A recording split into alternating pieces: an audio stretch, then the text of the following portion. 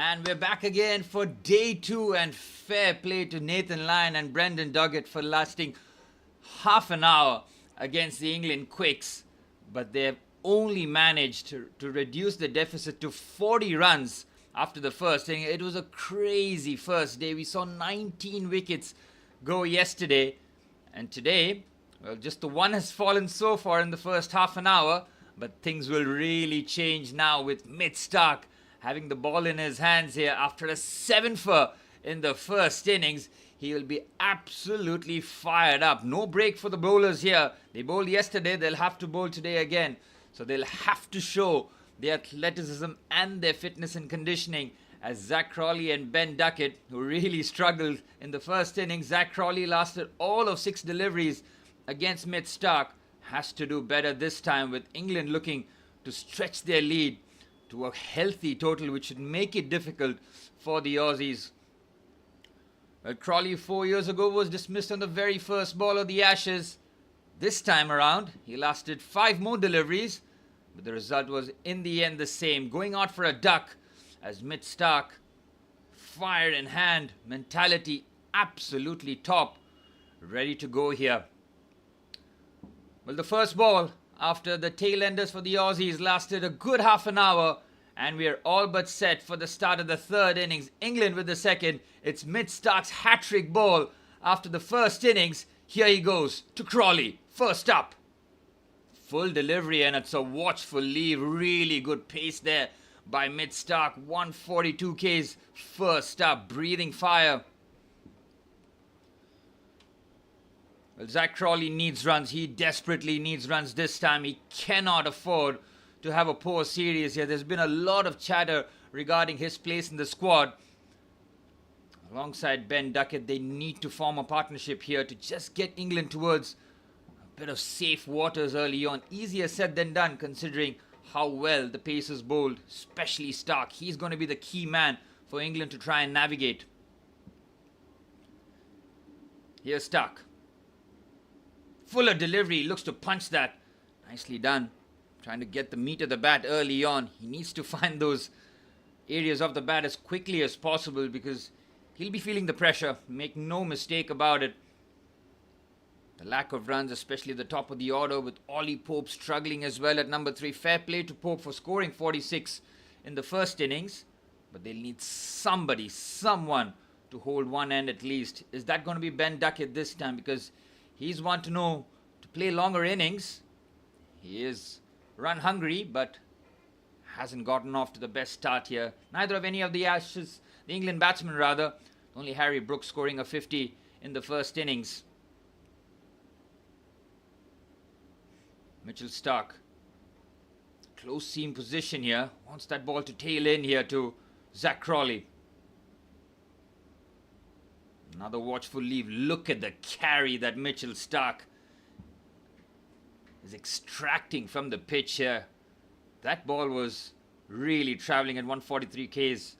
Well, the Barmy Army will have a new lease of life here. They're slightly ahead of this test match.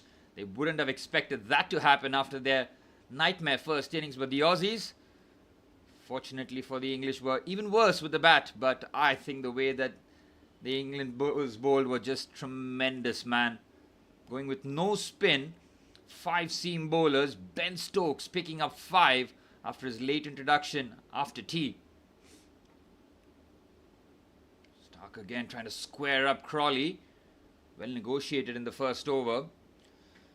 There you go, Starc to Crawley in test. 3 dismissals at an average of 51. Healthy for Crawley.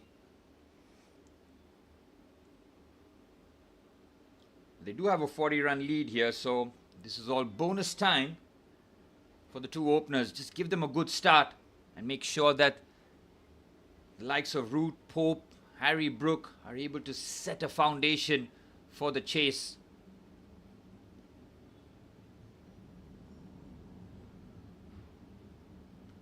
Zach Crawley has so far negotiated the first over, but there's 2 more crucial deliveries to go. Here goes Mitch Starc. Fuller delivery, chip back. Oh my goodness, what a catch! Mitchell Starc, that is special! Zach Crawley goes for a king pair. England at the worst possible start. Oh, that is sensational from Mitchell Starc. The cotton bowl is so good.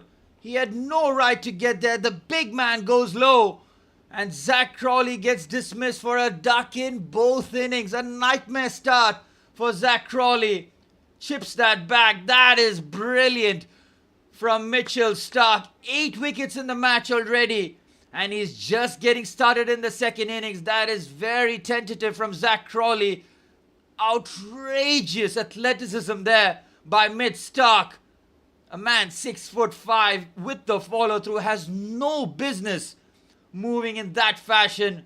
He is having quite a remarkable test match here, Mitch Starc. England reeling, none for one. Well, that is just special from Mitch Starc. He cannot do any wrong here. This is crazy. He's lost his footing. He's going the other way. Just sticks his arm out. And the ball manages to stick to the palms. This guy, man, Mitchell Starc, he continues to razzle and dazzle now. They're checking whether or not the ball has hit the ground. I think he's okay there. He is fine. He has got his pinky finger under the ball. And that should be safe. Zach Crawley should continue his walk here. Yep, nothing wrong with that. Perfect catch by Mitch Starc. That is so difficult. It's inches away from the ground. And he somehow manages to get that over. Special player, special cricketer, Mitch Starc. I think you're fine there. There you go. The ball has not touched the ground. He's got a firm grip on it. The index and the pinky finger both cushioned under the ball. And I would be very surprised if this was turned over. They're having a lengthy check. Now, if you have to look at this so many times, yep, that's fine. From that angle, that's all you need to see. The ball has not touched the ground. He has just about lifted it. You're going to have a microscopic view of this one. But I don't think the ball has touched the ground here. Crawley has to walk. He is given nightmare start for England.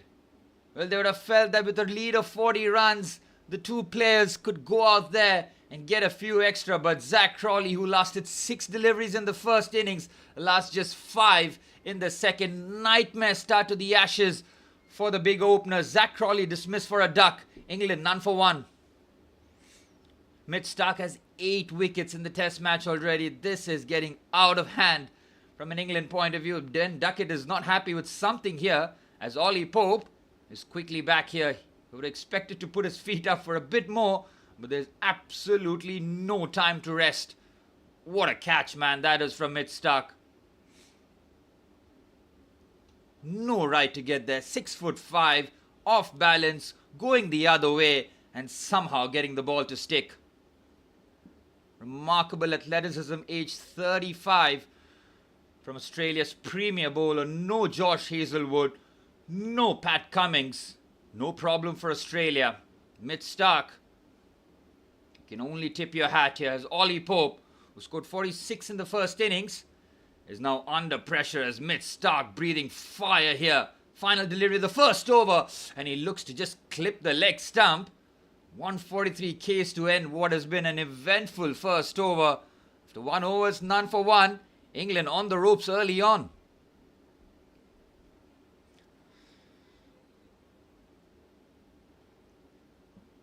Well, they couldn't have gotten off to a better start here, Australia. I was very curious to see how England approached the first half an hour with the ball in hand. They decided to go for the short pitch stuff, which the Australian tailenders did manage to navigate. Bryden Carse finally got the last wicket, so it was 5 for Ben Stokes, 3 for Bryden Carse and 2 for Jofra Archer. As for Australia, it was a one-man wrecking crew in the first innings. Mitch Starc with 7 of the 10 in his kitty, picking up the first here. It wasn't an easy wicket, was it? He had to really stretch and go after it, as Scotty Boland, who had a pretty poor first innings by the looks of it, despite England only scoring 172. Now Ben Duckett who was caught LBW by Jofra Archer in the first innings, beaten by pure pace. Mitch Stark rather. Pure pace right into the pads. Had no answer for it as Scotty Boland, now with his first ball in hand, to Ben Duckett. Duckett did manage to get off to a decent start considering the situation, but his team will be hoping that he can get off to a steady start here and give them runs on the board. Duckett did manage to get off to a... Scotty Boland looking for his first wicket in Perth here in the Ashes 2025-2026. As Ben Duckett just surveying the stage here, making sure that he's got his eyes on the field. The edges will come into play as the new ball will keep moving around. You know about Scotty Boland and his ability to hit the right areas. He'll have to do that and make sure that Ben Duckett is unsettled as quickly as possible here.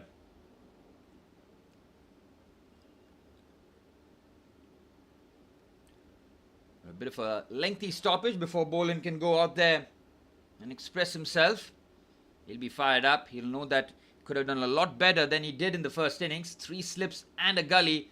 There is a point fielder. Mid-off is well positioned, slightly wider. So Ben Duckett on the offside can try and pierce the gap from the cover region. That's only if Boland bowls it a lot fuller and wider for Ben Duckett. Here goes Scotty Boland for his first delivery of his second innings.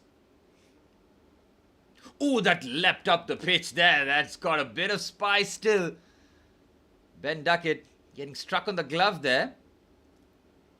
Scotty Boland is not the express bowler as Mitch Stark is, but he does get the ball to talk. Good length there. Right on the front arm. Cracks him on the fingers. England's lead still 40 runs. No change after the first innings lead here. Scotty Boland looking for a bit of movement here. That would have given him a bit of encouragement first up.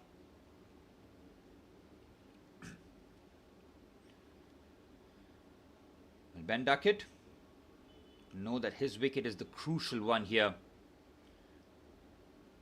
He'll have to try and protect Joe Root as much as possible. He's on a king pair too. So we saw Zach Crawley already being dismissed for a king pair. Duck in the first innings, Duck in the second. Oh, Duckett edges. It does not carry. It's not been the most steady start. Bo Webster, substitute fielder for Australia. He's a big lad himself. Doing very well to get down low and stop a boundary through the corridor. Scott Boland is finding the areas here. You can see Ben Duckett well out of his crease, trying to negate the movement as much as possible.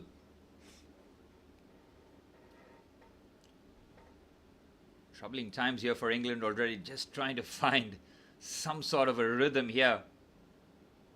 The propensity to collapse is very much there. Scott Boland slightly more centrally, and we have the first runs of the third innings.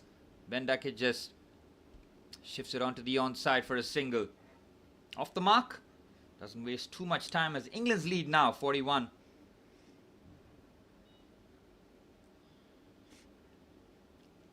Well, Ollie Pope, you've seen how his form kind of depreciates as the series goes on. Does start well in the first test, but then really does struggle for runs. Did the business in the first innings. His 46, pretty much the difference between the two teams. Is Ollie Pope under pressure here against Scotty Boland. Oh, the wicket. Ooh, cracks him on the pads first up. Leg byes will be signalled. Pope is quickly at the other end. Yep, they'll have to run these runs very smartly here. They cannot just rely on the boundaries because these are long, long boundaries.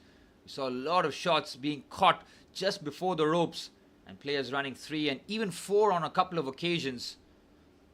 So you have to target those singles and twos. Overcast conditions here in Perth. It was a lot more sunnier yesterday. So you can expect the ball to hoop around a little bit more than yesterday. Here goes Scotty Boland. Gives him the charge. Oh, what a strange decision that is by Ben Duckett. Nearly chops it onto his own stumps. Very interesting tactic there by Ben Duckett, who's playing out of his crease. Now gives him the charge. He's not looking to hang around, is he? He wants to go after him. Well, they might get a bit of change out of Scotty Boland, who went at pretty much 5-0 in the first innings. You can see why they're trying to go after him, but could have really paid the price of the wicket. And if England lose both their openers so early on, it's Australia's game again. Here goes Boland to finish off his first over. Fuller delivery, nicely played, right on top of off stump. It's a dot ball to end the over. England 2 for 1 after 2 overs.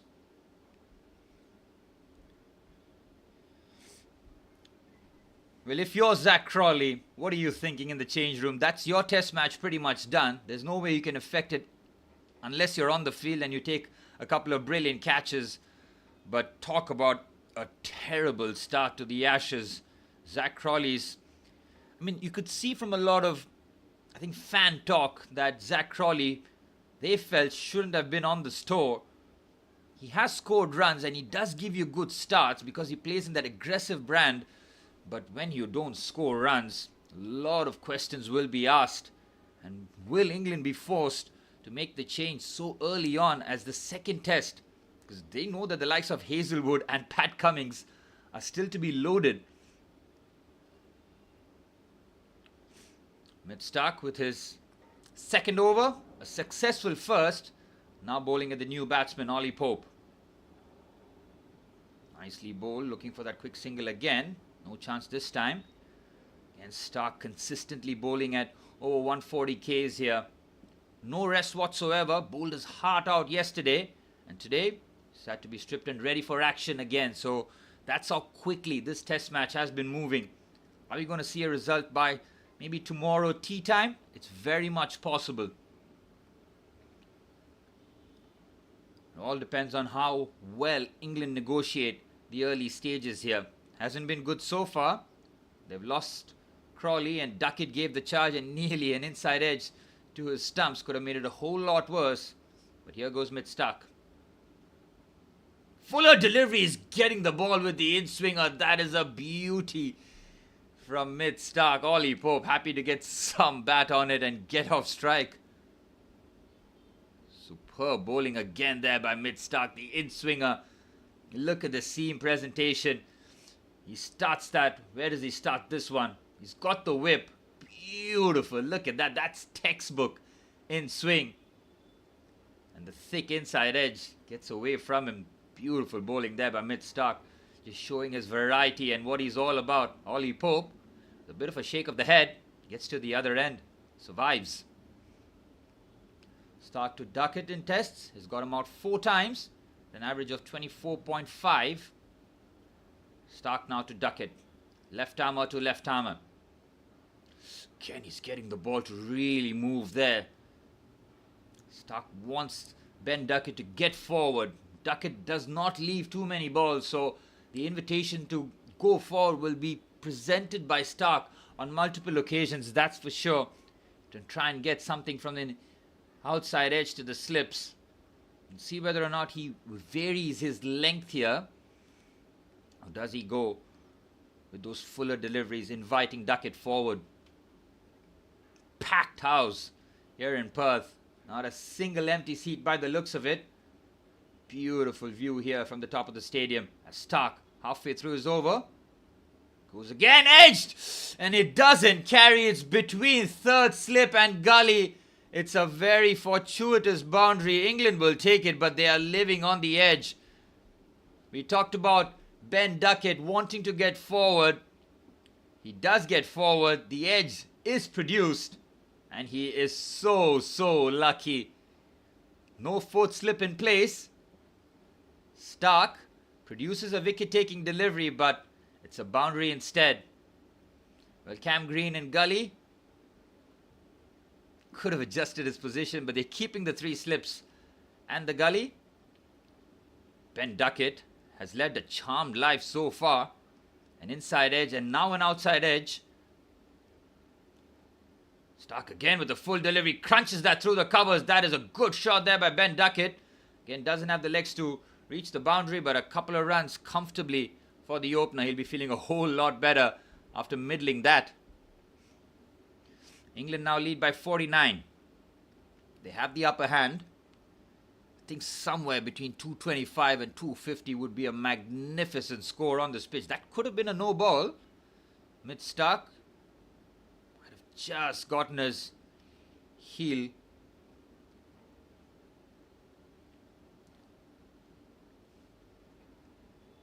Wait and see whether or not has been given as a no ball. In a fuller delivery. Nope, no ball called. Final ball of the third over. Here goes Stark. Goes full again. Doesn't middle it. Goes for the quick single, and Ollie Pope had to quickly drag his back. Well, productive over there for England. 7 coming off it. 3 overs gone. It's 9 for 1.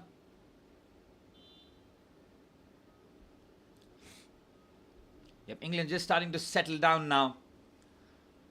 But Ben Duckett can count himself a very lucky man. He's been taking a few risks. He doesn't leave a lot of deliveries outside the off stump, so you know that he'll go after it.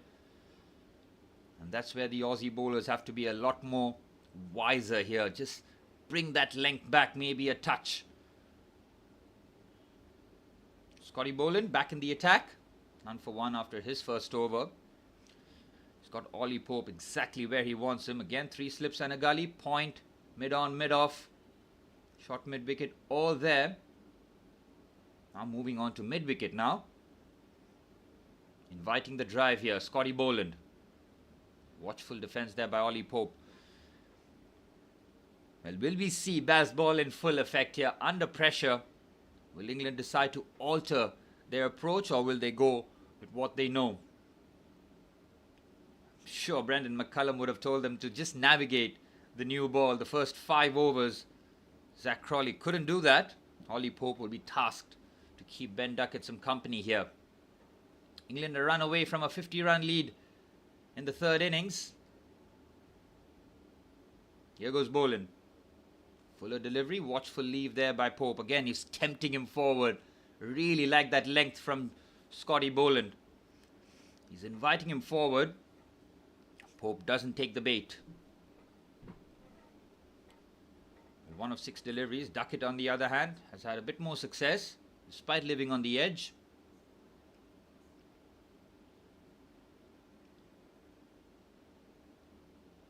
Ben Stokes putting his feet up and hoping that his batting requirements aren't asked for till at least tea time. But you never know with the way that England have that propensity to collapse. Oh, that nearly took the off stump. Really good movement. Once leaving the stump, really does carry over. Alex Carey with the catch almost chin high there. Scotty Boland, that is a beautiful delivery. That's a good leave there by Ollie Pope. Knows that there was plenty of bounce on it, so you could trust with the leave. And great movement on the ball there. Plenty of movement.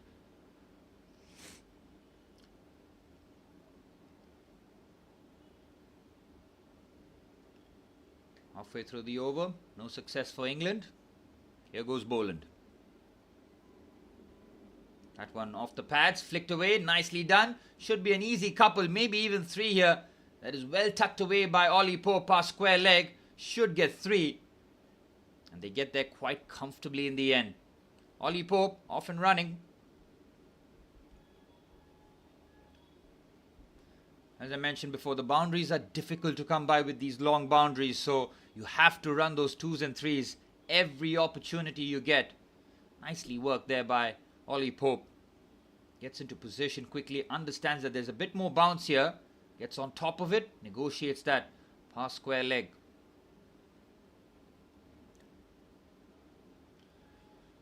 Two deliveries left off the Boland over. Mitch Stark will be itching to get his hands on the ball again. He's on fire. Boland looking for a... That's very cleverly played by Ben Duckett. Soft hands. Negotiates that through the corridor. Another couple of runs comfortably taken. Good running between the wickets here from Duckett and Pope. England getting a silent move on here with the lead now 54 runs. Mind you, the first innings lead was 40 for England.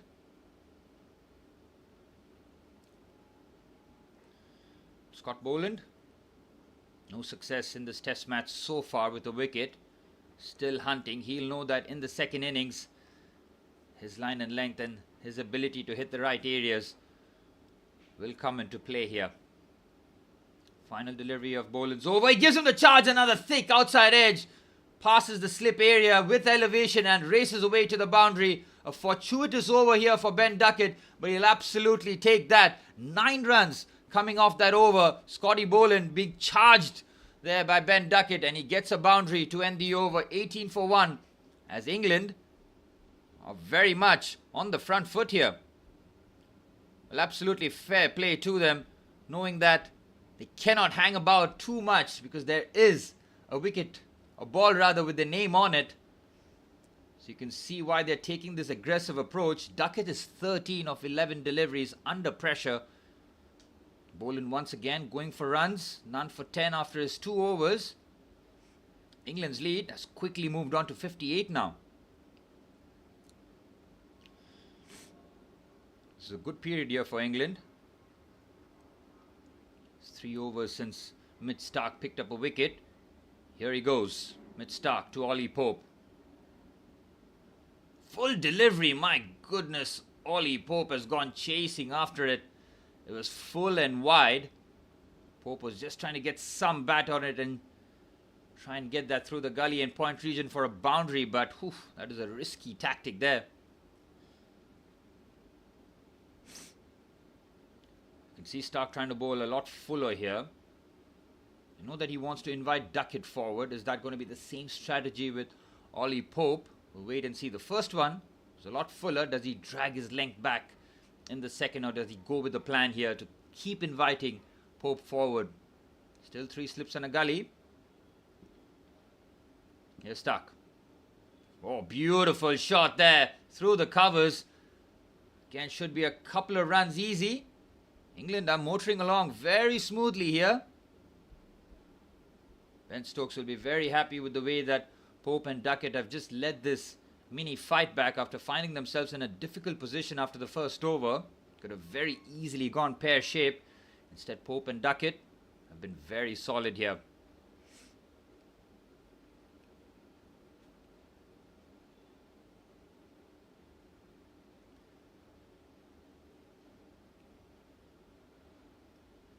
Mitch Starc now to Ollie Pope, going around the wicket. Wants to get that LBW in play here with the in-swinger. And a good length ball there by Starc. Again, 141.4 clicks from Starc, continuing his streak of bowling over 140 Ks. Well, you see the difference between the Australian fast bowlers and the English one. I think the English one is a little bit more complete. Yes, I have to take the injuries into consideration for Australia, but England with Bryden Cars, Jofra Archer, Gus Atkinson, Mark Wood and Ben Stokes, that is a fearsome there in terms of a pace attack. Mitch Starc did all the damage in the first innings, needs a lot more help in the second. Again, quick single, excellent running between the wickets. Soft hands there from Pope and a quick run taken too. So sensible batting here from the two.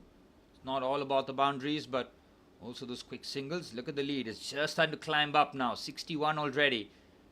In 4 overs, England are going at just under 4 and over. A completely different run rate compared to what the Aussies were going at in the first innings. Remember when it was about 32 overs when Australia were batting? They were about 78 for 6 or something like that. Just shows you the difference in approach. England were 100 runs further ahead, but had lost all their wickets. Starc looking for a breakthrough here. 4 deliveries well navigated here by Ben Duckett. Shorter delivery might have gotten an edge there. Ben Duckett has seen a bit of movement away from his body. He was just looking to pull that to safety. Nearly gotten an edge there. We saw Harry Brook get dismissed in a very soft manner after a cracking 50 from him. It's a nothing delivery really by the debutant, and Harry Brook couldn't get his bat out of the way, or his glove rather out of the way.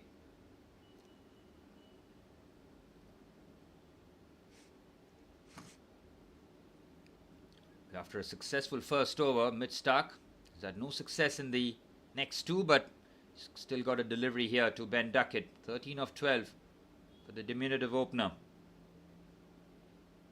Oh, that was very close. Very, very tentative there from Ben Duckett. It's a dot ball to end the over. He survives yet again. England 21 for 1 after 5.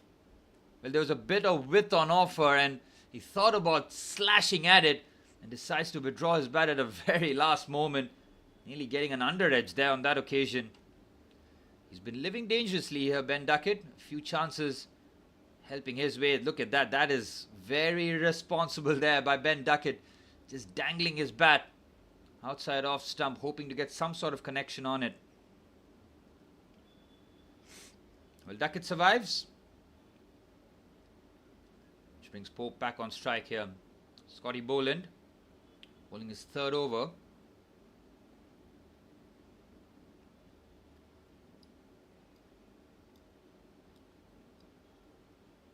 Worked off the pads nicely between mid-wicket and mid-on. Lovely timing there by Ollie Pope. Again, 3 is on offer here. And the running between the wickets makes it comfortable in the end. Look how quickly England are scoring their runs here. They really are making a move here. Australia have to be careful. Yes, it's still the early stages, but with a healthy lead and the way that these two are going about their business, Pope is 10 of 13. Duckett is going at a run a ball.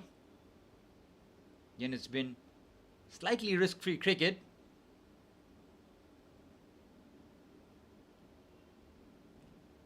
Well, Mitch Starc came off very quickly after bowling the third over. He made that substitution signal.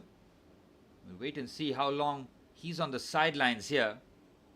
That would be a huge blow for Australia if they can't get Starc bowling again.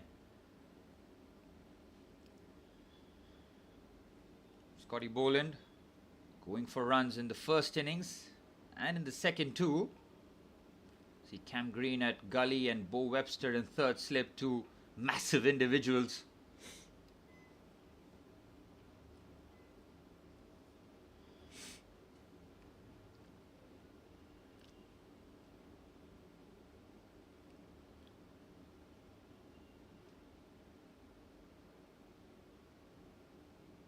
And plays that late, again in the corridor region. This is very clever cricket here. Ben Duckett just picks up a nice single.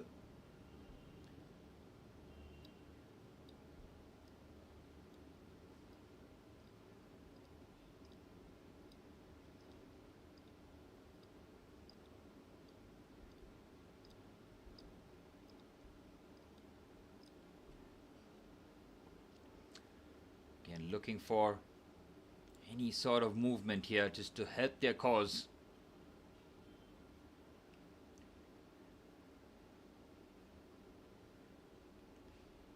There's Scotty Boland, halfway through his over. Fuller delivery, well blocked. Good ball there by Scotty Boland, just looking to invite Pope forward again. Not allow him to play the ball late. Make him make that decision as quickly as possible. Again, a 4-run over here for England. This is very much successful. I think the way that they batted yesterday after lunch was outstanding. The way Jamie Smith and Harry Brook took on the challenge. They really were relentless, scoring a boundary early in the over and then negotiating the rest of it.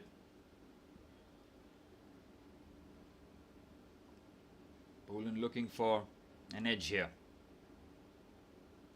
Driven down the ground. Much better delivery there by Scotty Boland. Trying to attack the stumps on that occasion.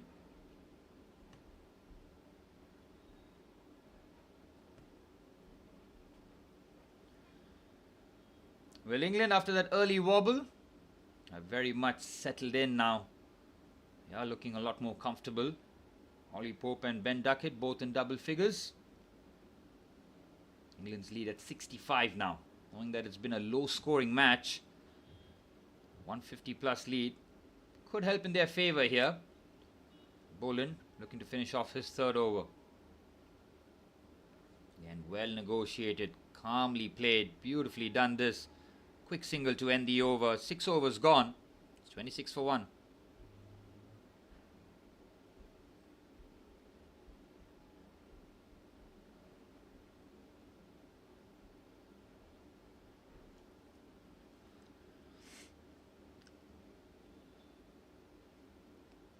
Well, Mid-Stark signaled that he wasn't okay to go on after his third over. He was on the sidelines. Now we'll wait and see whether or not he is okay to continue. As I mentioned before, there was absolutely no time for the bowlers to recover here. Had to bowl yesterday and back again this morning. So no rest. And Stark is okay to continue. Good news there for Australia.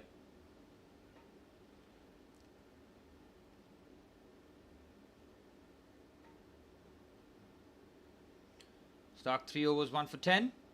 Now charging in here.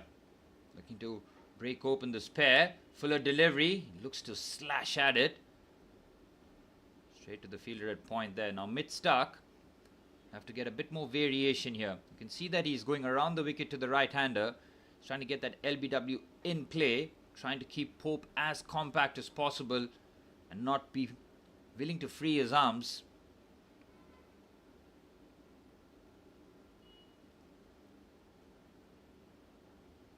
Well, Stark, 6 tests at the Perth Stadium, 34 wickets at an average of 18.20.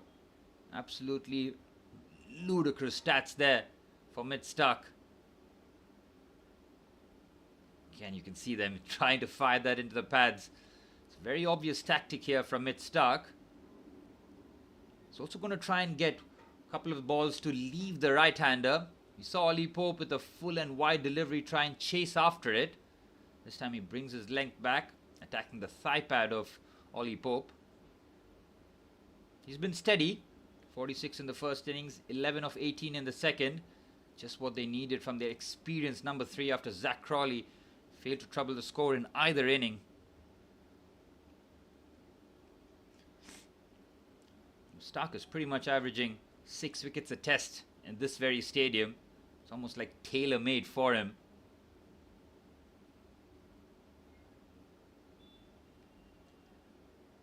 And does he go a bit fuller here this time, Stark? He does bring it back. Oh, what a ball that is. Ollie Pope completely beaten from the pace. He gets the ball to nip back in with real quickness. Ollie Pope is very happy to see that not get his inside edge or hit the stumps. Oh, that is a beauty from Stark. The length is so good here. And he's got the movement too. Whoa. Couple of inches. Ollie Pope is on survival mode now. Steve Smith wants this partnership to be broken quickly. The uncomfortable times for them. Stark halfway through his over. Again looks to trouble the pads, but it's worked down comfortably there to fine leg. Another single and well negotiated there by Ollie Pope. 4 deliveries of Mid-Stark weren't easy to face. Previous one was just a beauty from Stark. Any other day Pope probably loses his off stump or gets a nick on it.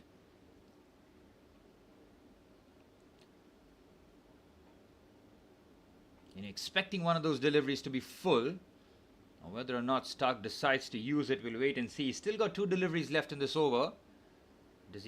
But he has a new challenge now in Ben Duckett rather than Ollie Pope, where he bowled 4 deliveries. Here's Stark to Duckett. Again, beautiful shape there on the ball, nearly squaring up Ben Duckett. Plays that with soft hands, does not carry to gully. Bo Webster on the field. Adds a bit more height and reach in the slip cordon. I think that's Usman Khwaja who's gotten back spasms and he's not okay to continue. Wait and see whether or not he's okay to pick up the bat in the 4th innings and the chase. Australia cannot afford to be a man down here, knowing that this could be a lengthier chase than they would have expected it to be. Final delivery of Stark's 4th over. Again, he's worked that through the offside. Should be another comfortable couple of runs here for Ben Duckett. Well negotiated there. 3 runs coming off the Stark over. 7 overs gone. It's 29 for 1.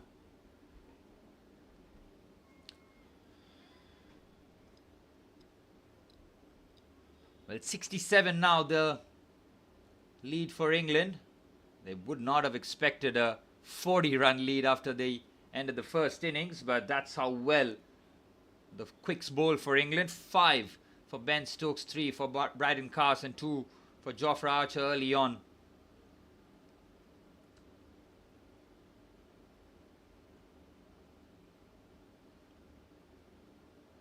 Well, we didn't see any of Nathan Lyon in the first innings. You can absolutely bet money that he will have a small part to play in the second. Brendan Doggett had a good debut, didn't he? He picked up 2 valuable wickets to start off his Test career. 192 first-class wickets for Brendan Doggett. Did well to hang around with Nathan Lyon in the first half an hour in the morning session. Now back in the attack here as he looks to try and topple Ollie Pope. First change for Australia. Here's Brendan Doggett. Nice length to start off with. Ollie Pope with a confidence defense. Doggett hitting that ball at 132.6 clicks. Well, Doggett knows that his place in the side is going to be challenged. Not just challenged, but he will be usurped once the likes of Pat Cummins and Josh Hazlewood are back in.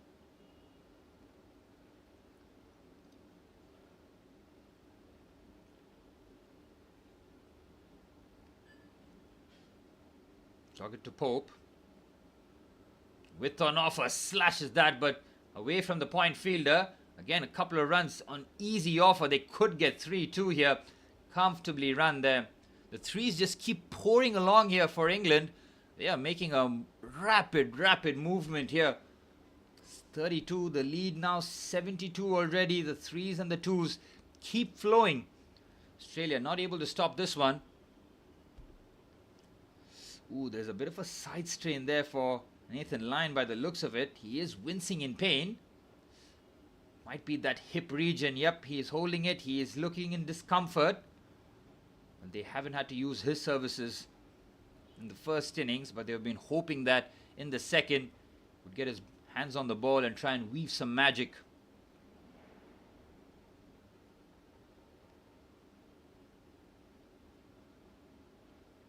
Nicely worked on the onside. The runs keep on coming quite comfortably too. Bit of an ominous sign here for Australia, just losing a bit of their intensity here.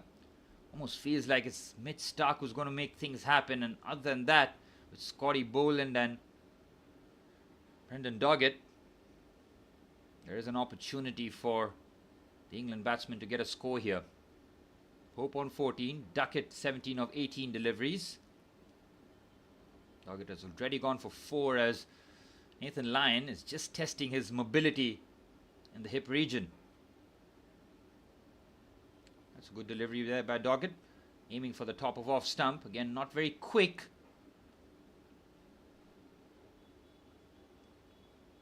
And they're getting 4s, 5s and 6 runs and over here. Looking very good. They go at 4 and over in the first 8. That is excellent considering that they lost Zach Crawley in the very first over. Ollie Pope and Ben Duckett have just put their head down and knuckled down to get those runs. They haven't gotten too many boundaries. Ben Duckett got a boundary which was a fortuitous one.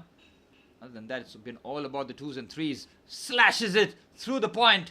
Boundary for Ollie Pope. Too much width on offer. He is not going to miss out on that one. An expensive over already. 8 runs from the Brendan Doggett over. Too much width on offer. Pope slashes and he gets his first boundary. It was very much on the uppish region, but there's far too much gap between the gully and point fielder. Ollie Pope felt comfortable enough to throw his bat at it. His first boundary.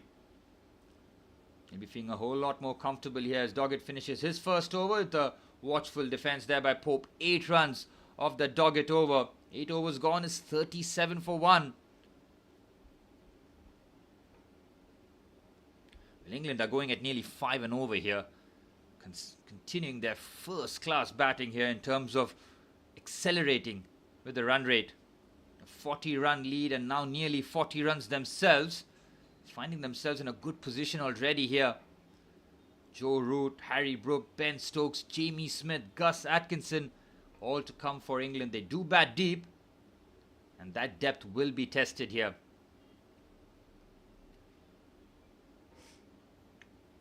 Lollipop, a very good first innings, and he's gotten a start in the second. 18 of 25, Duckett on the other end, just going a shade under a run ball at 17 of 18 as Stark back in the attack here. You can sense the desperation here from Australia. Stark bowling 5 in a row. Knowing that they need a wicket, they have to break this partnership and get Root out in the middle as quickly as possible. Here's Stark to Duckett. Comfortably navigated there. Again, you can see Stark's pace just starting to dip now. It's still 139 clicks, but they're asking so much from their lead bowler here.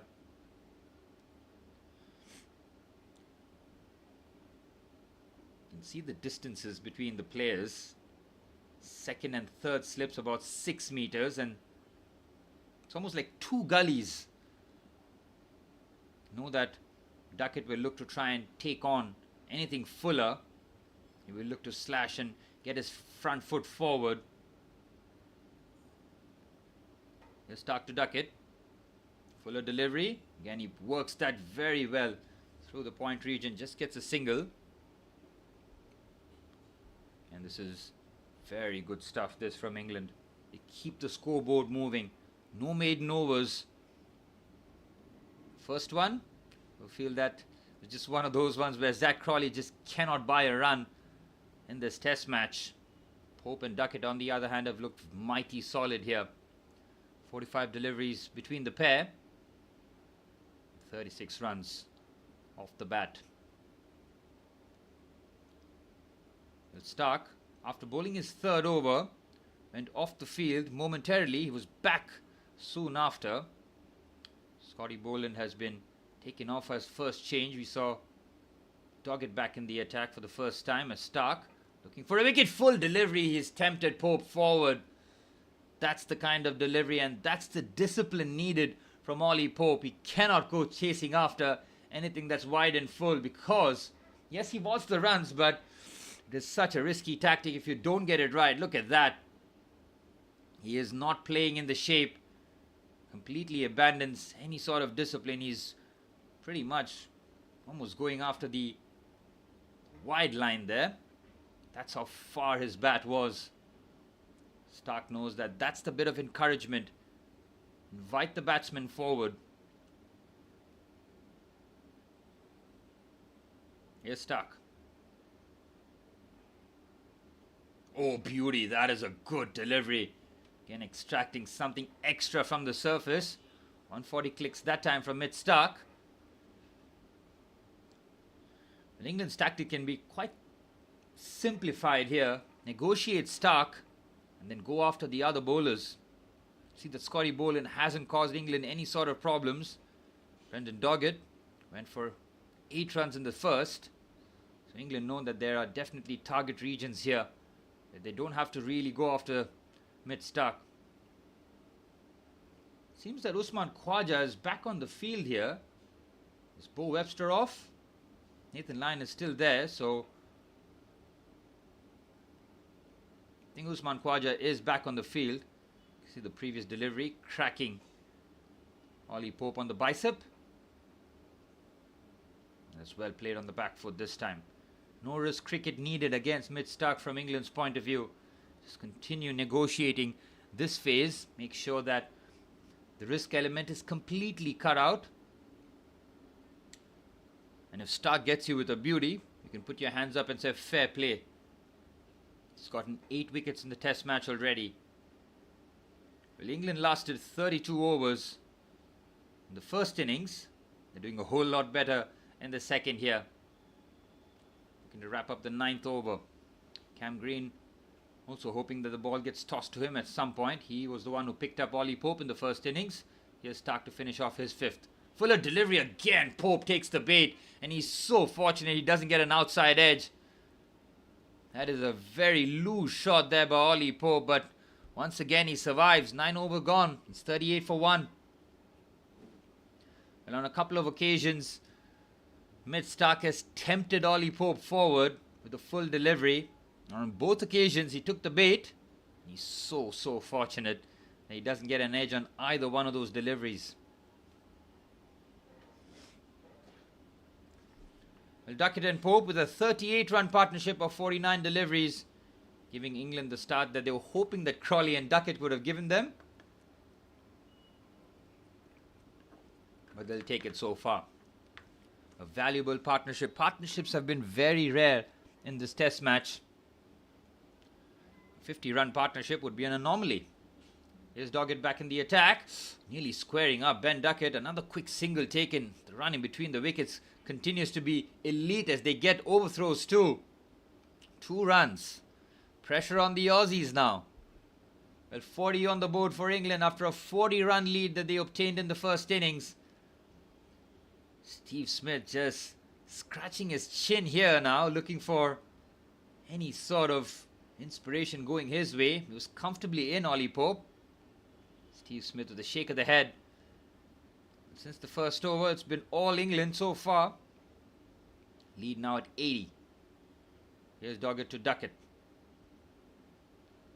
Again, another quick single. The running between the wickets is really elite. And is there more overthrows here? There is. Oh, this is shocking fielding here from the Aussies.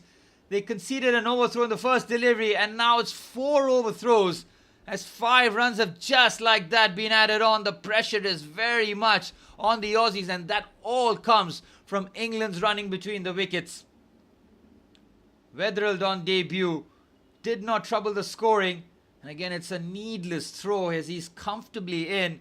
There is no backup, and it's 4 easy runs added to the England total. They really are motoring along with a bit of assistance now from the Aussie fielders. Overthrows in both deliveries. Doggett under real pressure now. 8 in his first over. And already 7. Courtesy of leg byes though, but still. Oh, he's cracked him on the pads! But that one is going down the leg stump for sure. Every time Ollie Pope has been invited forward, he does look a bit tentative here, and that has to be the tactic from Australia's point of view. They have to keep inviting him forward. He is struggling there. Australia won't take DRS. First time that Doggett has gotten any sort of encouragement. That was a thick inside edge too.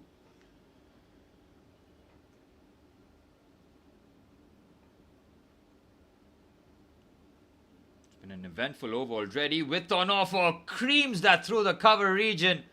Again, not enough for the boundary, but 3 runs surely should be added on. They really have been running between the wickets relentlessly here, the pair. Again, the running between the wickets really is elite. You need your fitness to be top-notch. Look how quickly England are scoring. Just continues to pile on the runs. Again, far too much width on offer. Ollie Pope happy to hammer that through the point and cover region. Again, another 10-run over here from Doggett. Not all will be accredited to him, but England won't mind whatsoever. That's much better. Better line and length there from Brendan Doggett. Doesn't have the express pace, so we'll have to rely on the movement. And England just moving so quickly here. It's almost like you blink and miss. They're going at nearly 5 and over. Saw that in the first innings where they maintained this run rate. When the likes of Jamie Smith and Harry Brook will come, that run rate will be further accelerated. Final delivery of the 10th here. It's been all England after the first over. Edged. Doesn't reach anywhere. Should just prod that for a single. And Duckett will keep strike. 10 overs gone. England 49 for 1. Well, since Zach Crawley's wicket, it's been all England. And in rapid fashion, they're extending their lead here. 49 on the board. 40 the lead. 89.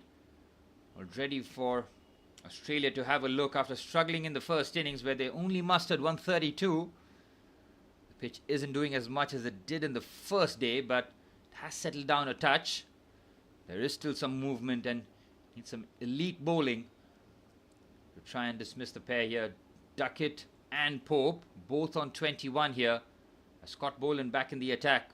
3 overs, none for 15. He's going at 5 and over. Economy rate nowhere near good enough. Boland and Doggett both going for hefty runs in their overs so far. They need a bit of help here.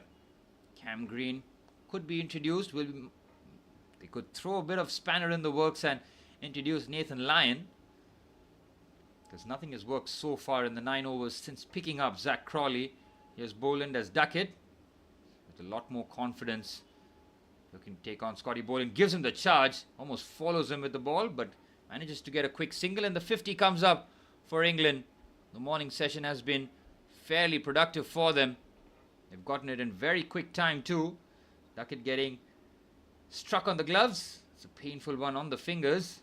See, they wanted to give Boland the charge in the very first delivery. Boland almost followed him with that delivery, dropping his length back, and that was a good ball. Yep, that was a sore one for Ben Duckett. He's going to feel that jolt. He's at the other end here, as Scotty Boland now will look to target Ollie Pope. Does prefer bowling to the right-hander. Scotty Boland, where he just pitches the ball in the good length region and gets the ball to nip away. Oh, that's better. The in-swinger there from Boland. Ollie Pope doesn't show his compactness. There is still a lot of a gap between bat and pad. That's something that might interest Scotty Boland in terms of getting the ball to nip back in. 50 for 1 here, England.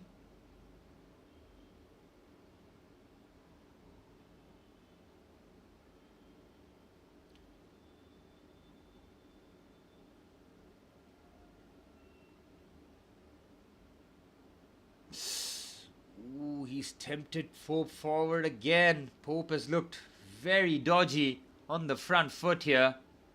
Again, doesn't get anywhere near the pitch of the ball. He's just looking to get some bat on it and try and hit that on the mid-off region, but very fortunate again. Pope is living a bit of a charmed life, but he is continuing here as a 50 partnership for England. Has come up in just 58 deliveries. It's the swiftness in which they score.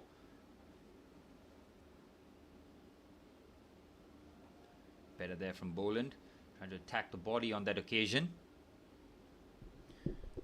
Well, Australia need a bit of inspiration here, something to go their way. That Zach Crawley wicket rather is a long time ago now.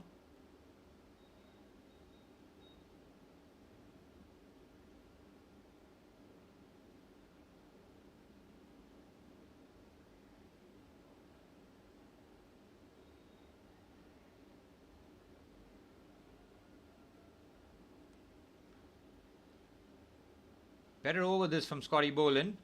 Just the 1 run from it. England have been going at just under 5 and over. Haven't looked to take on the Boland over so far. That's a watchful leave there by Pope. Much better there. Just not happy with something happening at the side screen there. Maybe a bit of movement for Ollie Pope, who has struggled getting on the front foot. Don't see too much movement there, the side screen. Should be okay. Much better over this for Scotty Boland. Just the 1 run conceded. He has gone for runs. He was going at 5 and over. Now just looking to bring that back to 4 and over. Somebody being escorted away from the side screen. Final delivery of the 11th here. Here goes Boland to Pope.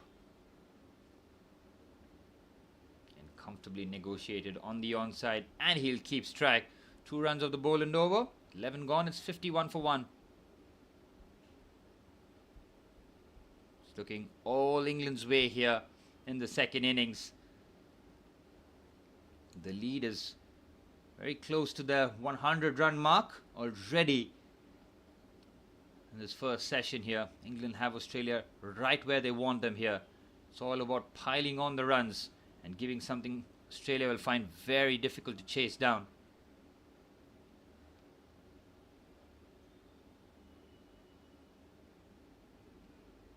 England back quickly. And that's something that Australia have to be on the guard for. Doggett is back in the attack. And they're not trying something outside the box here. Still going with pace. I think 1 over of Nathan Lyon would just make things a bit interesting here. Maybe he is struggling with that. The tweak he has suffered on his hip. So that's why maybe Steve Smith is not looking for anything out of the box here.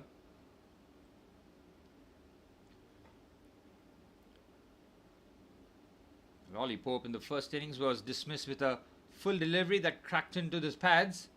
Needs something similar here. They are dropping the length back a lot more in the second innings. Against Doggett's pace, just a shade over 130 clicks here, which means that the England batsmen are finding the ball coming onto the bat very nicely here. England very much on top. 91 runs the lead, and if they can pick the first game here in the Ashes, it would be a real game changer for them. For Australia, if they win without their captain Pat Cummins and Josh Hazlewood, it would be a crazy boost for them. So just shows you how much weight the first match really does carry.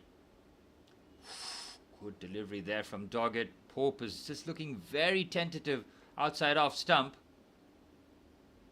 Almost feels like a matter of time before he gets one to edge.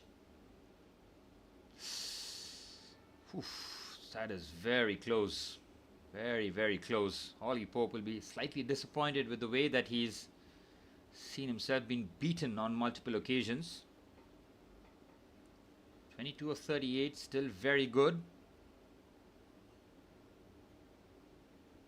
They can get a 100-run lead, but the loss of 1 wicket, they're very much in pole position here. With on offer, he chases after it. Again, a very strange shot there by Ollie Pope.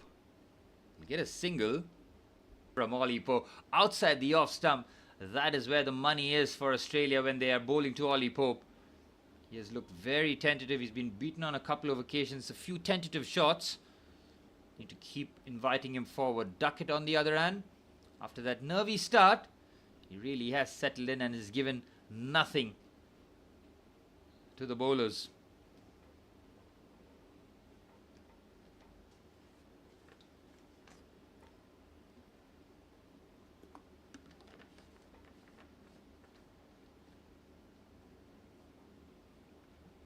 Oh, what a shot that is from Duckett. Again, not enough for the boundary, but a fuller delivery. Easily punched through the mid-off region. Another couple of runs added to the total.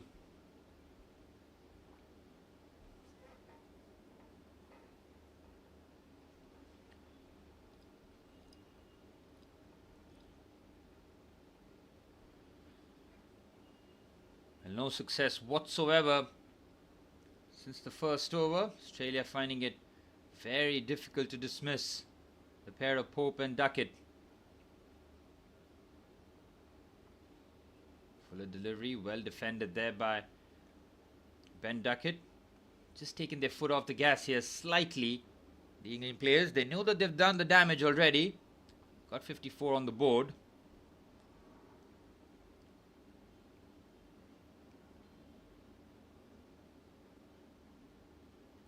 The final delivery of the 12th here. Doggett going at nearly 6 and over.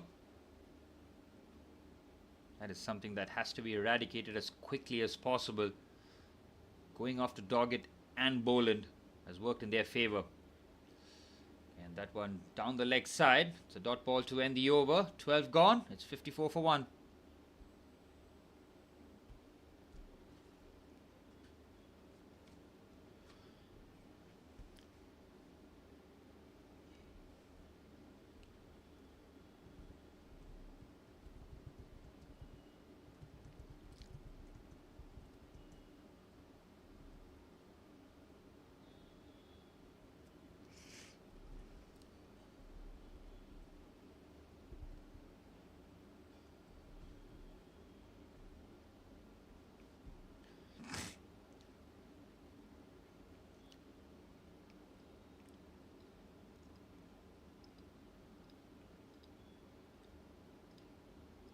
Australia looking for solutions here, and it has evaded them Scotty Boland back in the attack. 4 overs, none for 17. Doing it just over 4 and over here. It's been the slight problem for Boland and Doggett here, and again Ollie Pope survives. He is living on the edge here now. It's getting ridiculous how he has not managed to fashion an inside edge or an outside edge in any of these deliveries, which is played outside off stump. He looks all over the shop. He's been beaten on multiple occasions. Again, looking for the drive first up. The ball is nowhere near the driving length.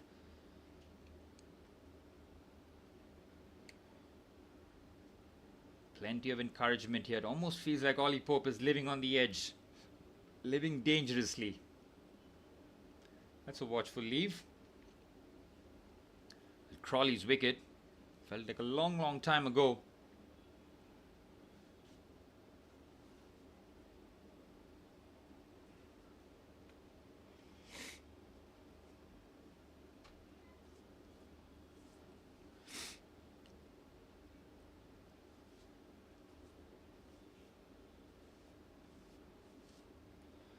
Apologies for that, as Boland to just bring down the run rate slightly by a touch here. Oh, Ollie Pope, he keeps getting away with this one.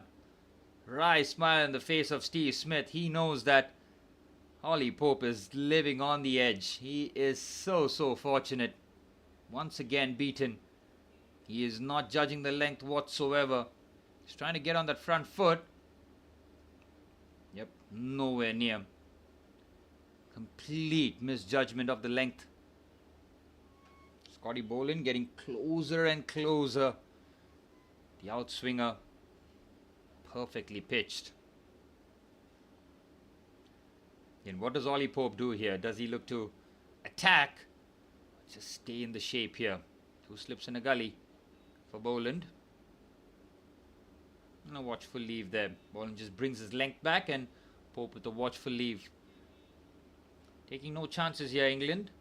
Last 3 overs, just bringing things down.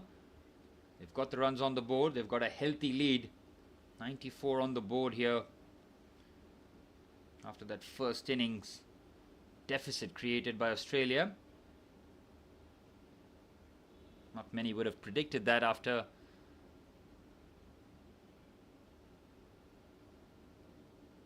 the lunch session and tea time. It was all about England, where they just ran through the Australian team. They got 8 wickets as once again Ollie Pope invited forward, looking for the drive.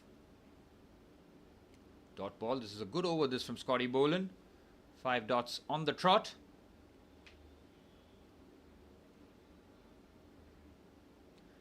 Final delivery of Scotty Boland's 5th here.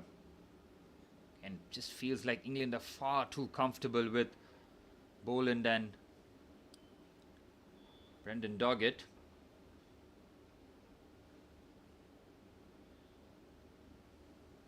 Hasn't been as comfortable for Ollie Pope.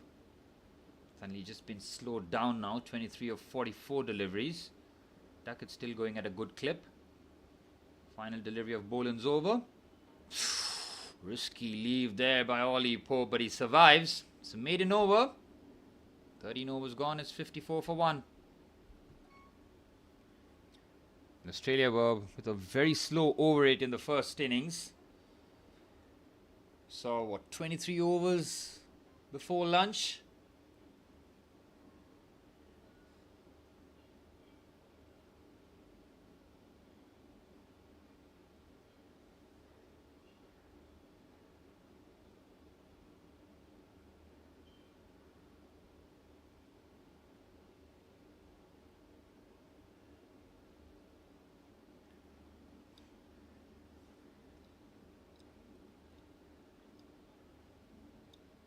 We had nearly 2 hours of cricket in the first session. As Doggett to Duckett now. Good delivery first up, looking to just attack that off stump. Duckett with a solid defense.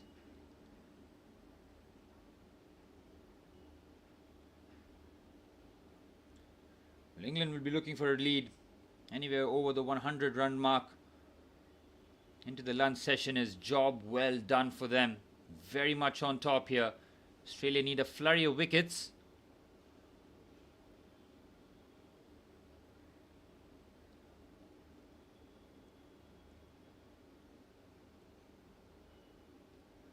Looking for a quick single. The runs are just starting to dry up here for England now.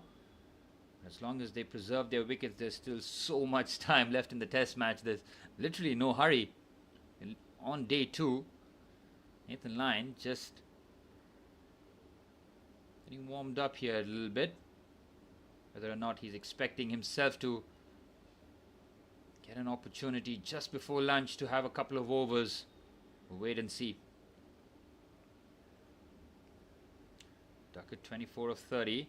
They are sensing that lunchtime is nearly here, so wisely just taking the foot off the gas. Oh, what a straight dive that is from Duckett. There's absolutely no need to run for that.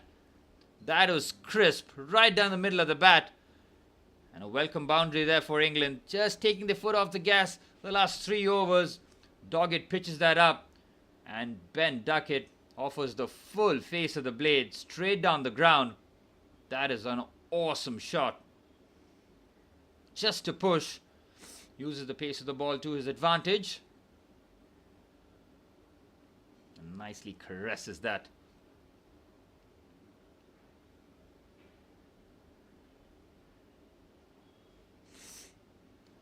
Well, they've had to run quite a few 2s and 3s to keep the scoreboard moving. Just the 4th boundary of the innings so far as Ben Duckett just looking to dab that down to fine leg. Nearly getting a glove on it. Again, Doggett continues to be expensive here. His overs are going for runs, and they're going for runs in bulk here. This one slightly brought back to just 4 and over, but still very healthy for England.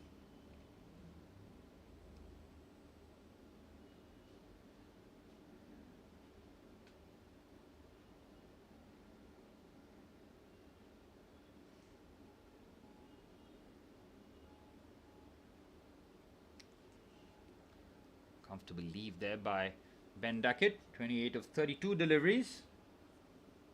He likes to play at this rapid pace. Try and unsettle the bowlers as much as possible.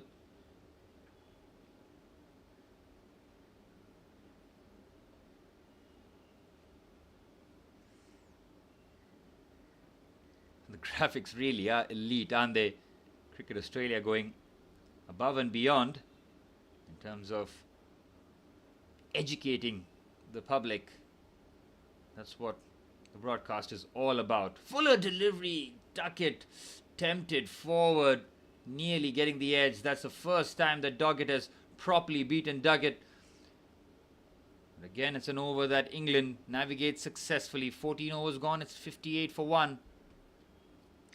Australia just looking slightly rudderless here. Have beaten the outside edge on multiple occasions, but they need a bit more going in their favour. Mid-Stark's early onslaught was well navigated and negotiated by Ollie Pope and Ben Duckett. The same couldn't be said about Zach Crawley, of course. Getting a king pair in the first Ashes Test match of the summer here. Not the start that he was hoping for. He'll be under tremendous pressure in the second test if he does manage to keep his spot. I don't think England will tweak with that one, but still an immense amount of pressure as Boland back in the attack.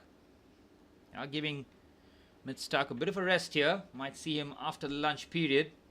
Him alongside Cam Green might be a tactic here as Boland and Doggett are just looking to pick a wicket just before lunch. Would change the game for them.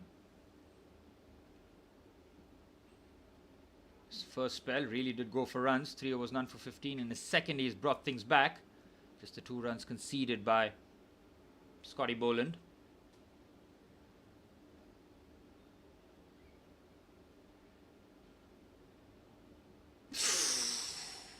Oh, Ollie Pope, he continues to survive some way, somehow. I have lost count of the number of times the Australian bowlers have beaten his outside edge. Again, nowhere near. He's just trying to present the full face of the bat, but he is not judging the length here. He is not judging the length whatsoever. He's almost playing a guessing game here, and Boland, I feel that he is very fortunate to still be out there in the middle.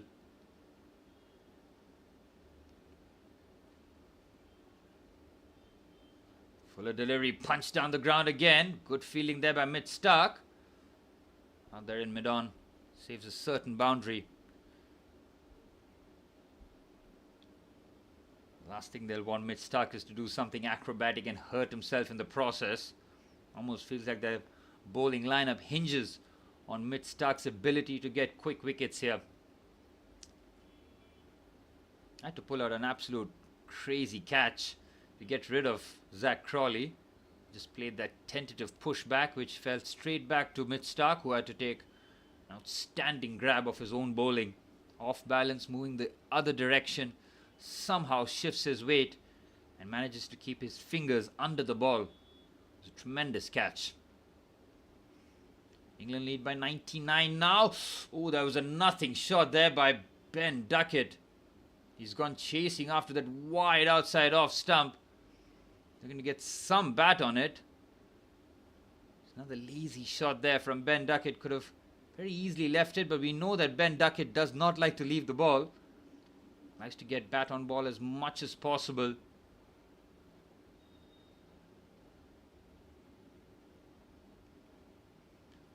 You do like the weight transfer graphic as well, how he just shows you the biomechanics of how the batsman transfers his weight. Gives him the charge, and once again Boland follows him. It's the second time that Duckett has given Boland the charge, and on both occasions he has been struck on the glove. Clever bowling that from Scotty Boland, almost anticipating the charge there from Ben Duckett. Very rarely do you see fast bowlers getting charged there, and that struck him on the elbow, or was that on the ribs there? It's a painful one there for Ben Duckett. No protection whatsoever. So Steve Smith getting cracked just below the elbow on a couple of times in the first innings. Ben Duckett will need a bit of assistance here. Some of the magic spray to make sure that the pain goes away. Might need a painkiller or two as well, because that coming at 135 clicks, hitting you right on the arm where there's absolutely no protection. You can see the swelling. Oh, it has already swollen up to a tennis ball by the looks of it.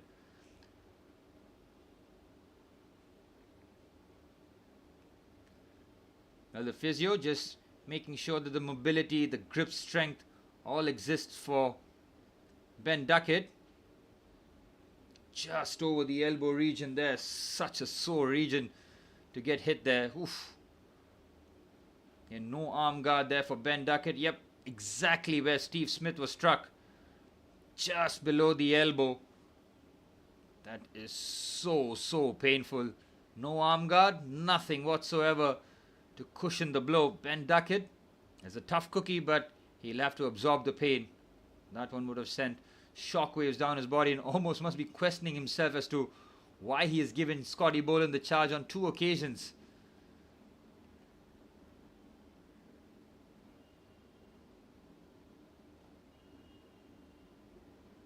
Is that the swelling, or is that his muscle? Right below the elbow. You can see Duckett taking his time. He's gotten the spray, he's gotten a painkiller. Both absolutely necessary at this moment. It feels like it almost needs to try and navigate this period just before lunch. One delivery left in the 15th. Ooh, it has turned blue and black, isn't it? You can see exactly where he was struck. And immediately the bruising and the swelling on it appears. Well, Mitch Starc with the only successful delivery of the 3rd innings so far in his very first over, dismissing Zach Crawley, which would have felt like deja vu for Zach. That was a brilliant grab there by Mitch Starc off his very own bowling. But since then, it's been all about England. They lead 99 now, heading into the lunch break. The loss of just 1 wicket. They're in pole position here to really pile on the runs. Just feels like the Aussies are running out of ideas, but to their credit, they have found nearly moments, especially with Ollie Pope. I think Duckett is okay to carry on after that sore one below the elbow. You could see immediately, a few minutes later, it just turns black and blue. You know that it's going to really swell up as the time goes on. Duckett will be feeling the pain here. Now we'll see how his approach continues here.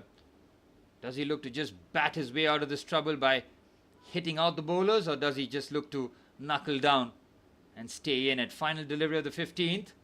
Oh, he's caught him right in front of the stumps there. The umpire is giving it!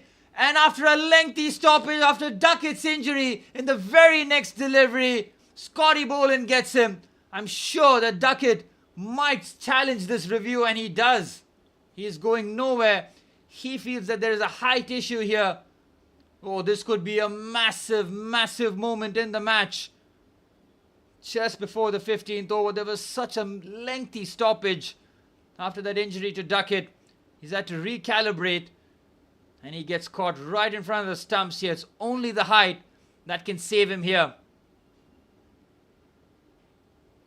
I think he just might be fine, you know. It has caught him on the thigh pad. Ooh, this is going to be very, very close. Again, this angle does not help. Go straight to ball tracking, man. Why are you wasting everybody's time? It's cracked him on the pads. It is a height issue. I just think he might be safe here. Yep. It's caught him right on top of the roll. Almost on the thigh pad. It was a very surprising decision from the umpire. Umpire's call will not work in the batsman's favour here because he was given out. It's a definite height issue here. It's cracked him on the front. Again, why are they wasting so much time? Just show. You can show snicko and you can show ball tracking. It's as simple as that. It's pitched outside leg. That's all the evidence that you need. They don't even have to go to ball tracking. More than half the ball pitching outside leg stump. Ben Duckett. Happy to see that decision overturned. Good review taken by the opener. 15 overs gone. 59 for 1.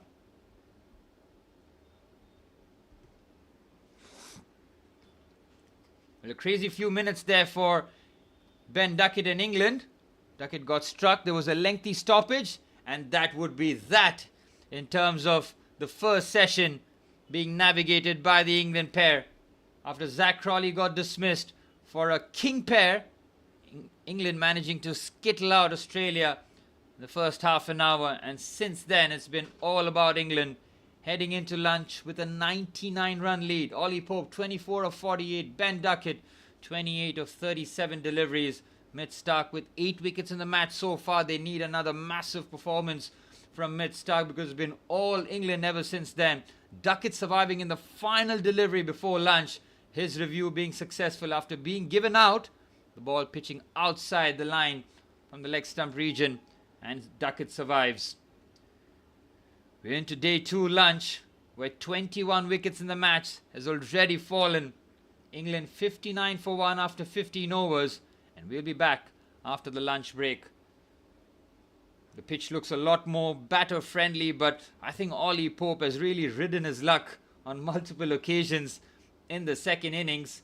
As we look at the match summary here, England 172 after winning the toss and electing to bat first.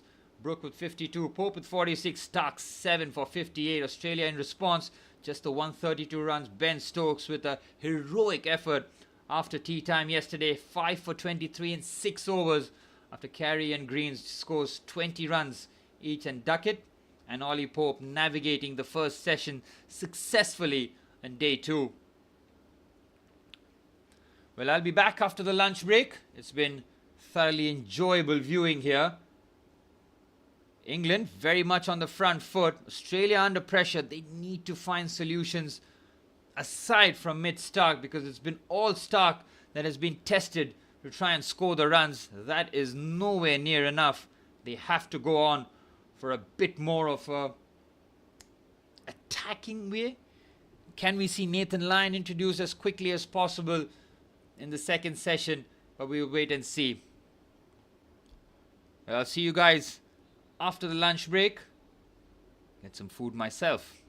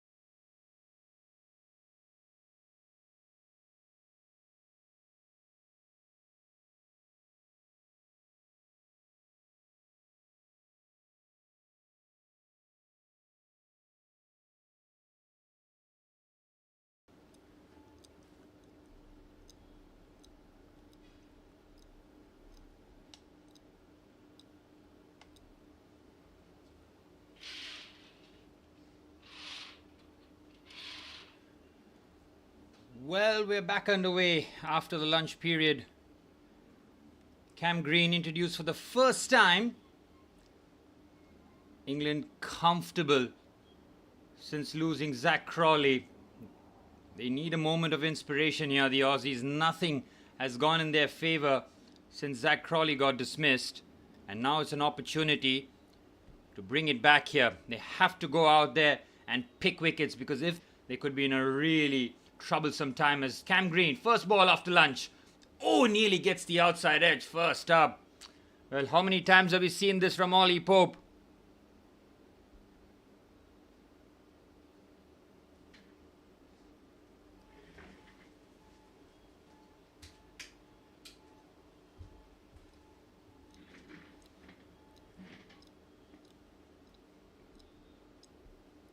Well, he's been living dangerously, Ollie Pope. Outside off stump, he has been fishing around. And he's very fortunate that nothing has nicked yet. He's almost playing a dangerous game here. That's a good ball. And Cam Green was the one who picked up Ollie Pope in the first innings. So he'll be looking to try and make amends and once again break open this partnership, who have looked very, very comfortable out there in the middle. Ollie Pope and Ben Duckett getting the business done here. England in a very good position here, mind you. They are leading by 99. And if they bat the day, Australia will be in real trouble. They'll be wanting to get them out before tea time.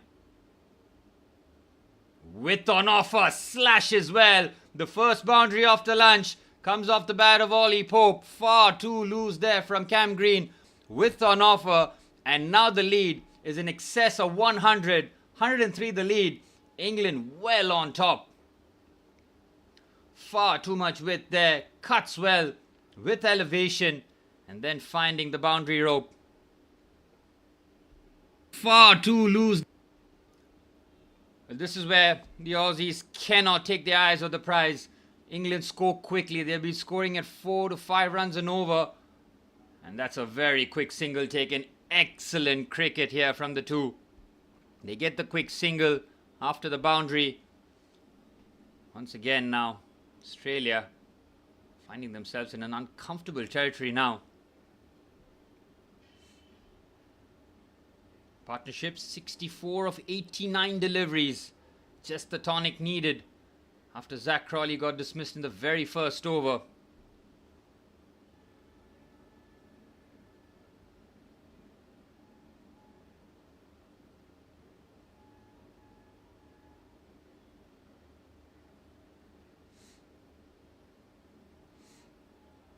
Cam Green goes around the wicket to the left-hander. And it's a safe leave there. Good play there from Ben Duckett, knowing that he doesn't have to take too many risks. England are in a very good position here. And after lunch, we saw this yesterday, where they really went after the Aussie bowling, especially with Harry Brook and Jamie Smith. This time a different proposition at lunch.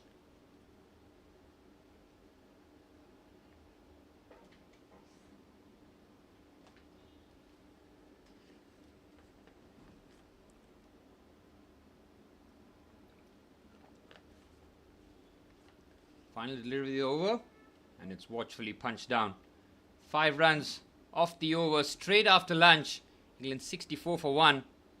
Once again looking in decent nick here. Remember that Ben Duckett was adjudged leg before wicket in the last delivery before lunch. It was Scotty Boland who trapped him right in front, but the ball was pitching outside leg, and the DRS was correctly used by Ben Duckett on that occasion. Might have been a height issue, but it didn't reach that far as the ball was pitching outside leg, and the decision was immediately overturned.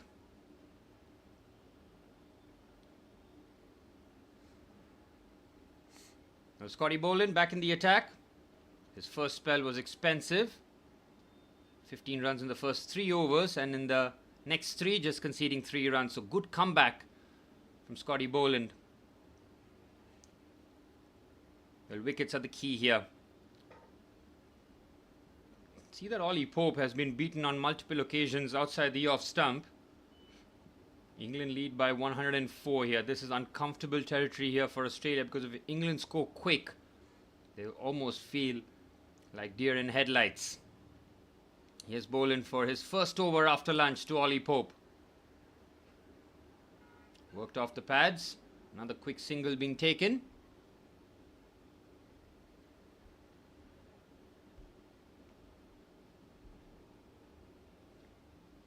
Well, they continue to trouble and continue to take quick singles.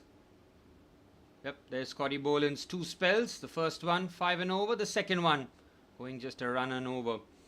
Much improved there from Scotty Boland, but it was pretty much England taking their foot off the pedal right towards the end of lunch. And make sure that they preserve their wickets and now attack soon after lunch here with Duckett and Pope. Both very well settled out there in the middle. Pope on 30, Duckett on 28. Here's Boland. Edge taken! Boland strikes, and it's the danger man, Ben Duckett, who has to walk. He survived just before lunch. He cannot survive soon after. Boland with his second delivery, his first over after lunch, and he seems to have gotten his man. They're going to have a check whether or not the carry was clean here by Jake Weatherald. Beautiful bowling there by Scotty Boland. Gets the ball to nip away from the left-hander. Clear edge. Duckett has not walked here. He wants to have a look whether or not the catch was cleanly taken here. Squares him up. Thick edge. How's the catch?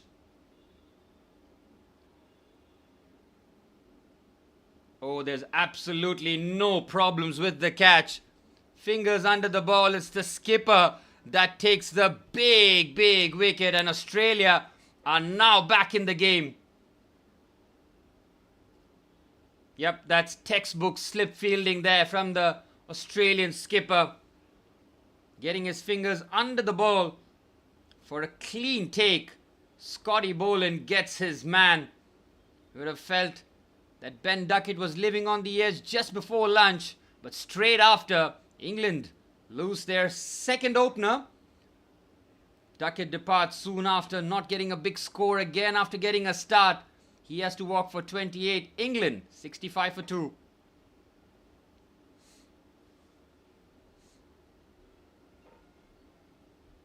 Thick edge. Well, that is Scotty Boland in a nutshell. Even if there's not too much pace on offer, he does get the ball to move around.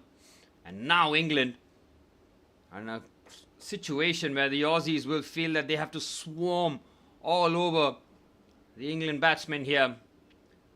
The best batsman, the best test batsman in the world. Now we'll look to mark his guard here.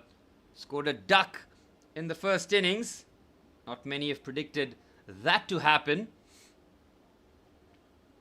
I don't remember the last time Joe Root went for 2 ducks in a match. They'll want to get Mitch Starc on him as quickly as possible as Joe Root looks to settle down. Now the game is broken open, isn't it? Boland to Root. If Australia can pick up a couple of quick wickets now, they're very much in business, and Root will not be dismissed for a duck as he takes a quick single to get off the mark first ball with a couple of comfortable runs added to the board. England lead by 107 now, but they've got both openers back in the hut, and the danger man out there in the middle now with Ollie Pope. Ollie Pope is the set batsman. 30 of 53 deliveries. He's lived a charmed life. Root on the other hand will be very happy that he got his first runs. He was far too cautious against Mitch Starc. Took 6 deliveries to not get a ball, and then in the very next one, he was nicked off. Here's Boland to Root. Played on the back foot, looking to just punch that. And another misfield there, but they don't punish them. Boland to Root has dismissed him 4 times in Test match cricket. What is that average? About 25? But Boland with a beautiful outswinger to the left-hander. Pitched somewhere between middle and off, and then just takes away. Duckett with a tentative push. Not enough to get the job done. Brilliant from Scotty Boland in his first over after lunch, after shaking off the disappointment with the last delivery before lunch, where he got Duckett right in front, but DRS overturned that decision, but there was no disputing Duckett's wicket this time. Good movement there with the in-swinger there from Boland, keeping Root honest. Scotty Boland has pretty much covered the 130s in terms of pace this over. That's not a good shot there by Ben Duckett. The catch by Steve Smith was excellent. Never in doubt.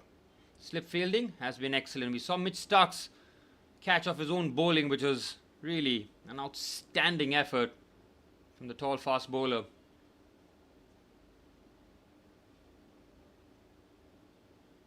Fuller delivery there for Root, and he navigates that successfully. Australia finally break the partnership. Scotty Boland coming up trumps there. 3 runs and a wicket from that over. 17 gone. 67 for 2. Well, the Aussies would have had just the one plan and one plan only in the lunch break. Break that partnership and try and go through the middle order as quickly as possible here. Won't be easy because this is where England are really strong. Joe Root, Harry Brook, Jamie Smith, the three most dangerous batsmen for England now coming up. Ollie Pope with 46 in the first innings, 30 now in the second, as Cam Green back in the attack. Picked up Pope in the first innings with a Fuller delivery. This time tries to dig that in short. He's asked a gentle question there to the umpire whether or not it might have taken a glove of Pope. Steve Smith will be a much relieved man now. They know that they're up against it now, that England have gotten a lead in excess of 100 already. That ball nowhere near the glove on that occasion.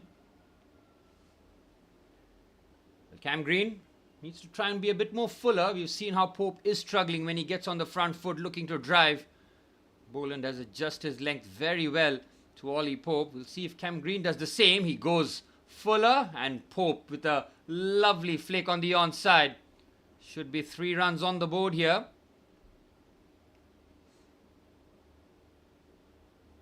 You can see what he was trying to do there with the Yorker length. And Ollie Pope looking a lot more solid out there in the middle. 3 runs added to the board. Another 3 taken by the batsmen. The boundaries are difficult to come by. The long boundaries here mean that the players have to show elite fitness in terms of running between the wickets.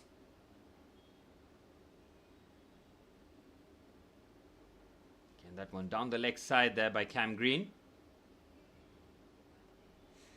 And this is the match right here. I feel that they have to get Root early because they know that the slaughterhouse players, the butchers, are going to be introduced after this in Harry Brook and Jamie Smith, and how they batted after lunch yesterday will give a fair idea as to what their approach will be, especially even if they're under the pump and under real pressure, they do not deviate from the game plan.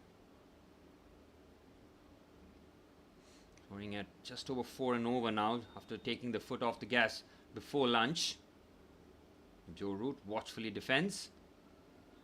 And he'll be slightly tentative with that expectation on his shoulders to score big runs for England. The difference between him and Harry Brook in terms of runs scored this calendar year is astronomical. It shows you how far ahead Joe Root has been. England are prone to collapses. We've seen that far too often in their batting lineup, and that's why they need to be guarded, and when the opportunity does present itself for runs, they have to go out there and take it.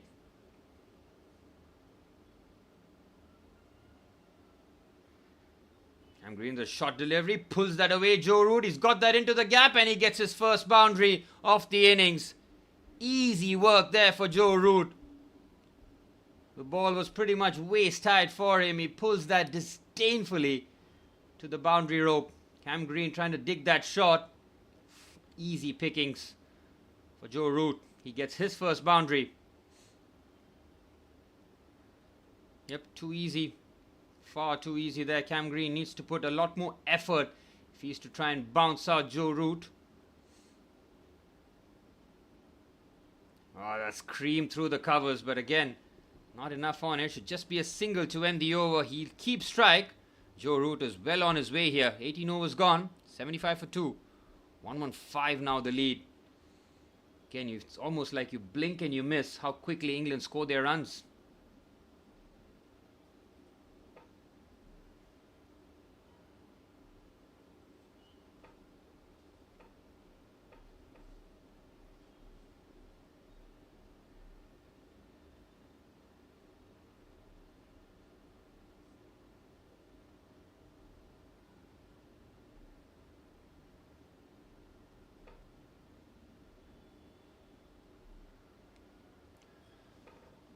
Joe Root on strike here. Scott Boland fresh off his wicket of Ben Duckett.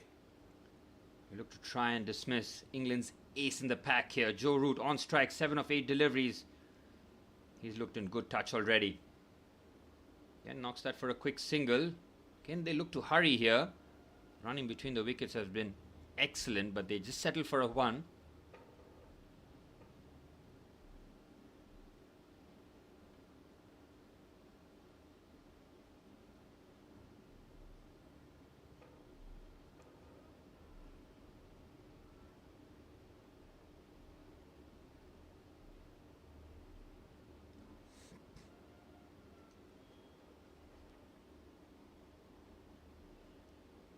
England looking for a bit of inspiration here.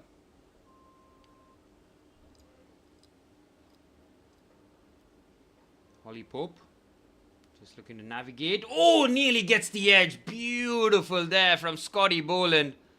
That is a top delivery, that. A number of times Scotty Boland has beaten the outside edge of Ollie Pope. You've just started to lose count here. He's beaten all ends up.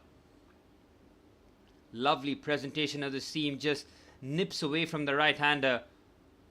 Alex Carey behind the stumps cannot believe the number of times Ollie Pope has survived.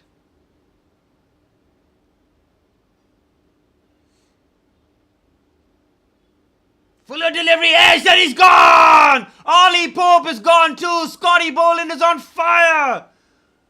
What a turnaround this has been. Soon after lunch, he picks up Duckett in the previous over, comes back and dismisses Ollie Pope. Talk about a quick change in momentum. England, who were looking comfortable before lunch, have lost 2 wickets in very quick time. And it's Scotty Boland who has picked up both. Duckett and Pope in back-to-back overs. England for the first time on the ropes now. 76 for 3. Ollie Pope departs for 33. England now looking to resettle here as Harry Brook will join us in the middle very soon. Well, that's how quickly things turn in Test cricket. There is absolutely no time to settle in. Just when you thought that England are looking on the ascendancy, they've been pegged back. Whew.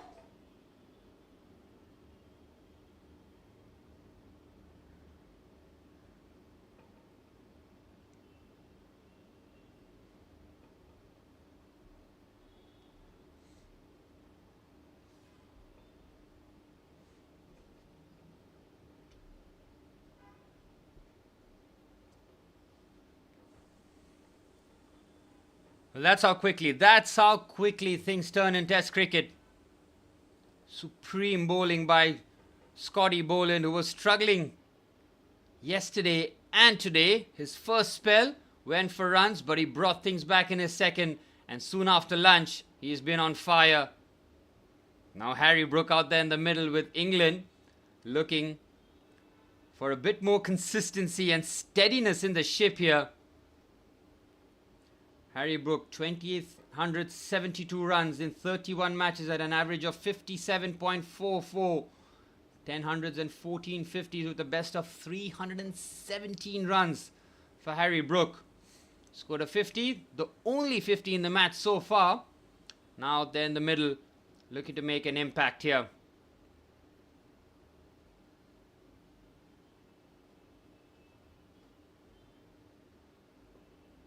Boland now to Brook. Oh, good delivery, trying to just attack the off stump. Very well bowled. Well, Harry Brook now trying to form a partnership with Joe Root. England leading by 1-1-6 now. We talked about batting collapses that England are prone to. We've already seen 2 go in very quick time. Scotty Boland picking up his first wicket of the test, followed by the second in his very next over.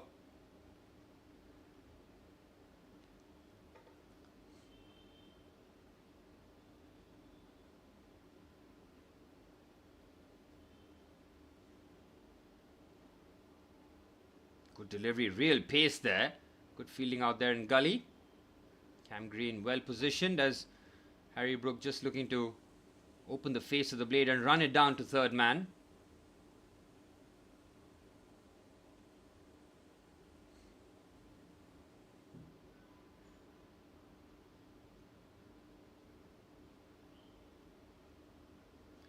Final delivery of the 19th. Brook yet to open his account. None of 2 deliveries. Scotty Boland, full of encouragement, looking to attack Harry Brook here. Ace and gone! Harry Brook goes for a duck! Scotty Boland is bowling absolute craziness here. England in all sorts of trouble. Harry Brook goes for a duck. The Australian crowd cannot believe what they're watching. 3 wickets soon after lunch. England in real trouble now. Scott Boland gets 2 wickets in this over. What has happened to the pitch after lunch? We have to figure out. It's a lazy bat outside. No foot movement from Harry Brook.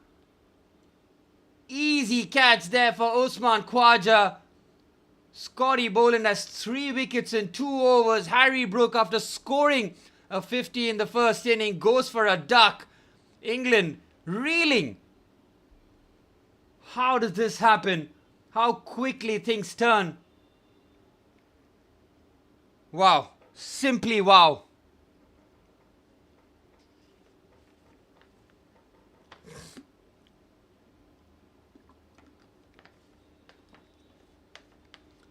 Well, England would have had their feet up after lunch, thinking that this is going to be a comfortable day of cricket. Harry Brook with the most nothing of shots there. Just a lazy bat outside the off stump.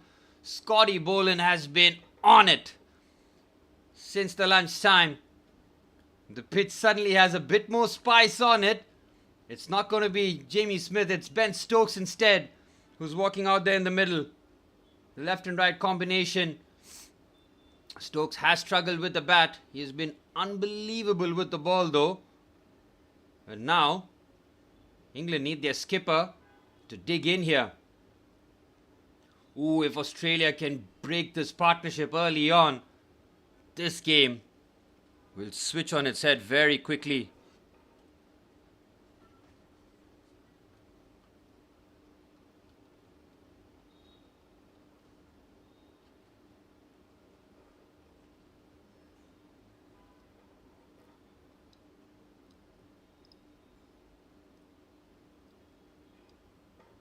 Well, mid-Stark, they're not going to waste any more time before they bring him on here.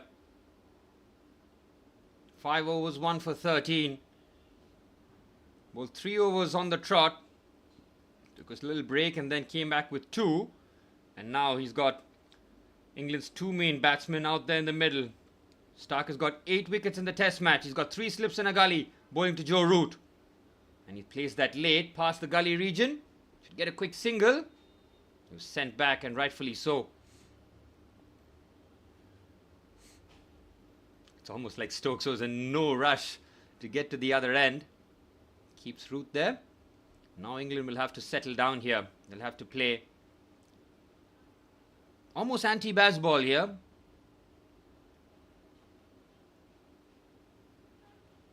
Talk about a change straight after lunch. I mean, it has completely flipped on its head. England were coasting.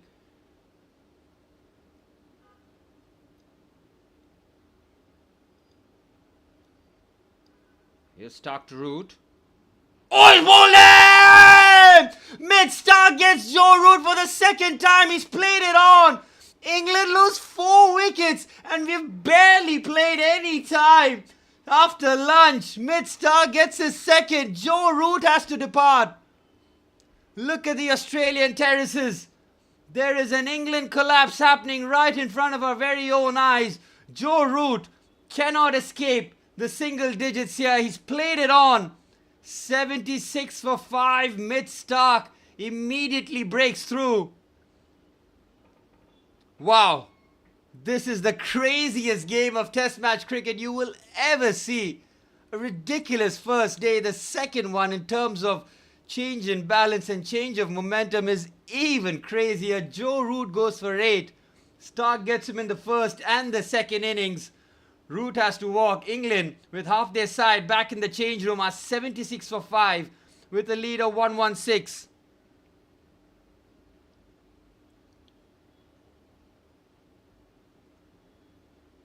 Well, how quickly have things changed here. It all started with Ben Duckett's wicket. Ollie Pope soon followed. Harry Brook went for a duck. And Joe Root, he was looking good. He was looking positive. 8 runs is all that he could muster. And it's 9 wickets in the Test match for Mid-Stark. Absolutely crazy. This is why this is the best format in cricket, man. It looks like it's just swaying one decision, one way, one direction, and it just flips just like that. England are caught in a whirlwind here. Jamie Smith and Ben Stokes now looking to rescue England. Can you imagine saying that before lunch? England were coasting. They were coasting. And now with 4 wickets soon after lunch, we've played 4.2 overs and they've pretty much lost a wicket in every over. Well, the England collapse is one for the books here. Look at the England fans. They cannot believe. They are shell-shocked.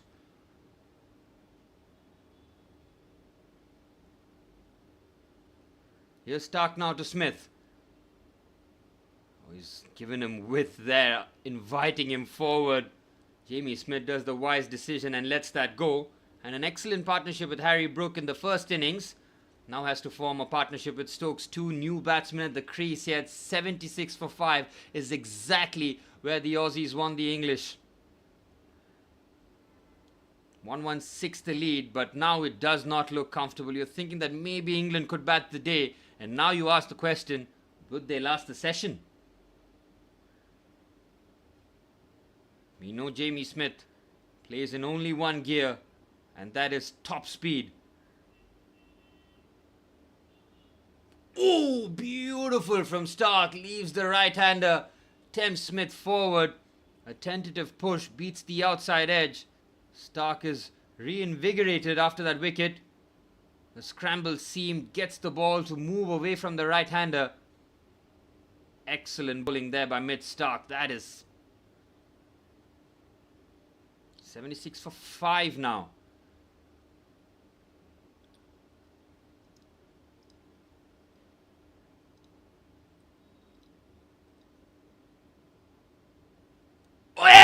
Oh, it's a drop catch. Usman Khwaja does that carry. Oh, that could be a huge moment in the match. He's produced the edge. And Usman Khwaja, has he gotten down in time here? Does this carry? Thick edge. Oh, it's a clear drop catch. It's a shocking drop by Usman Khwaja. The ball in his hands. Pops out. Oh, that is so poor there from Usman Khwaja. They could really have had England reeling. Stark could have had a 10-for in the match already. Usman Khwaja has had a terrible Test match so far, coming under a lot of pressure. Might have just dropped an important drop catch. 77 for 5 here, England. Full delivery right on off stump there. Quick bowling there by Mid-Stark. Nearly 140 clicks from the lead fast bowler. 77 for 5 after 20 overs. And the 5 overs post-lunch has just completely changed the game here.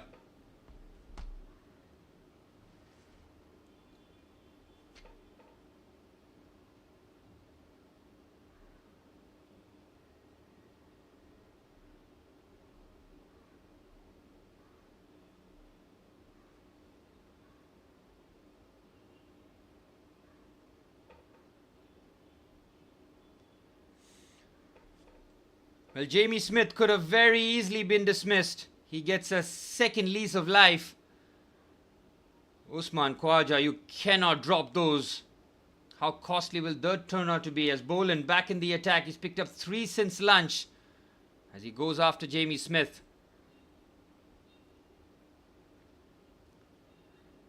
Jamie Smith will be breathing a huge sigh of relief.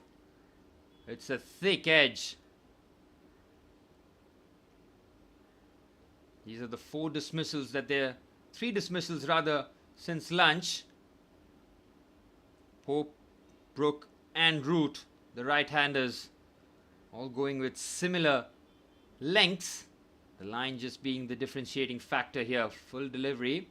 Looking to punch that down the ground.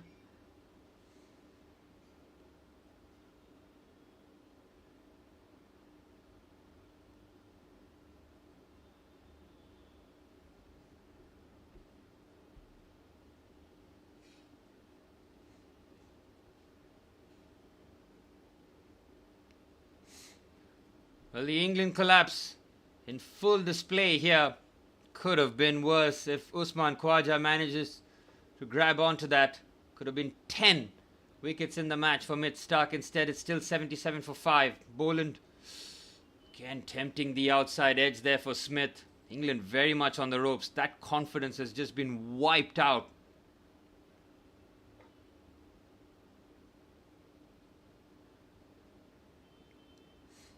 Beautiful outswinger there. Just getting the ball to leave the right-hander.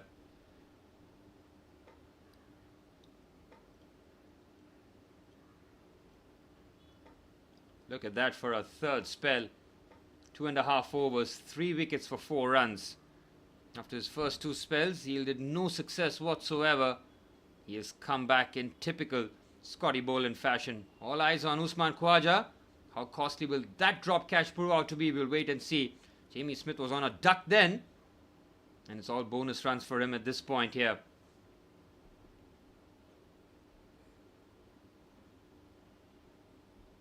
Well, if Khawaja holds on to the catch, we're looking at a completely different game now. Stokes and Smith, the 2 batsmen, looking to just settle the pace here. England lead by 117. That 40-run lead now turning out to be so valuable.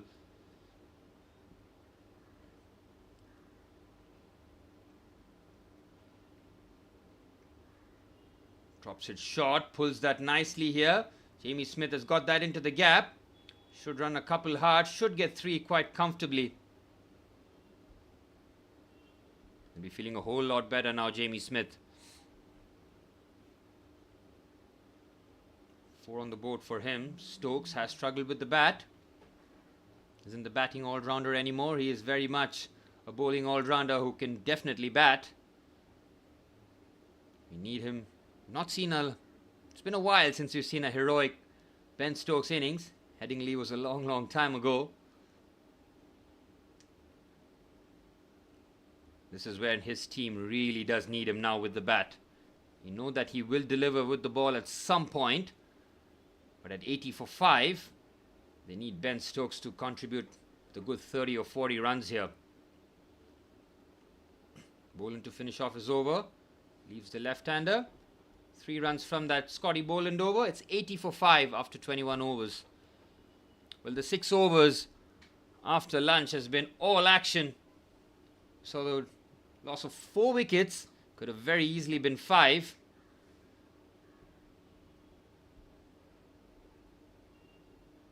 Stokes and Smith exchanging a few smiles between each other.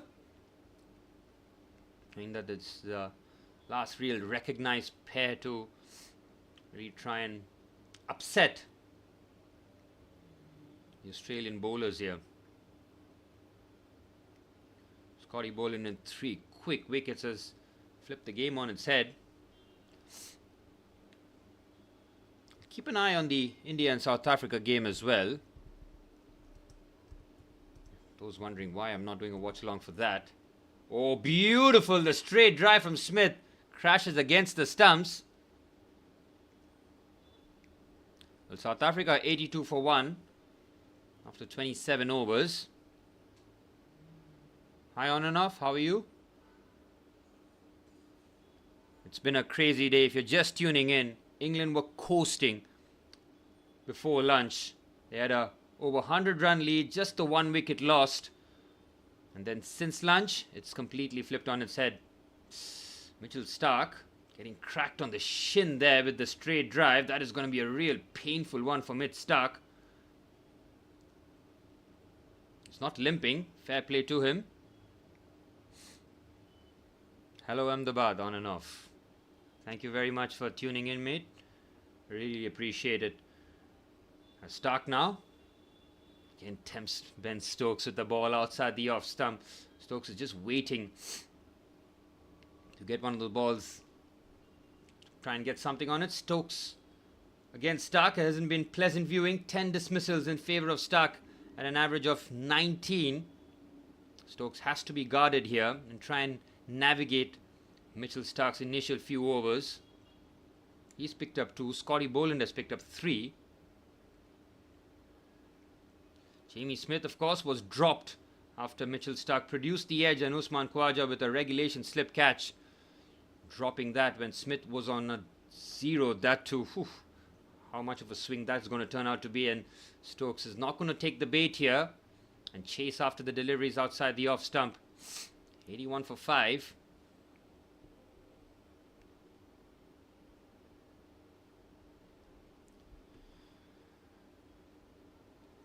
Mitch Starc, 9 wickets in the test match so far. 7 in the first innings, 2 for 15 in the second. Could have very easily had a 10-fer if Khawaja had held on to the catch.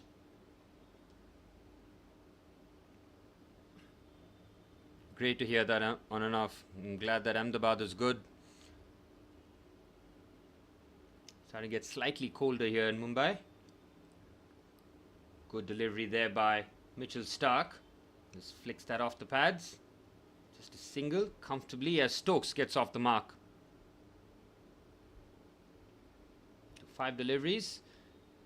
Successfully navigating. Well, on and off, you were keeping an eye on the India-South Africa game. Put it in the chat what is happening in terms of any real updates. Very difficult for me to follow 2 test matches at the same time. India 1-0 down, of course, looking to level up the series. South Africa in an unassailable position. India hoping not to lose after 3-0 loss to New Zealand. Cannot afford to lose 2-0 at home to the World Test champion South Africa. Here's Starc. Smith ducks. Again, it's been an over in the north of 140 clicks an hour from Mitchell Starc.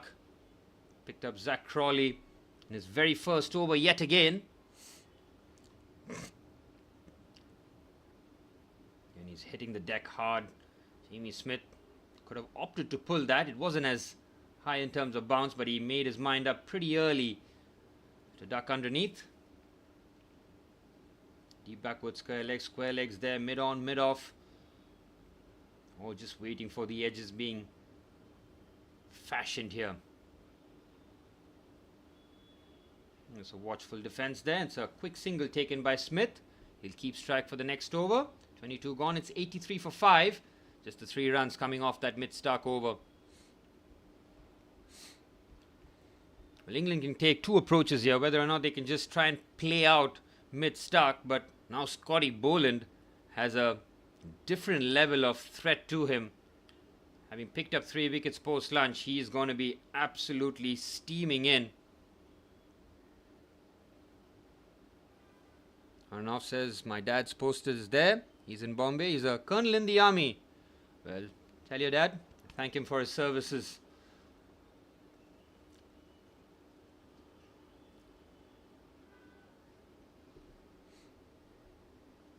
Scotty Boland.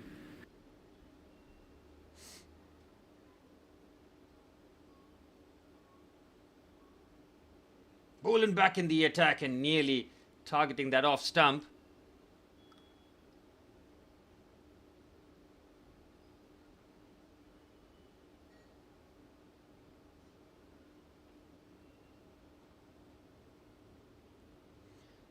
83 for 5, England scorecard. Apart from Duckett and Pope, it's all single digits. Crawley out for a duck, Brook for a duck. Joe Root managing only 8 runs. He's not had the start that he was hoping for in the Ashes series. Just the 8 runs total for him after being dismissed for a duck in the first innings. Boland looking for another here. Jamie Smith looking to play that as late as possible. And he'll be wary about the edges that Boland is very much capable of fashioning here. Get the ball to leave the right-hander. Now says, when I'm going to join the army soon as an officer, mate, I wish you all the very best for your journey. Serve the country is an incredible honor. Not many people have the guts, the bravery to do so. That's why it's really appreciated. Here's Boland now. Oh, that was very, very close. Jamie Smith rather, just looking to prod his bat. Nearly getting the edge there. And how's the seam position here? Perfectly placed. Smith completely beaten by the movement.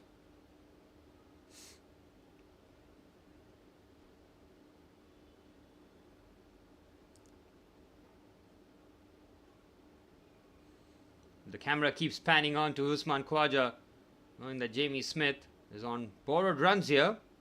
6 extra runs to his total. That's a watchful leave again. This is a different style here by Jamie Smith. Almost having to curtail his inner instincts and go after the deliveries. Instead, he's got the captain at the other end, who will be giving him strict instructions in terms of putting a price on his wicket and not give anything away cheaply.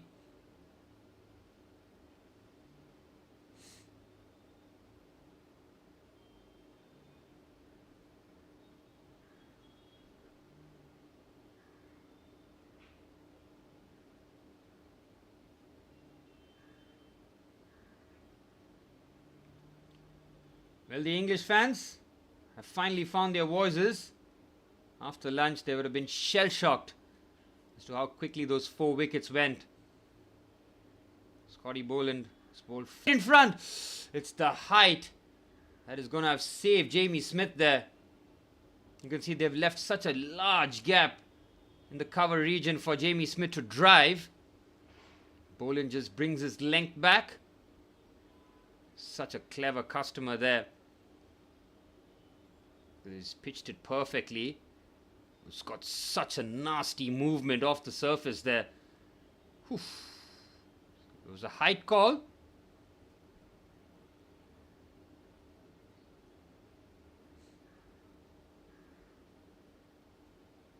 Smith on 6 of 16. That's a wise leave there by Jamie Smith. Well, 23 overs gone. Boland bowling a fantastic over. It's 83 for 5 after 23.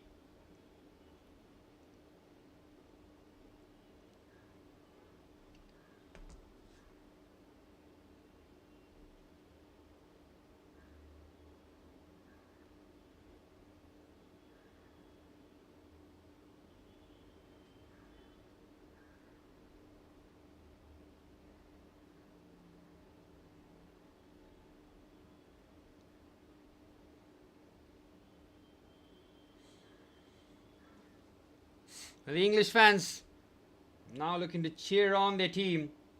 83 for 5. How they're going to try and tackle this situation, we'll wait and see. It's not going to be easy for them. Doggett back in the attack. Picked up 2 in his first innings.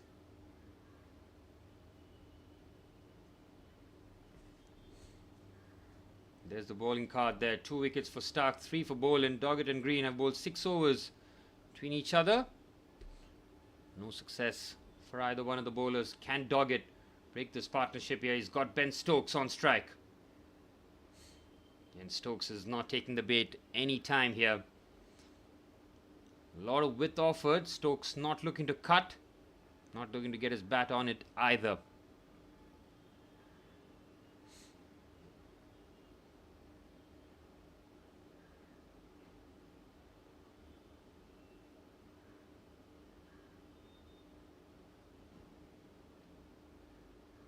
England lead by 1-2-3. Feel that they need at least another 77 here. Ooh, that one tailed back in there by Doggett. That's a good delivery. 130 clicks. Again, inviting Stokes forward. Good delivery there from the debutant. And this is where he can really make an impact. He knows that he's got limited time. Because once Pat Cummins and Josh Hazlewood is back in the fray, we'll see a completely different bowling lineup and threat that the Aussies will have. And this is why this test match is so important for England. Because if they can't win without Pat Cummins at the other end, once he gets back in the squad, it's a different proposition. And Stokes with a comfortable leave.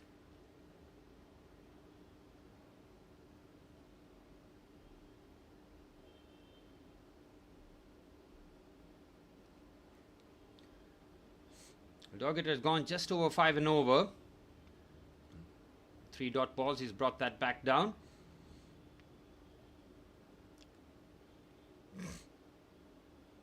Stokes has faced 8 deliveries for his solitary run. Fuller delivery and nearly getting the edge again. Doggett inviting Stokes forward. This time, he's happy to try and get some bat on it. Nearly gets an outside edge. Outstanding over this from Brendan Doggett. Beautiful. Yep. Oh, that was very close again. Saw the number of times Ollie Pope was beaten in terms of the outside edge. This one, very close. Stokes almost withdrawing his bat just a touch down to make sure he doesn't get anything on it. Takes that shot, pulls well. Stokes gets that into the gap. Should just be a single though. Just looks to dig that in short there, Doggett. Surprised he hasn't gone for anything fuller here. Jamie Smith back on strike. England now lead by 1-2-4.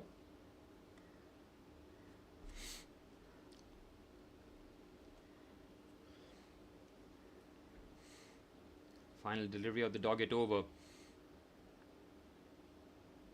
Smith 6 of 17, taking full advantage of his second life here. Not looking to throw it away. Has to be spot on in terms of his batting.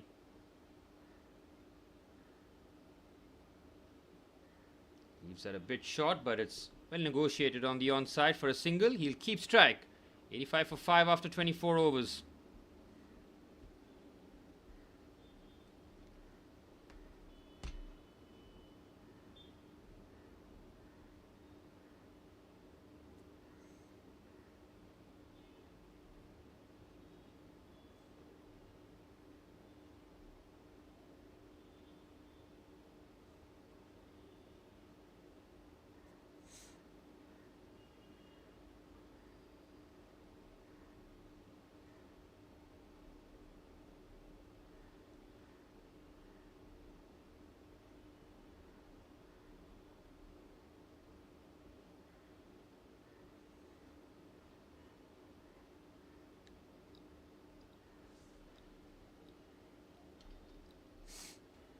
You're looking at Usman Khawaja's drop catch.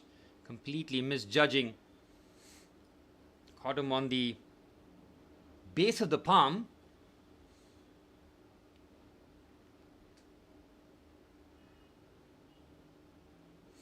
.84 for 5, England. Stark back in the attack. He's got Smith. Beautiful in-swinger there. Punch down the ground. Elegant shot there from Smith. Should just get a couple. Good shot there from Jamie Smith. Well, Stark felt that he should have gotten him very early on. Instead, Smith is on his second life, trying to make the most of it. Lovely in-swinger there from him. Going around the wicket to the right-hander. Trying to get the LBW in play. Making sure that Smith is not looking to be as expansive as possible with this angle especially. Coming from around the wicket. Can get the ball to leave the right-hander too. Got 2 slips and a gully. That time with offer there, Smith does the right thing and just withdraws his bat. Doesn't go chasing after anything too wide.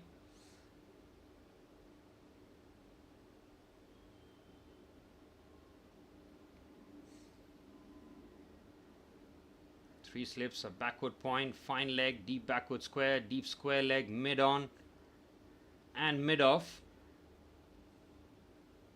Again, look at the space on the offside. They're desperate for Jamie Smith to drive here. They want him to take that lead role and go after the balls through the covers. Stark will keep tempting him. Full delivery, exactly that. Played that very late and fine. Should just get a single. Soft hands there from Jamie Smith. 128 now the lead. Stokes 2 of 10 deliveries. He's tried to keep his shape and make sure that his wicket has put a premium on it.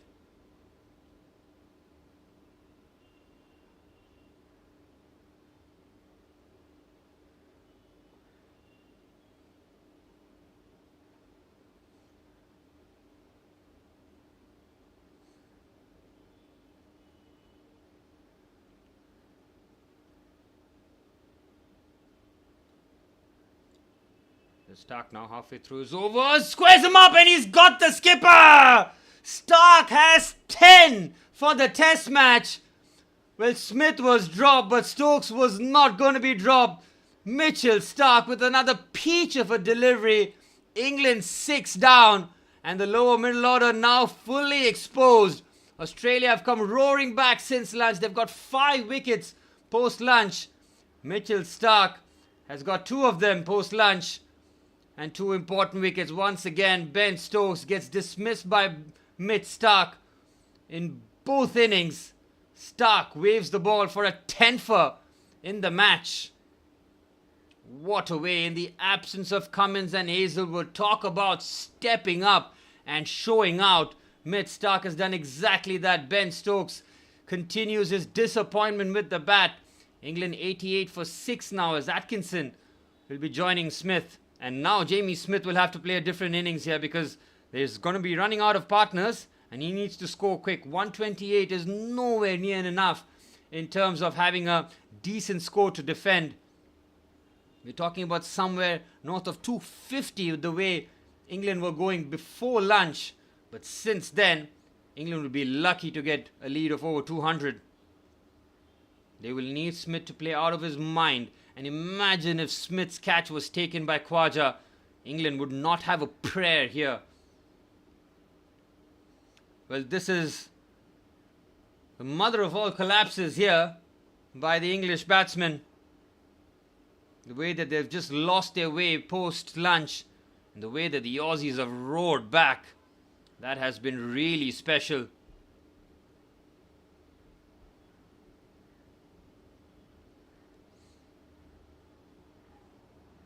South Africa 82 for 1.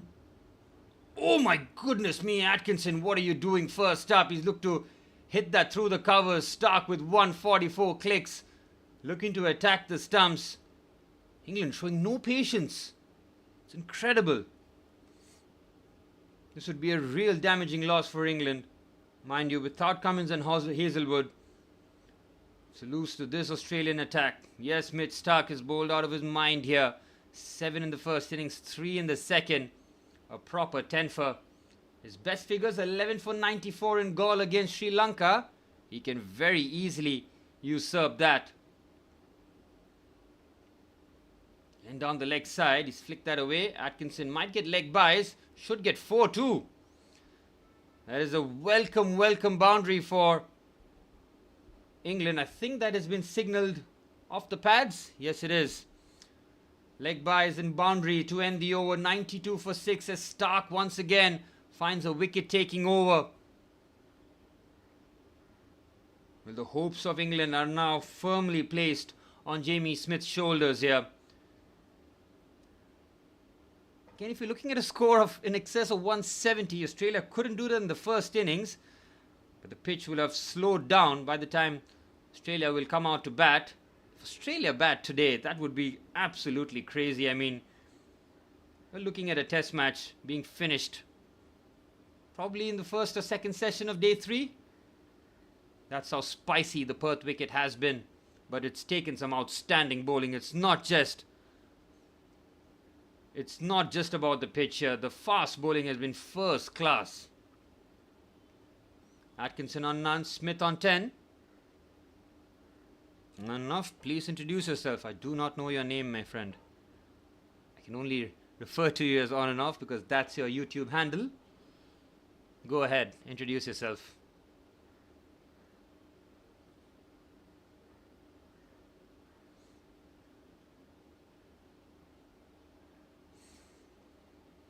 Doggett, 5 overs, none for 23.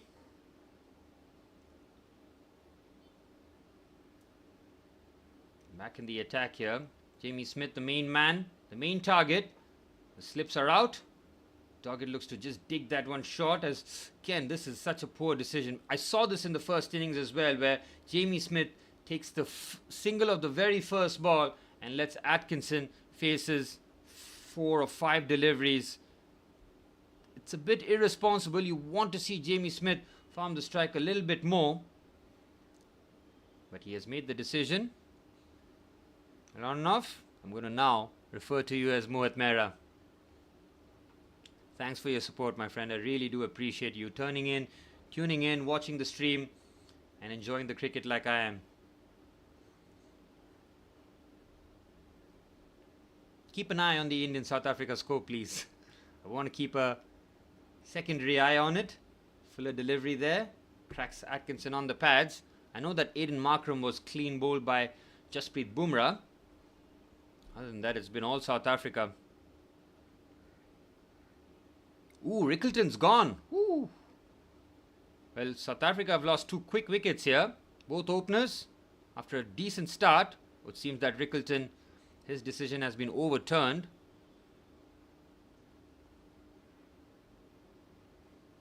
Doggett bowling to Atkinson here. With an offer, my goodness me, Atkinson is not looking to hang about here. He's looking to cut, and it really is irresponsible batting. There's no other way to put it.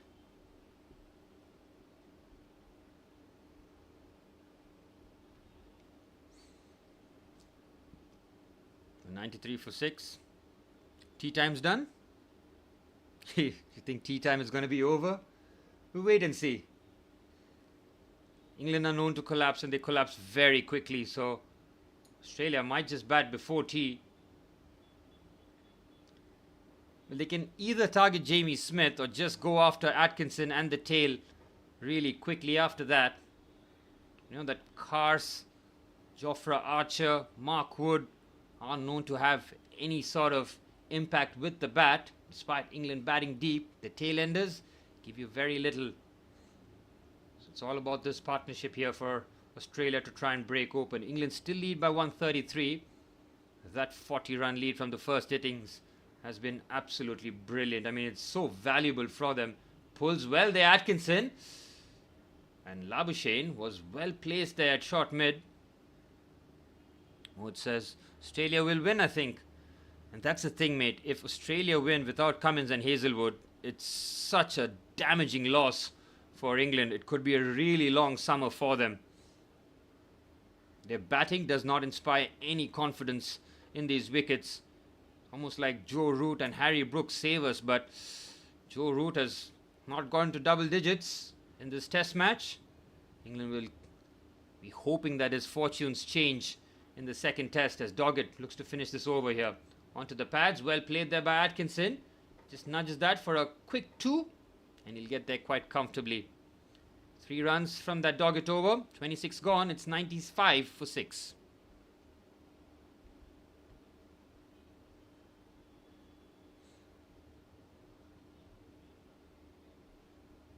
Well, South Africa are 85 for 2.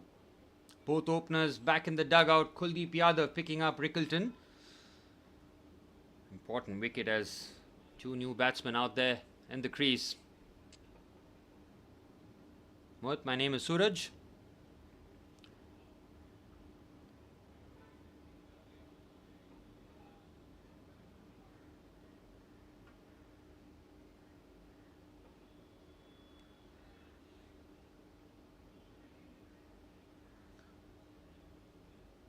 Now, how does England look to play out this situation here?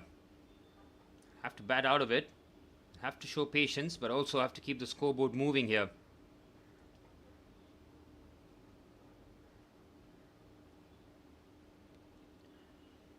Jamie Smith has pretty much curtailed every attacking instincts that he's had.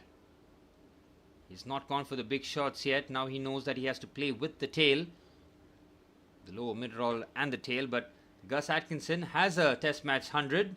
He's very much capable of not just holding the bat but also contributing with valuable runs. Again, I think if England get another 70 runs, I think they should be okay.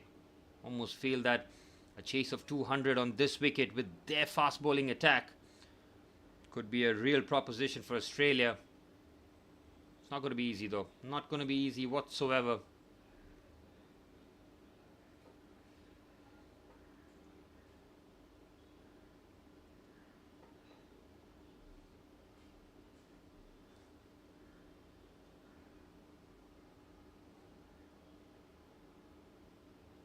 They have used mid-Stark Scotty Boland in the first session, then they've gotten Doggett to just share the load. A couple of good overs from him where it's not been too expensive.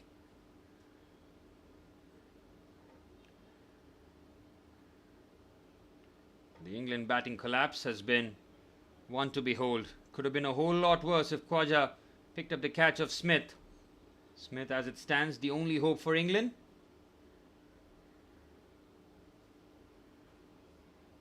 Drinks break here as the batting card for England looks like a car crash, really.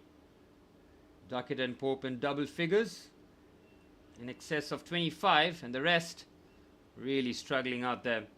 Well, Smith is on 11. He is a bit fortunate to still be out there in the middle, but he'll have to take full advantage of his second life and drag England to safer waters.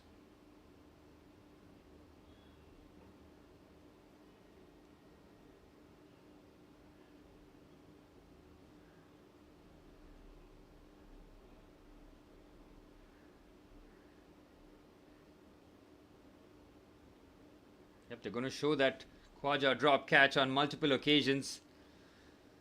It's the biggest let-off that England have had. Look at Khwaja not keeping any with Steve Smith there. 135 the lead. England need about 65 more.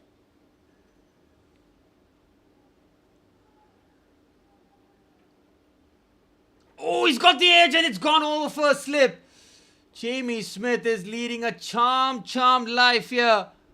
It's gone over Usman Khwaja. He had no chance on that occasion. A boundary and a welcome boundary for England. But my, oh my, Jamie Smith is living on the edge. Yep, no carry there whatsoever. Far too much pace. It's a good thing that Jamie Smith just punched it rather than play that with soft hands. If Cam Green was there in first slip, it would be a different proposition. Instead, now Smith has raced to 15 of 23 deliveries. England on 99 for 6. Here's Stark to Smith. It's down the leg side. That's a great take there by Alex Carey. And they'll smuggle a single and the 100 comes up for England. Well, it should have been comfortable after lunch, but instead, it's been a nightmare session for them, having lost 5 wickets in swift time.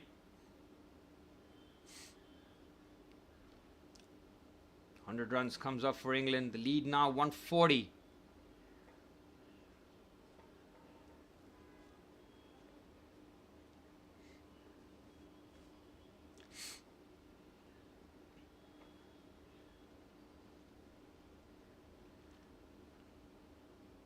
Stark has a couple deliveries that has just looked to trouble the opposition here. Stark now to Atkinson. Oh my goodness me, Atkinson is just not looking to stay here. He's looking to hit his way out of trouble, and I don't see Gus Atkinson lasting very long here. Wide delivery outside off stump. He's taken not just the bait, that he's just thrown his bat at it.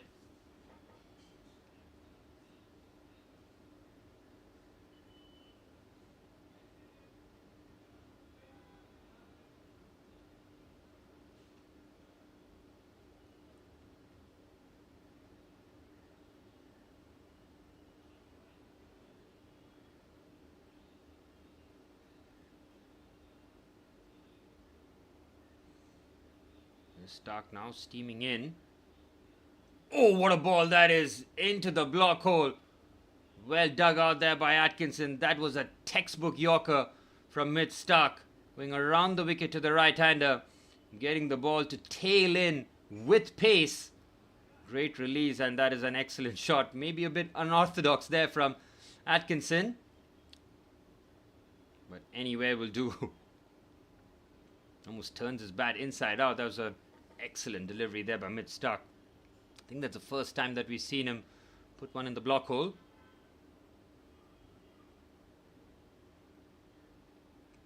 And he's been in excess of 140 clicks in this over. Looking to attack Atkinson here. Around the wicket he goes.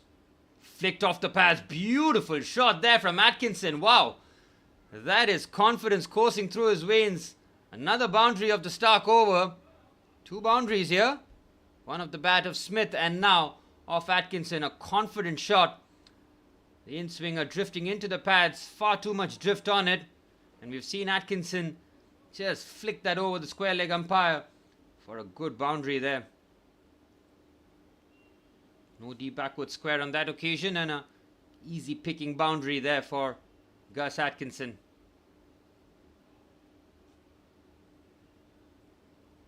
And Usman Khawaja is getting a lot of screen time here. Every time it feels like England might just be on the recovery. Just show a image of him. I think he's limping off here. And this is not good for Usman Khawaja and England, because and Australia rather, because if Khawaja can't bat, Australia are down to 10. Again, nothing really happening, and he just holds his back, feeling a spasm by the looks of it. Could be really painful for Usman Khawaja, who might need treatment immediately here. He hobbles off the ground. I think from Usman Khawaja's point of view, if he is not fit, he should not be on the field. But you want to applaud that he wants to be out there in the middle and affect the game, but instead he's dropped a catch, and now he's limped off here, and Australia will be hoping that he's okay to at least cover with the bat, because I don't think he'll be opening. Might need to come in at number 4 and upset the Australian batting lineup again. Here's Stark to finish off the over. Nearly gets the outside edge of Atkinson. 9 runs off that Stark over. 27 gone. 104 for 6.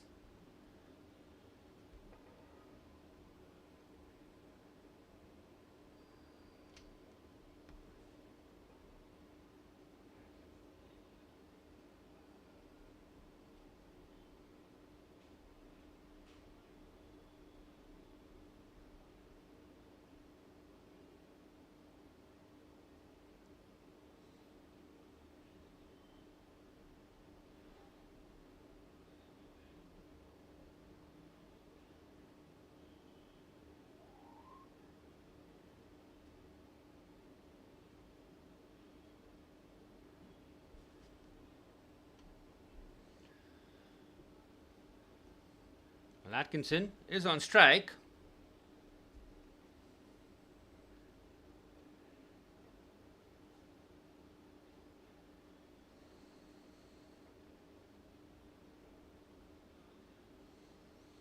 The debutant has got a ball in his hands. Brendan Doggett looking to go after Gus Atkinson here. Here goes Doggett. Digs it short. Atkinson has gone after it. Surely might have gotten a glove on it. The keeper is convinced, but the umpire unmoved. Whether or not that might have just clipped the thigh pad, they might just challenge the decision. I think this is Carey's call here, because he is the only one who appealed. Doggett now starting to smile, thinking that there might be a glove on it. This is a massive, massive moment in the match. Jamie Smith watches on nervously. He's already gotten one lifeline before.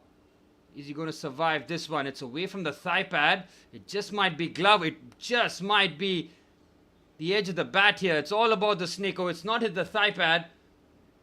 And if there's any sort of a sound or an edge, it's off the bat here. They have to get Snicko in immediately. Snicko is here. Let's have a look. Yes, there is an edge. Oh, he's gonna have to walk. Jamie Smith has clearly nicked this one. Doggett has got the dangerous Smith. England in real trouble now. It's completely left everything else. It's not hit any other part of the body. Not the side, not the thigh. It's all glove or on top of the bat. There's a clear nick there. I'll be very surprised if Smith survives this one. What are they checking on here? The Snicko has shown clear movement. So what else are you looking at? Yes. Clear disturbance. Is that not enough? Well, they're showing that it's left the bat with the slightest of nicks. Look, there's nothing else in the vicinity. It's got to be bat. There you go. There's disturbance. That's a heavy disturbance.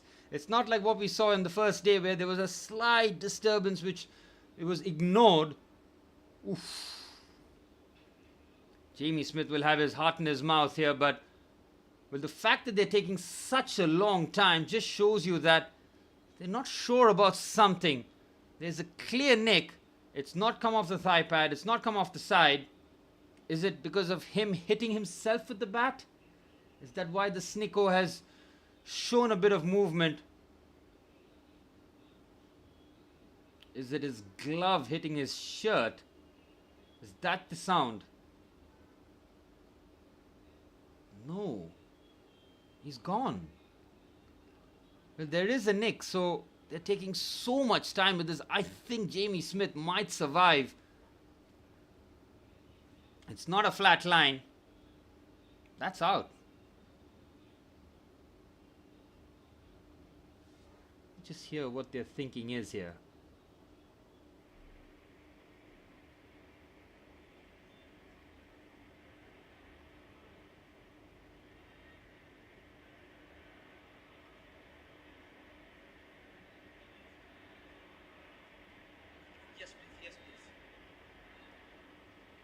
Well, this is the moment where it really will swing.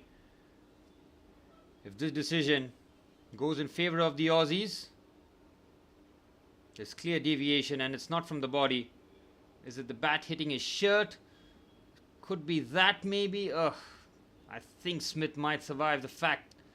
No, it's not that either. So what is the extra noise? It's got to be bat. It's out. It's clearly out, man. There is movement.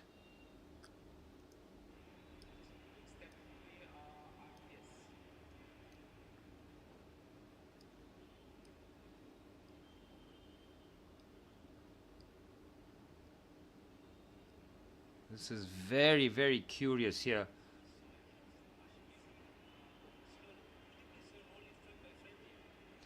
Look, they keep watching the same thing over and over again. How are you going to draw a different conclusion from it?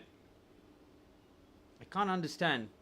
They've seen it from both angles. The snick is showing when the ball is just past the bat. There's nothing else that has made any sort of interference. I think Jamie Smith will be very lucky if he gets away with this one, because according to the laws of the game, he should be out here.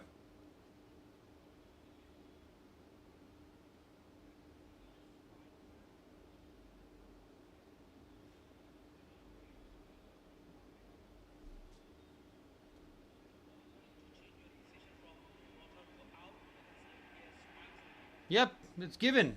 Absolutely. Jamie Smith having to wait far too long for it. It's a nothing delivery really, because Doggett has just dropped one down the leg side. He's gone after it. The slightest, the faintest of edges. Alex Carey was convinced that there was a clear nick. They went for the review. Smith has to go. He's gone for 15. And having been dropped for when he was on a duck, he's only managed 15 extra runs. The England fans are not happy with that decision, but there's nothing much they could have done there because there's a clear nick.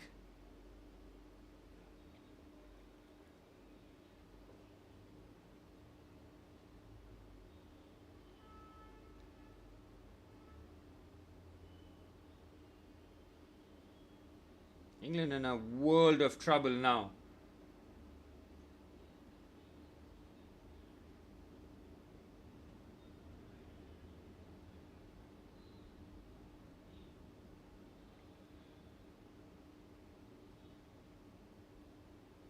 And how do they respond here? England, they pretty much have to hit out here trouble here. They've got nobody left in terms of a recognized batsman, so this is going to be really painful times. Bryden Carson, Atkinson now in the attack. England lead by 144. This is the mother of all collapses that we have seen post-lunch. It seems that Australia will bat today. And it has been 2 crazy days of Test match cricket. I can't even say 2 crazy days. It's just been 1.5 days of crazy cricket, really. You could see there from Travis Head's reaction. Yeah, he says that I clearly heard something. He was there at short leg. Smith was hoping that that decision would go in his favour. Cars gets off the mark. Well, the Aussies can certainly smell blood now. They have to go for the kill. England might just limp to a lead of over 150. But they don't think that they'll get that 200-run lead, that's for sure.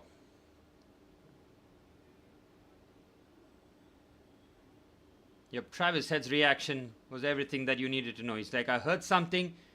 And with the keeper's reaction too, you just knew that if there's no thigh pad, he's the goner. Again, this is a strange decision here from Doggett to keep dragging it short here. Atkinson just pushes that for a single.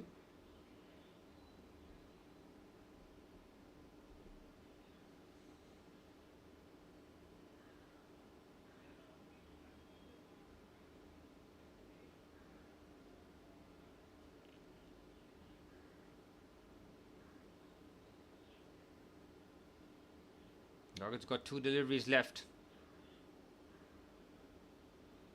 Drops it short again, edged, and it's a favourable edge which goes all the way for a 6. Well, that's the first 6 of the innings. It's come in fortuitous manner, but these are valuable, valuable runs here for England.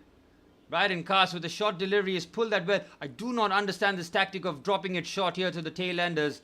The English fast bowler... Yeah, the English fast bowlers did the same in the first session today. Took half an hour to dismiss the last pair. Just shows you that that technique is, that tactic rather, is such a waste. Tempt the batsman forward, get the LBW, get the nicks in play. Look at Atkinson, man. It's Bryden Carson actually is giving himself the room and try to go up and under. It's a dot ball to end the over. Another wild over, that 8 runs and a wicket from that Doggett over. It's 1-1-2 for 7 after 28.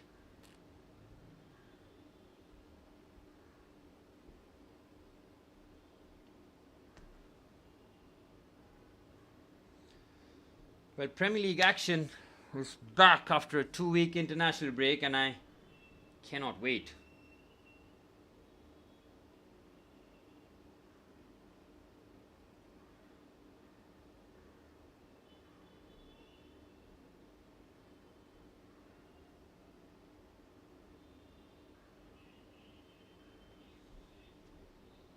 Well, the England fans were not happy with the decision, but they can have no complaints really. The technology is there to remove any sort of grey area. Snicko, hotspot, all of this really does help. The third umpire, Stark, back for his 10th over. Brings his length back a touch. And Atkinson with a strange decision once again to take a quick single at the very first delivery here. He wants to avoid mid-Stark by any means necessary. Brings Bryden Carson back on strike here. Atkinson on 8. Bryden Carson on 7. England's lead 153 now. These are bonus runs for England now. Stark has got a 10-fer in the match. 7 in the first innings. 3rd in the second. Nasser, the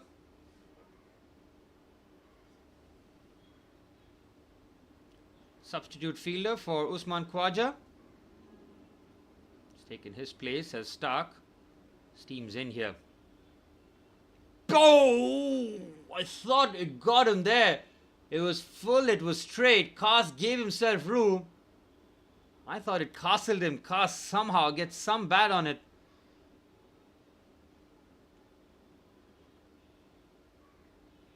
Good delivery again there by mid-Stark. Full and straight. That's the basic tactic here.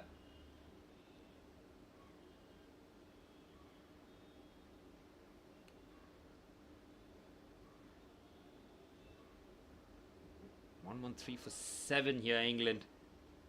153 the lead, but my oh my, how it has flipped completely in one session. We saw post-lunch yesterday. Post-lunch today has been very eventful either, and Bryden Cass is somehow surviving the mid-Stark onslaught here. Pace and bounce, Cass just looking to get some bat on it. He was excellent with the ball, Bryden Cass. 3 wickets for him.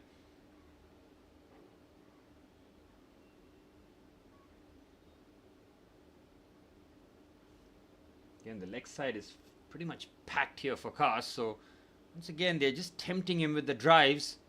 That's why you see Stark just continuing to bowl these fuller deliveries.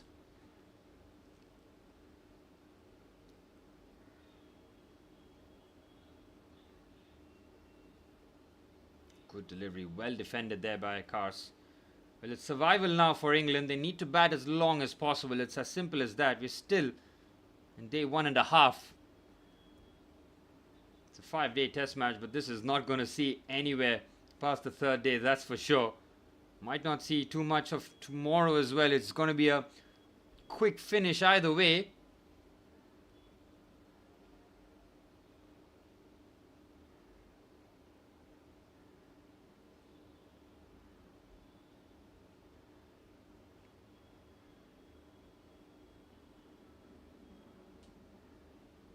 Here's mid-Stark. He's got 2 deliveries left.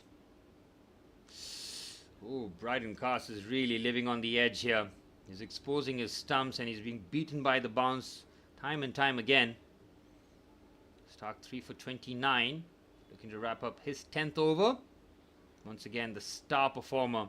Him alongside Boland. Boland, I thought after lunch was absolutely brilliant. In terms of the importance of the wicket, the timing of it, everything perfect. Post-lunch for Australia. 6 wickets in 13.5 overs post-lunch. That's how quickly things have turned.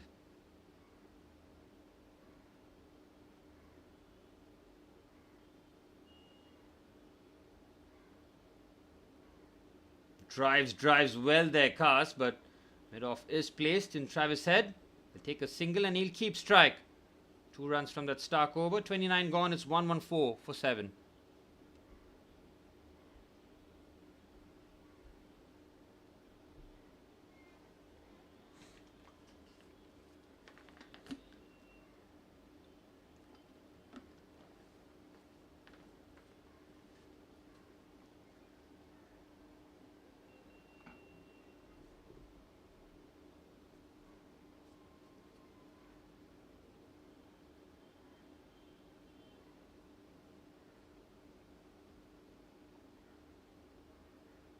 Yep, Moot. I am working in Bombay. Very much here. I work as a professional commentator. I cover football, cricket, a lot of racket sports. And this is just my digital portfolio. I love doing it. I'm anyway watching games, so might as well practice my skills and my craft. And also enjoy watching games in a different manner.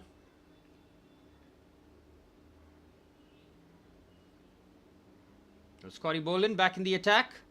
10 overs, 3 for 25.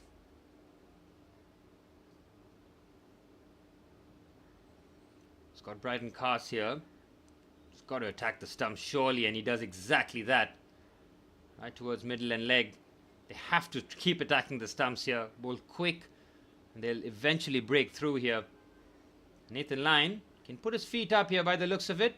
It will not be used. Can sit alongside his skipper. Not bowling a single over in the test match is quite a rare feat. Considering you're someone like Nathan Lyon with the bundles of wickets that you have picked up. But it's been all pace. You know that England are going to come with a 5-prong pace attack. Try and defend whatever total they get, and Kars gives him the charge. What a shot! Oh, is that gone all the way? It has! It's a maximum from Bryden Kars, making his intentions crystal clear. Gives Boland the charge. Over long off. Maximum result. Well, a couple of sixes have just come off the bat of Atkinson and Bryden Kars. The first one was fortuitous. This one, pure intent and execution. Oh yes, that travelled well past the ropes. And Steve Smith will not be happy with these bonus runs being afforded to the English. 120 for 7. And that's a better length there from Boland. Beautifully bowled. Good length delivery. Just shapes away. Beats Kars with pace.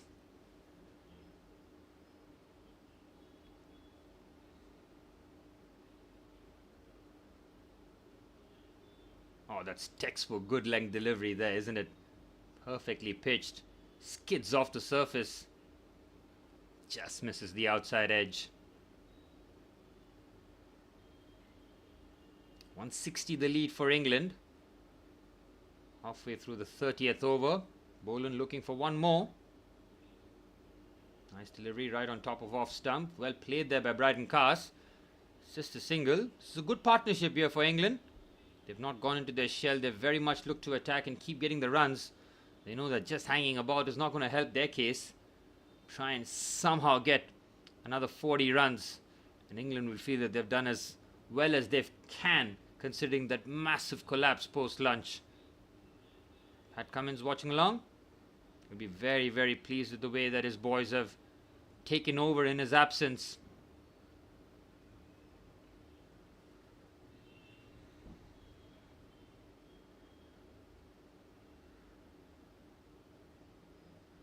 Again with a good length delivery, punch down the ground. Just be another single. And Atkinson and Kars playing some sensible cricket here. They are going to be beaten on multiple occasions, but they have to be careful. They have to still be positive. The way that he just charged down the track to a fast bowler. I mean, from a fast bowler, that is pure disrespect.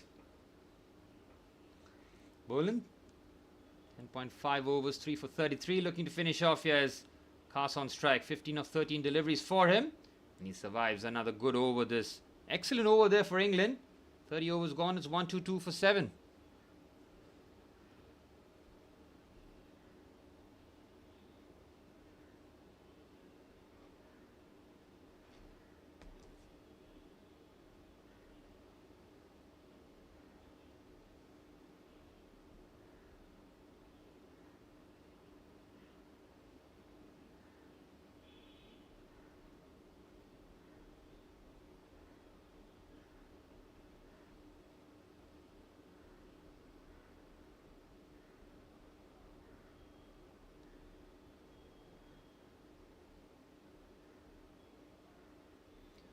Stark back in the attack, and rightfully so.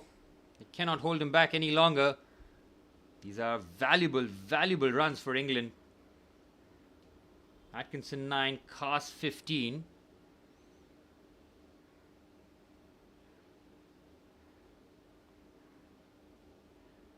Full delivery, cracks that through the offside. He's got that into the gap. Travis Head will have to recover. Another couple of runs here added to the England score. This is a good period here for England despite all the struggles. Atkinson and Kars have just knuckled down and have got double digits, both of them. They have outscored Joe Root, Harry Brook, Ben Stokes.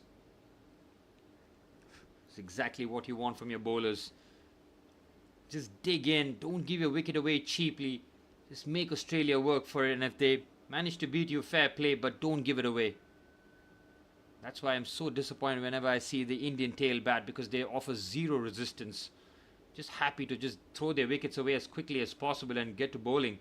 Shot through the offside there from Atkinson. Bit of width.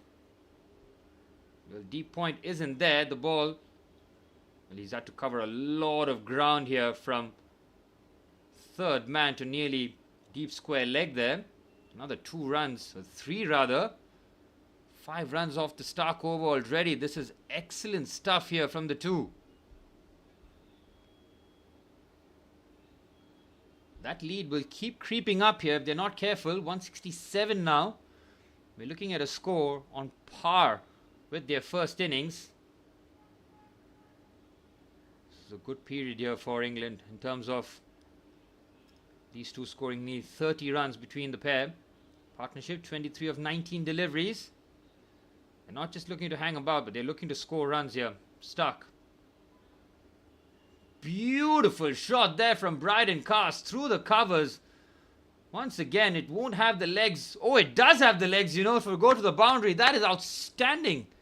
He's taken Cast for 2, 3 and then 4 in this over. England's lead now, crossing the 170 mark. This is going to be annoying runs being conceded from Australia's point of view. Look at that from Bryden Cast. Just transfers his weight perfectly, leaning forward. Travis Head did give the chase. It was not enough. England will feel that they're in a better position now.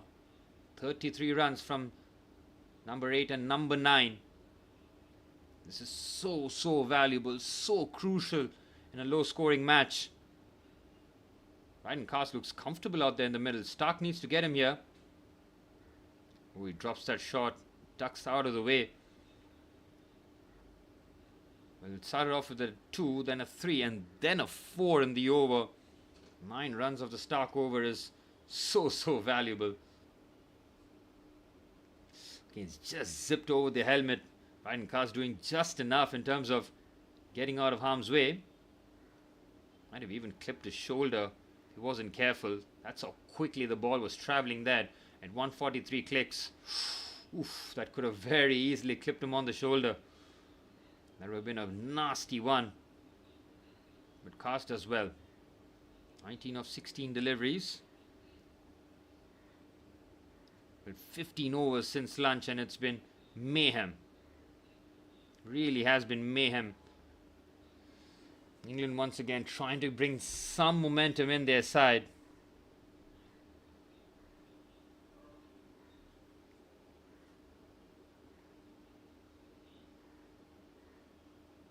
And Bryden Cast is shown full of positivity and really has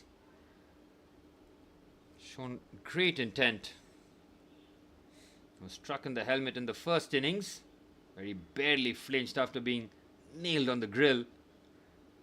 Stark looking to finish off. Unusually expensive over there for Mitch.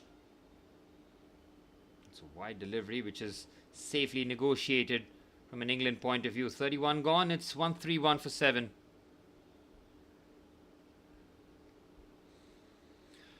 England will play 32 and a half overs in the first innings. They might just exceed that this time, but just barely. But Atkinson and Bryden Cast have done very well.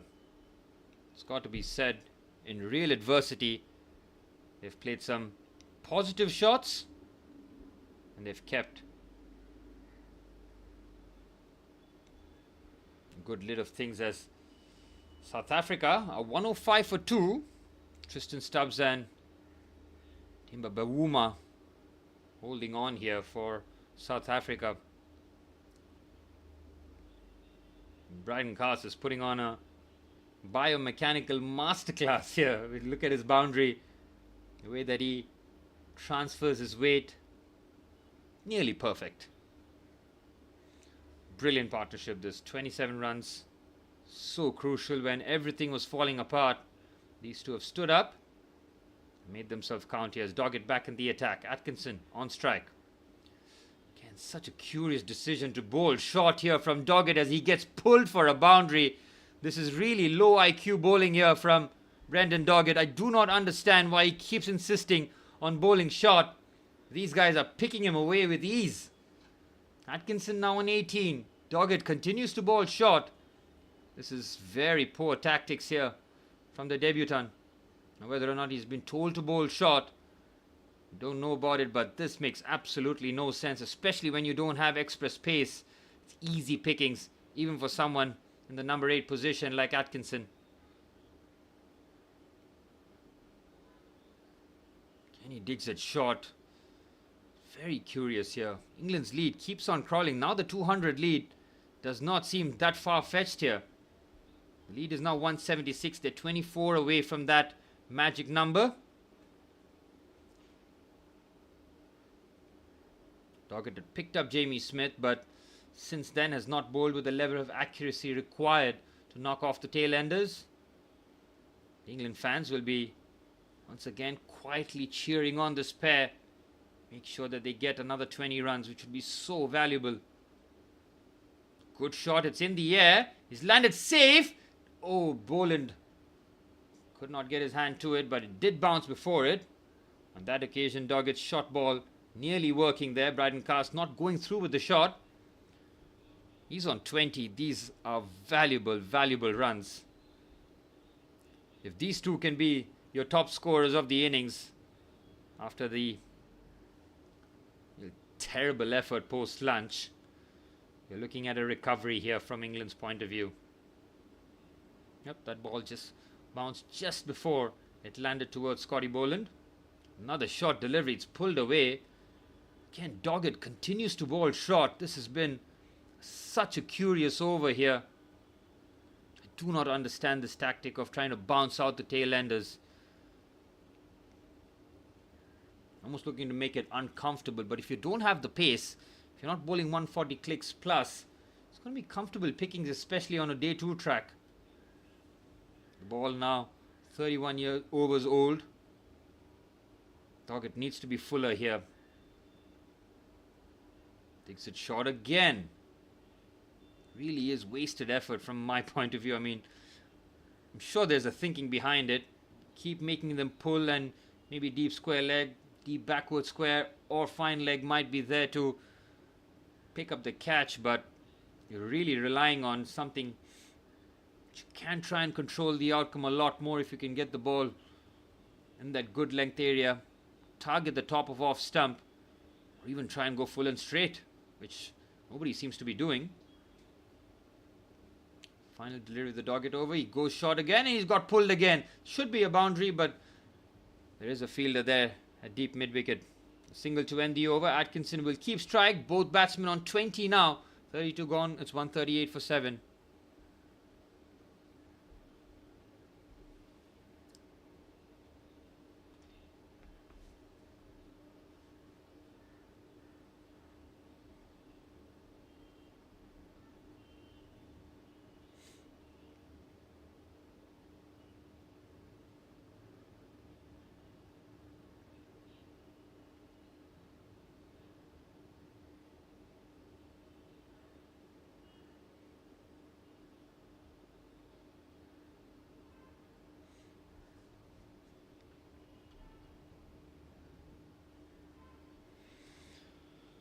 .138 for 7. Atkinson and Cast both on 20.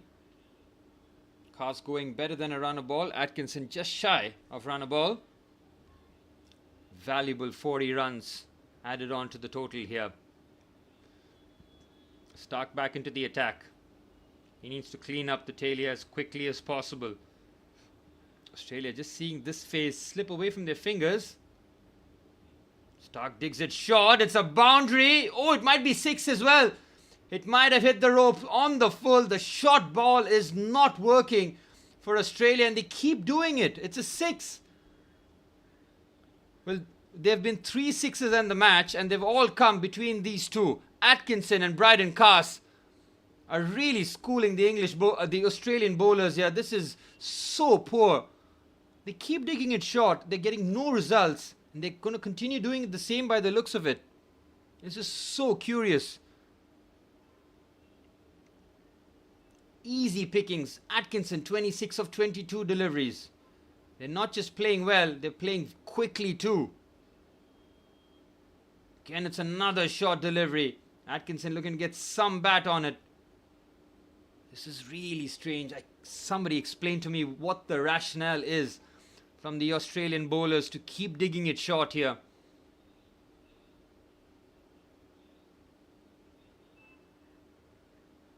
attack the stumps. They've got a slip in place for what? They're going to keep digging it short. Such a pointless fielder there.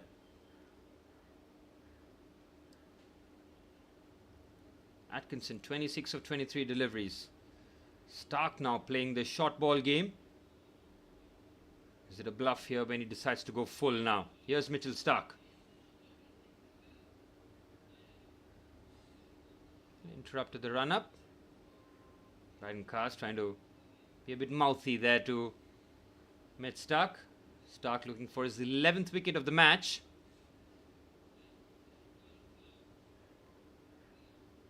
He was trying to munker Bryden Cast, but he was very much in his crease, had no intentions of leaving. They're not looking for any quick singles here.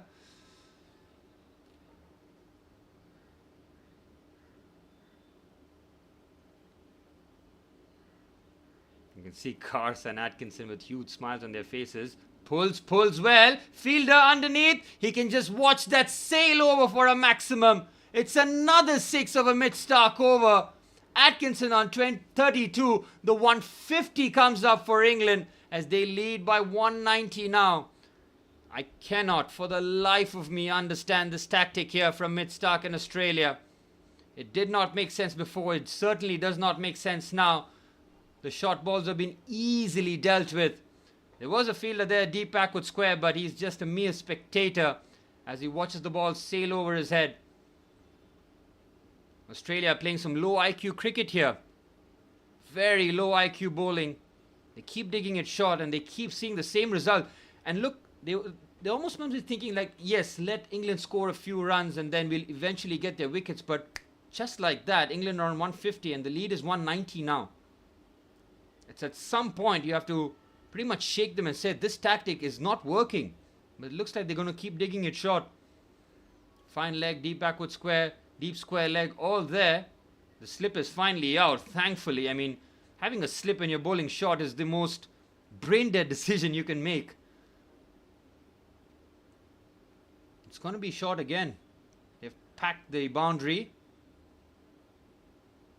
Fuller delivery, much better, but Atkinson has got that into the gap. Might look for 2 here. They have to hurry. And it's comfortably taken. 14 runs off this Mitch Stark over. And he's still got 2 deliveries to go. England are doing quite their bit here to really look to take this game away from Australia. They would have hoped that they would be chasing something below 200. But this partnership is pretty much inexplicable from an Aussie point of view. The tactics have been shambolic.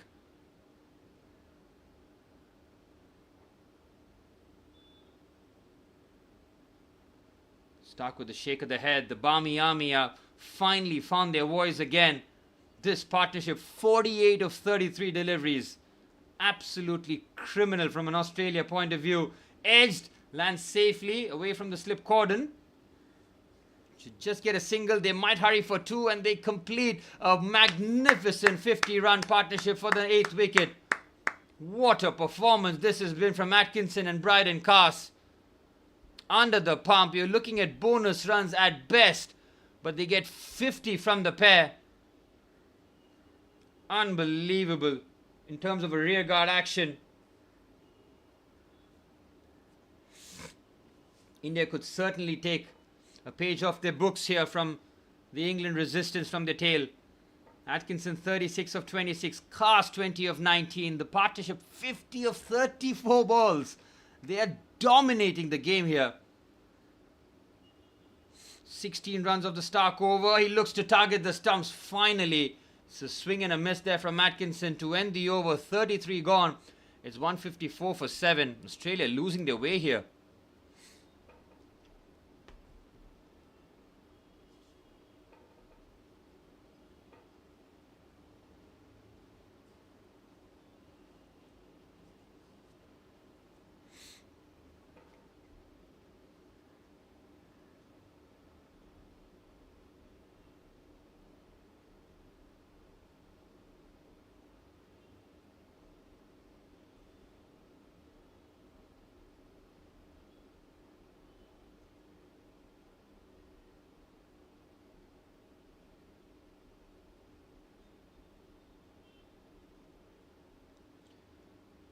Well, a 50-run partnership in the most clutch time for England when all hope was lost. They were 104 for 7 and now they are 154 for 7. This has been a brilliant partnership. Will Doggett continue to bowl short? I wouldn't be surprised. Here he is. Look at that. They're taking the piss here, the bowler. And finally, Brydon Cast is dismissed. He tries to do something out of the ordinary. Doggett gets 2 in the first innings, 2 in the second. And after a magnificent 50-run partnership, Brydon Cast's patience finally runs out. He just tries to walk across and lift that over. That's a needless shot. Don't have to do that whatsoever. You've got the 50-run partnership. You've got Australia so frazzled. Brydon Cast departs for 20 of 20.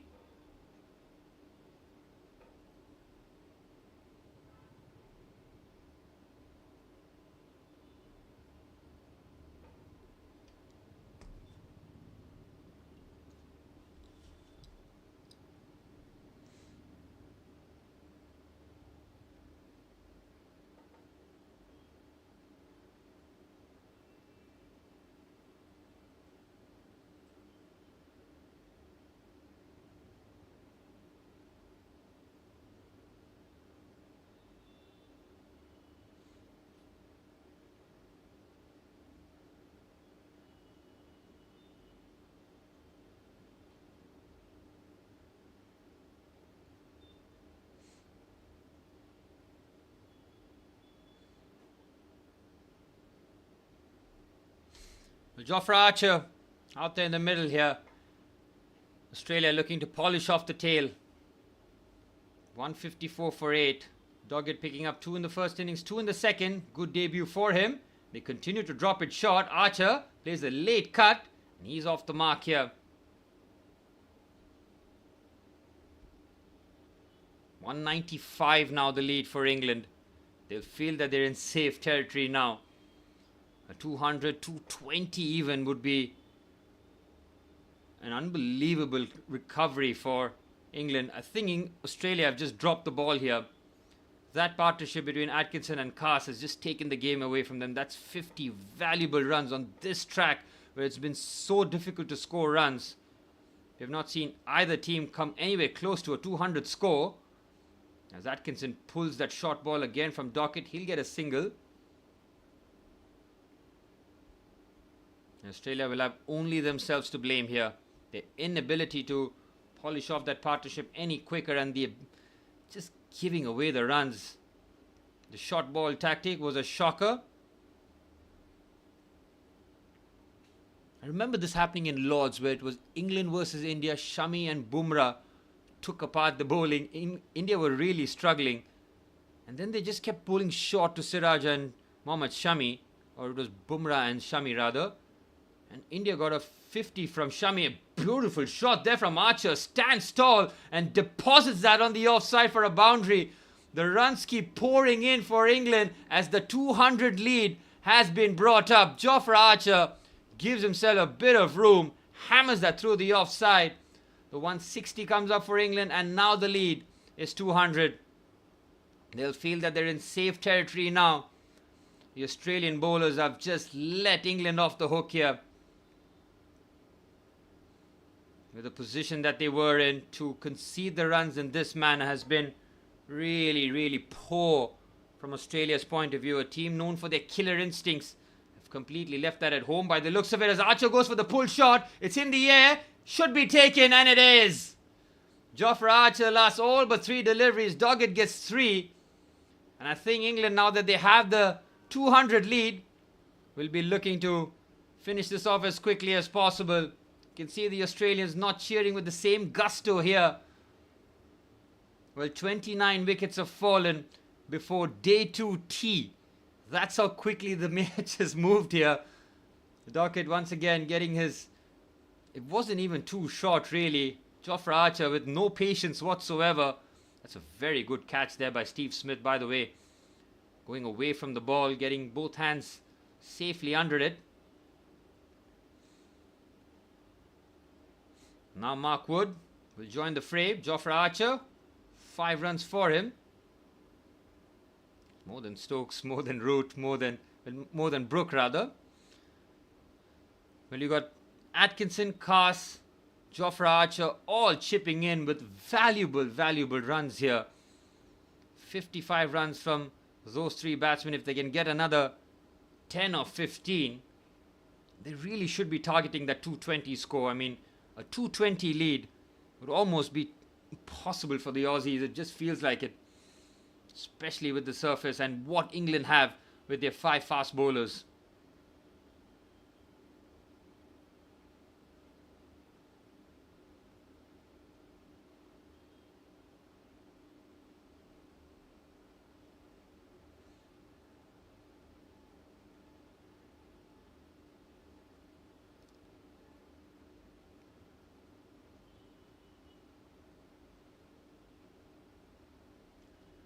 Well, Doggett looking for his 4-fer here in the second innings, with Chris Wood on strike for the final delivery. He digs it short, pulls well there, Wood. He's got that into the gap for a boundary. The risk reward is not working for the Aussies, as the over ends with another boundary. 10 runs and 2 wickets coming off the Doggett over. These are bonus runs aplenty for England. This is so poor there. Again, Mark Wood, not known for his batting. You keep digging it short, and he's happy to throw his shoulders at it.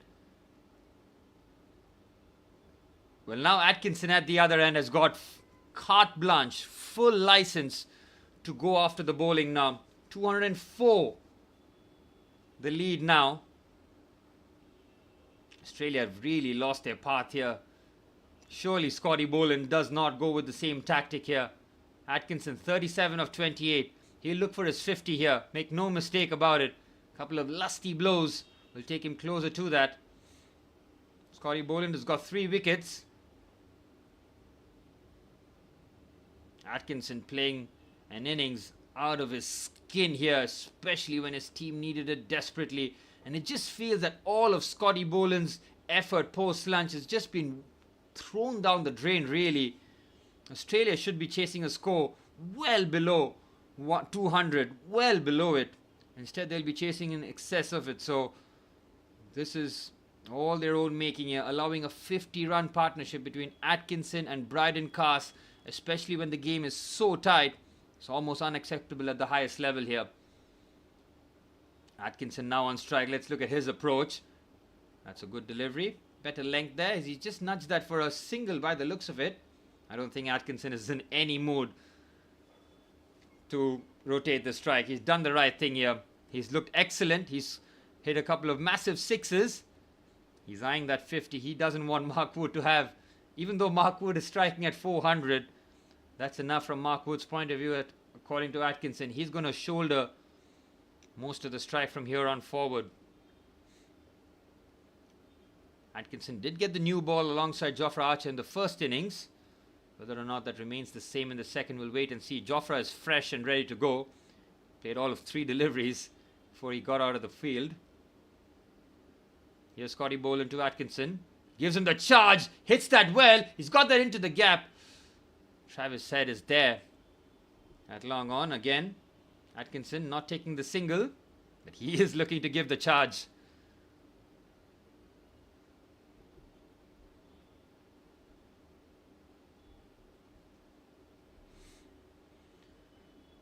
Scotty Boland looking for his 4-fer here. Him and Doggett both have 3 wickets in tow.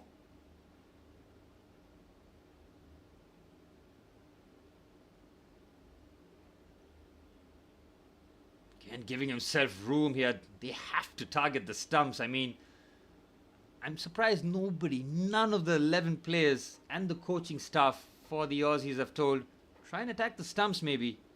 They're looking to swing at every delivery. Might as well be accurate here. If they miss, you hit.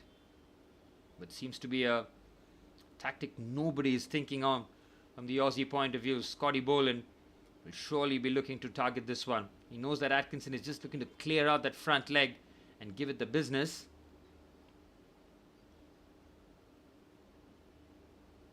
Not even had 20 overs since tea. He's looked for the leg down, scoop over, and he's taken the catch. Scotty Boland gets 4. Atkinson trying something ridiculous. Scotty Boland gets 4. England dismissed for 164, and Australia will now have to chase 205 to win the match. Well, the short ball finally did work, but Atkinson and Bryden Carse did play some crazy shots, really. If they did put a bit more of a price on their wicket, they could have further extended their lead. But instead, Boland gets 4 after a brilliant post-lunch spell from him. Took 3 in very quick time and cleans up the tail, with Doggett taking the catch at long on.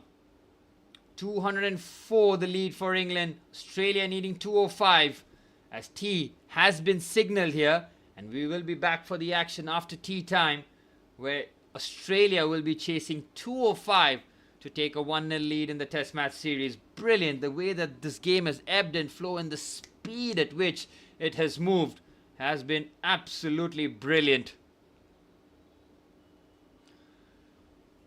Well, I'll be back after a quick tea time break. Get some food going. It's been a long day already. Nearly 4 hours in the stream so far. We're not going to see a result today, but we'll certainly see it tomorrow by lunch or even post-lunch. Doggett, Stark all being led off the pitch. Stark with a 10-for in the match, leading his team off the pitch. Brilliant performance from him. 7 in the first innings, 3 in the second. A magnificent bowling performance in the absence of Josh Hazlewood and the captain Pat Cummins. England managing 164 after being pretty comfortable in the early stages. The post-lunch period was a mess for them, but Atkinson and Bryden Carse pretty much leading them to safer shores. England 172 in the first innings. Australia 40 below that score. 132 for them, and England in the second innings managing 164. 205 the win to win the first test.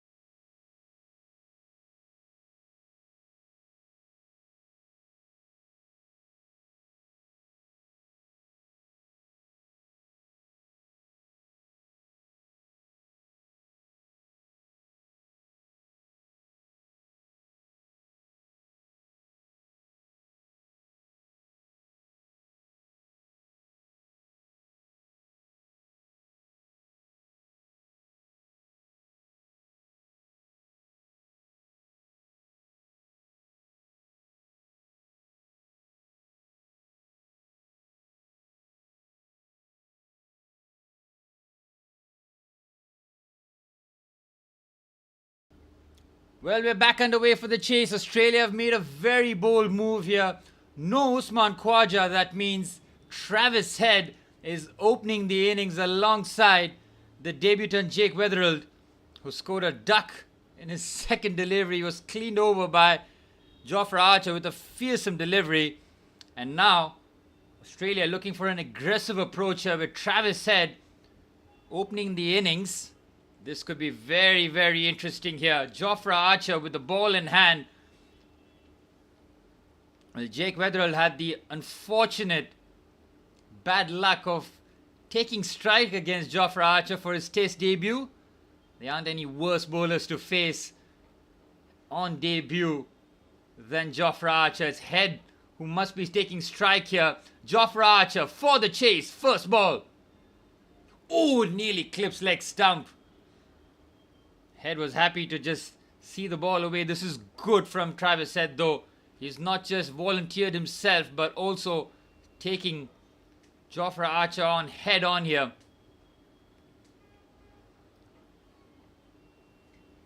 Well, Jofra Archer outstanding with the ball. Picked up 2 wickets very swiftly early on. England will be targeting wickets here. They want about 3 or 4 at least before stumps. Archer nearly gets the outside edge of Travis Head. Beautiful delivery. Again, just 134 clicks there from Archer. Not looking to really rip that through with pace, but that was a beauty. Full seam presentation. Moves away from the left-hander. Very fortunate that Travis Head does not get an edge. Australia down temporarily to 10. We don't know about Usman Khawaja, whether or not he will be okay. But they can hold him in reserve if Australia can last till tomorrow. The target is 205.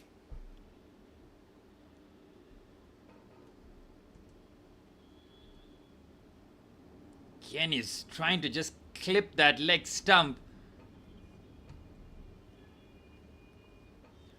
Australia would be very disappointed with the way that 50-run partnership between Gus Atkinson and Bryden Carse got England to safer shores. Don't want to concede an early wicket here, Australia. From their point of view, if they keep wickets in hands, they will win the first test. Ben Stokes, well, he held himself a lot in the first innings. Whether or not he will be looking to make an impact straight away with the ball in hand, we'll wait and see. He's got 4 fast bowlers ahead of him, but he can always promote himself up the bowling lineup here. Jofra Archer has been drifting down the leg side. This time perfectly towards off stump here. Travis Head just trying to negotiate and navigate this first over. Just make sure that Jofra Archer's threat is being curtailed as much as possible. The 205 target, the runs aren't too much, but the way that the surface has behaved just shows you that 205 can be a very challenging chase. We're still on tea time here in day 2. We will see a result by tomorrow, that's for sure. Travis Head with a safe leave. That time Archer looking to trouble outside off stump.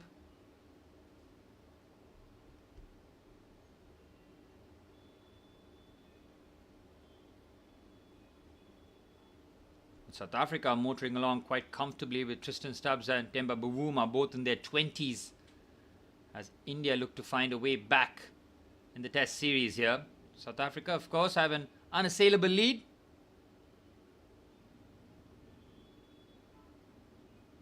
Absolutely, Mohit. It's head to head. Here's Archer. Fuller delivery, flicked off the pads. He's got that fine enough. Is that the first boundary of the innings? Good fielding at the deep there. Bryden Carse making sure that from deep square leg he covered enough ground.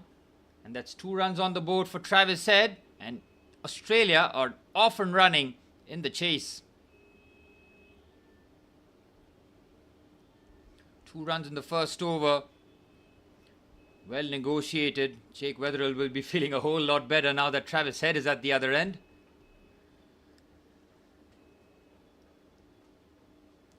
Well, Mohit, what do you think? What's going to be the score at stumps? Australia will be looking to preserve their wickets, that's for sure. That's the key here for England. They'll be looking to knock over as many wickets as possible in this final session of what has been an incredible test match, really. Weatherall looking for his first runs in international test cricket here. Got out for a duck in the second ball, but no Jofra Archer this time. He's got Gus Atkinson coming at him at full pace here. 3 slips and a gully for the left-hander. Here goes Atkinson. The hero with the bat, and he gets good carry first up. Good delivery. 132.8 clicks there from Gus Atkinson. Played a fine knock with the bat, and his partnership with Brydon Cast might just prove to be the distance, or the difference rather, with the result here. Mohit says Australia win.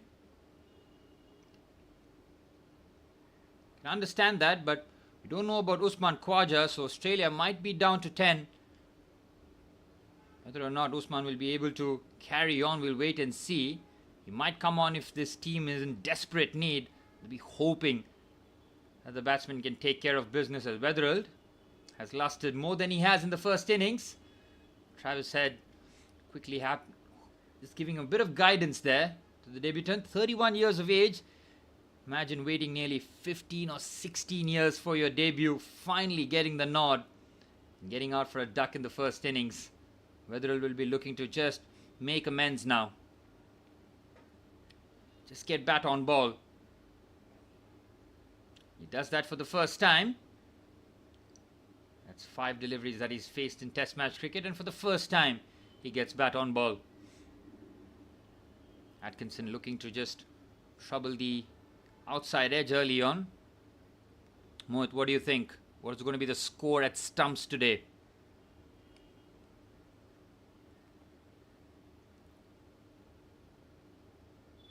Yep, Khawaja. He's been born and raised in Sydney, but he does have Pakistan descendants. Good delivery there from Atkinson, as Weatherall just looking to open that up into the corridor. Well fielded by Brydon Cast, who's been busy already. So what do you think, Mohit? What's the score at stumps today? Is Australia going to be able to navigate the next 25 overs or so without losing a wicket? And if they do, they'll be in pole position to just sweep up the game tomorrow. But if England pick up 3, 4, even 5 wickets, which they're very much capable of doing with their bowling lineup, it's going to be a very hectic end. 89 by the end of the day would put them in great position, wouldn't they? If they can get nearly half the runs wrapped up by tea today, tomorrow should be a comfortable outing for the Aussies, as Jake Weatherall has seen 5 deliveries with no incident so far.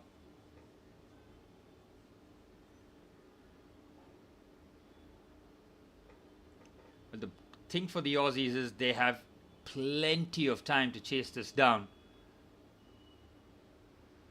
They are no rush, as Weatherall looking to finally navigate this over, and he does. Successful 1 over navigated by Jake Weatherall in Test cricket.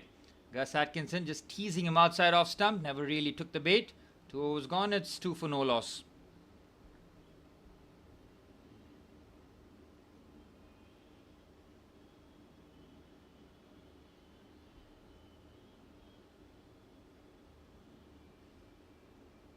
South Africa 147 for 2 in 49 overs. They're motoring along very smoothly there. Stubbs and Bavuma, the second test, just dropped anchor. Jofra Archer back in the attack, this time to Travis Head. Good delivery first up, right on the money. Archer's not offering any sort of width, yet to really cross the 140 clicks mark in his spell so far.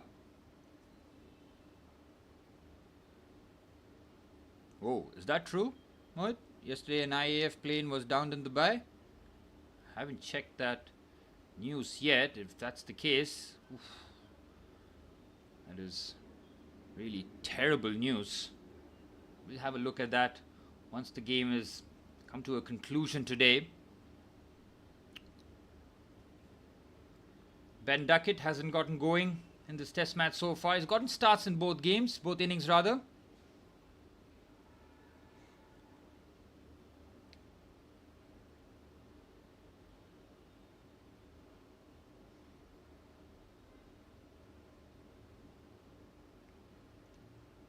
Australia will just look to...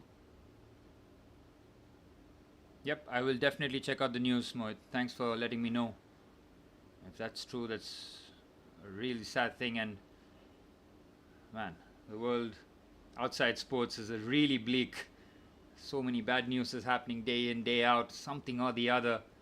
That's why you lean so heavily on sports. It's the way to tap out from the real news, the realities of what is a very tough world out there. And Travis Head taking a quick single, shouldering the load here. And if Travis Head gets out to some sort of a start here, Australia will be feeling a whole lot better. 3 slips a gully. Point fielders there in place. Mid-off is very wide here, almost mid-wicket position. Oh, he's a shorter delivery. Quicker one there from Jofra Archer. For the first time, he clocks in over 140 clicks. That one hurried on Jake Weatherald. Yep, absolutely. This year is not good for India in a multitude of ways. That's why the Indian Women's World Cup was such a positive news. Again, I lean so heavily into sports in terms of bringing me happiness, joy and everything else. So look at the outside world. It does look very bleak, very brittle. Well, Weatherald getting hurried there by Jofra Archer. Another watchful leave this from Weatherald, not looking to take any chances in the early stages here. Just see out the new ball as much as possible. Again, if he can get a couple of runs under his belt, Weatherald, you'll see him a lot more confident. That's for sure. He's pretty much playing within himself, rightfully so, knowing that he's gotten an opportunity to open the innings for Australia in the Ashes. Achievements don't come as big as that, representing your country in some of the biggest tournaments in world cricket. Here's Archer. Another watchful leave there from Weatherald. He's happy to do this time and time again, but he has to be careful of the one that nips back in there by Archer. Travis Head at one end has been taking care of the run responsibilities. Such a fluid action Jofra Archer has. There's hardly a jump on it, just textbook action really. Looks so relaxed.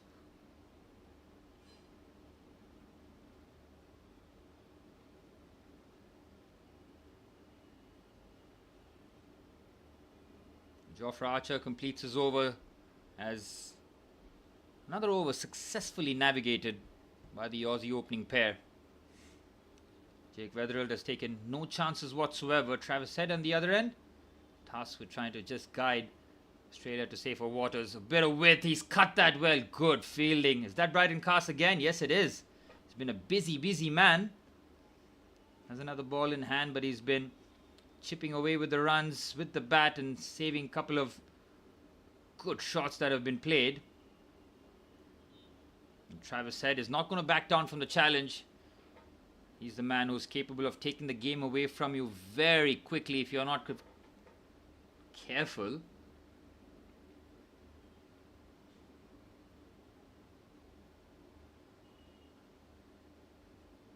Oh, he's almost chipped that back. Atkinson just getting Travis Head in an uncomfortable situation there. Had to concede a run in this first spell of his so far. Again, it's a scrambled seam.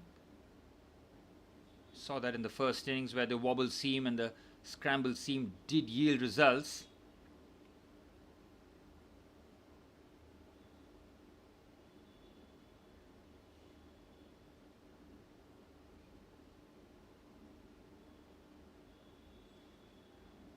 Atkinson charging in here. Watchfully played there by Travis Head. This session is all about survival here for Australia.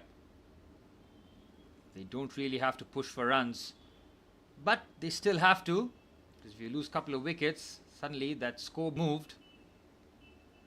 Just those singles and twos will do a lot of good for Australia, just to look to cut down that required score under 200 as the Barmy Army in full war.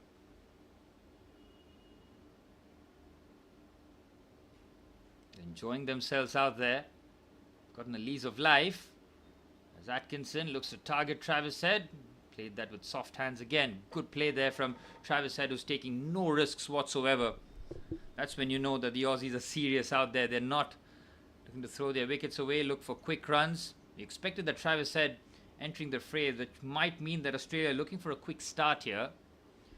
Instead, they've decided to exercise patience. So far, it has worked. Only 3.5 overs successfully navigated by the Aussie opening pair in Travis Head and Jake Weatherald.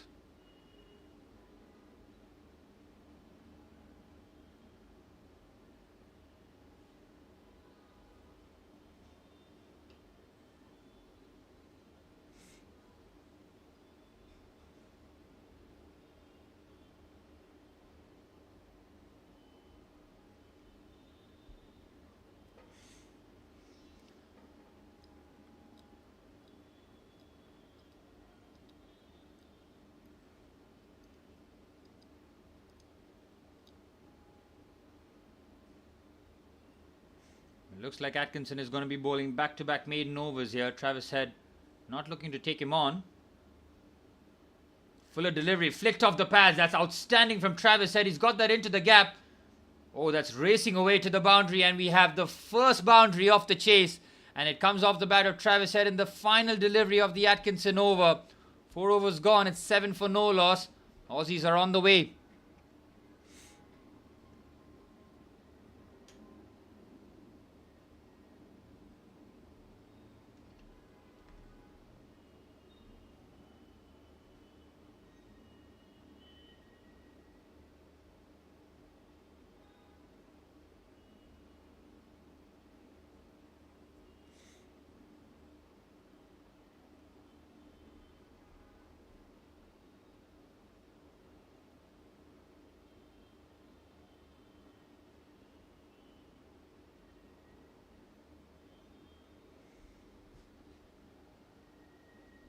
Well, that first boundary would have given them a lot more confidence. Travis Head, knowing that he's very much up for the challenge with Archer bowling to Weatherald again. Still looking for his first runs in international test cricket.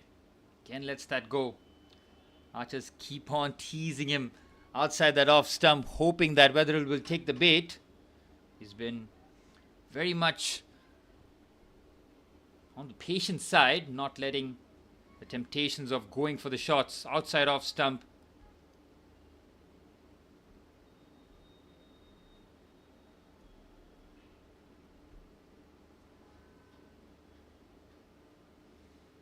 Seven for no loss here. Target under 200. And he's flicked that off. That's nicely done by Jake Weatherald. He gets his first runs in international cricket. Nudges that off Archer. Should get 3. And he comfortably completes it. He'll be feeling a whole lot better now. Wry smile on his face and a huge applause in the ground as Jake Weatherald gets 3 on the board. Yep, his patience very much paying off. Jofra Archer on that occasion, knowing that anything wide outside off stump is being left alone by Jake Weatherald. Look at that wry smile on his face. A small fist pump. But he's still got a long way to go here. But it all starts brick by brick. Add the first runs on the board. 10 from the opening pair. Head now on strike against Archer. Again, if they can navigate Archer's 3 or 4 overs here, they're in good position here, the Aussies. Here goes Jofra. Good delivery, real pace about it. How quick was this one? Really hurried Travis Head on that occasion. Does manage to get a quick single. Speed gun absent on that previous delivery. Archer really bowled that with pace. And having gotten 3 runs of Jofra Archer, Weatherald will be feeling a whole lot better. And now looking to attack. Still has to be patient. Keep the strategy going. Make sure that he doesn't do anything outside of the game plan here. It's all about survival and getting the odd runs. Fuller delivery, edge, past the fielder and out for a boundary. And having gotten his first runs in international test cricket soon after, Jake Weatherall gets his first boundary. He's played that with soft hands. And you can see he just opens the face of the blade down the corridor from the slip region. And we have the second boundary of the chase. One of the bat of Travis Head and the second one from Jake Weatherall.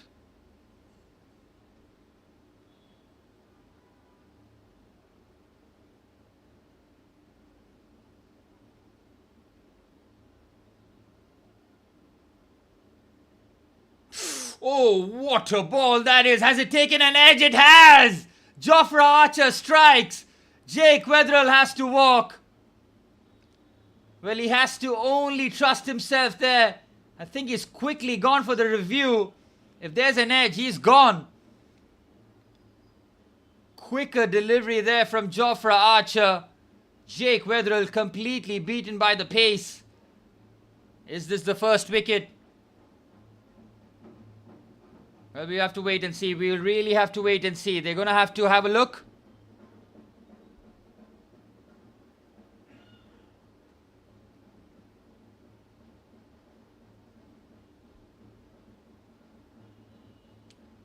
Oh, it might have just clipped his thigh pad, you know. I think this is a spot-on decision there from Jake Weatherall. Yep, he's okay. There's a clear gap between bat and pad. It's clipped the thigh pad. That's a poor decision there from the umpire. It's got to be said. They're going to have a look at the LBW. The impact is outside off. Jake Weatherall is safe.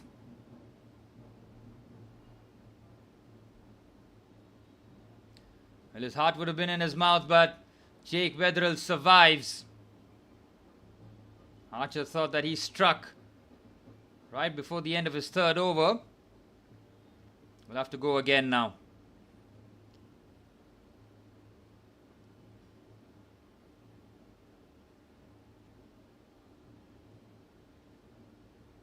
Pulls well. Confidence there from Jake Weatherall.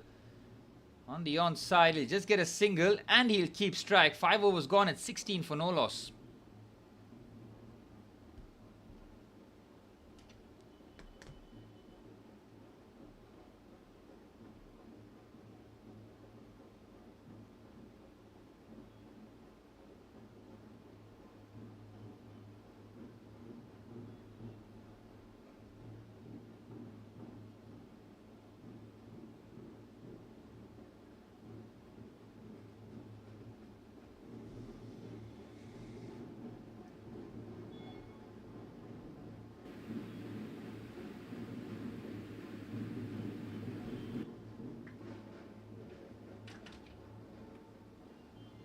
Atkinson back in the attack. Ooh, Weatherall with a risky leave. Has to be sure where his off stump is. It's a safe leave in the end. Having gotten his boundary, he'll be full of confidence now. Having survived a review too. That was a good review from him. He was confident that he wasn't being struck anywhere in terms of being hit on the bat. How long before Ben Stokes decides to throw himself the ball here, because he was the man in form, fifer in the first innings. He was very much in this territory after tea where he did all the damage and he pulls that away nicely. Weatherall, he's got that into the gap. Real chase on here. The ball might win the race. That is brilliant from Ollie Pope. Saves a certain boundary. I think another 3 runs comfortably added to the total. The Aussies are looking pretty crisp here. 19 for no loss. Head and Weatherall both looking comfortable. You can see Weatherall now that he's gotten his boundary, a couple of runs, he's now looking for scoring opportunities.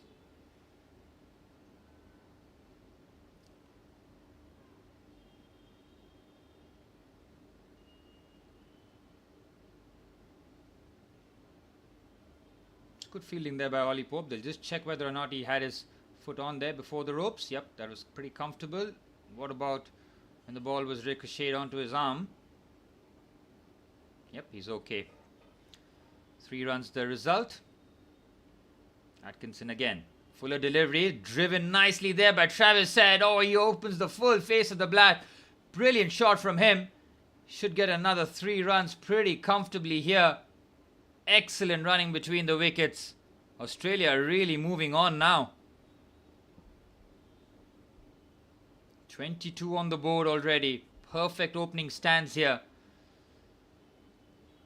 Well, in the 3 innings that we have seen in the match prior to this, there was a wicket in the very first over in all of them. The best opening partnership of the Ashes right in front of our very own eyes here, and Weatherall just lets that go. They've got 6 runs in this over already. The pressure is completely off as Australia require 183 now. Again, if they can get anywhere in that 80 to 100 mark before stumps, the game is all but wrapped up, barring another unlikely collapse. We've seen that from England. Are Australia also going to be prone to one of them? I think this is where Ben Stokes has just got to put his hand up and just get the ball in his hand. He has to break the partnerships here. They're looking quite comfortable with Atkinson and Jofra Archer. Ben Stokes just throws himself the ball here. The camera keeps panning to him. He won't panic, but the way that Travis Head and Jake Weatherall, both on 11, are looking quite comfortable out there in the middle. Stokes picked up 5 wickets in 6 overs. They need something similar to what Stokes did in the first innings here. It was a superhuman effort from him. Atkinson looking to wrap up his 3rd over. Watchfully played on the front foot, siding against taking the single. 6 runs from that Atkinson over. 6 overs gone. It's 22 for no loss. Well, England need a bit of inspiration here. They have their captain, their Superman, tucked in there, but the longer he waits, might just leave the door open for Australia to get a few more runs. And as soon as Ben Stokes has the ball in his hand, you just feel like something's going to happen, and they need that. But you see him be 5th choice in the bowling lineup. It was Archer, Atkinson, Carse, and then Mark Wood before we saw Ben Stokes with the ball in hand. Travis Head's promotion up the order is paying off so far. He's navigated the new ball very well, given no chances to the bowling side. And he's gotten 11 good runs on the board too. More importantly, I think he's just settled Jake Weatherall nicely here. Weatherall now can pretty much puff his chest out and play his normal game here.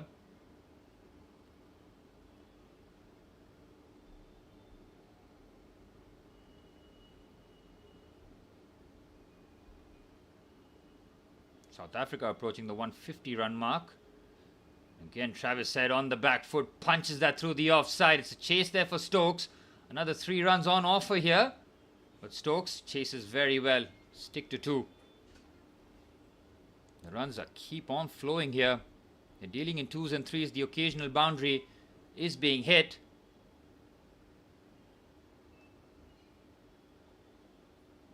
Australia, just like that, require 181. Going at under 4 and over, but the runs are coming regularly. They're not being stuck. They're not been going for a long periods with dot balls. Instead, they're looking to attack, looking to score.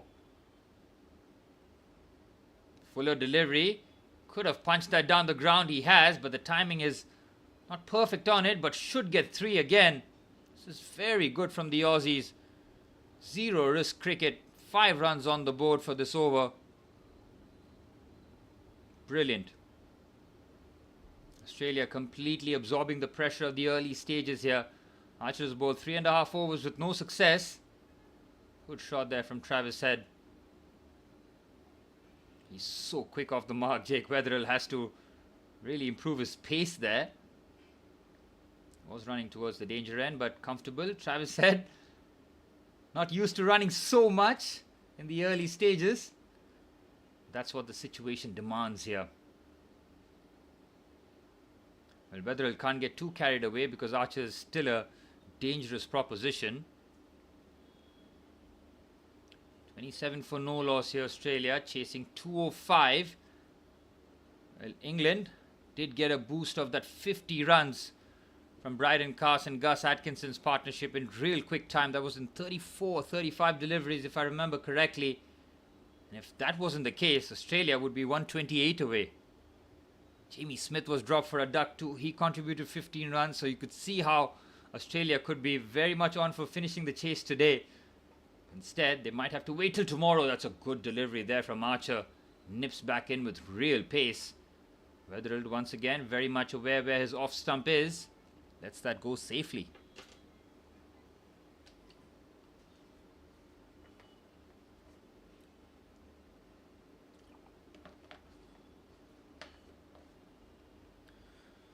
Well, nearly 5 hours into the stream. It has been an enjoyable once again. The pendulum has kept on swinging. You saw England post-lunch looking very comfortable, and soon after they were absolutely ripped open by Scotty Boland and Mitch Starc. Lost wickets in pretty much every over. It's another single there from Weatherall. He'll keep strike. Again, look how confident he is now, wanting more of the strike. Happy to rotate. 28 from 7 overs, going at 4 an over in this chase is very healthy from Australia's point of view. They were batting at pretty much under 3 an over in the first innings. They were really struggling for runs, where Marnus Labuschagne and Steve Smith were pretty much the opening pair after Jake Weatherall got out in the second delivery. They were in no mood to score runs quickly. They just wanted to hang about. Didn't work in their favour. But this opening pair looking a lot more confident now.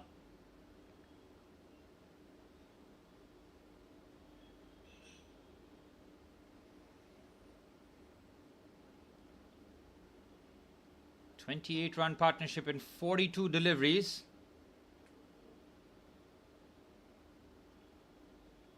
Pretty much scored all across the wheel here. Showcasing that they're very much on here to pile on the pressure. Take that 1-0 lead. England make that first bowling change with Bryden Carse into the attack for the first time. And Weatherall quickly gets a single. Really is playing some smart cricket here, Jake Weatherall. Now on 13 of 23 deliveries. He has an opportunity to pretty much take his time, settle in alongside Travis Head. Play an excellent game here. Bryden Carse, 10 games, 39 wickets with 1 fifer. Best of 6 of 42 with an average of just under 29.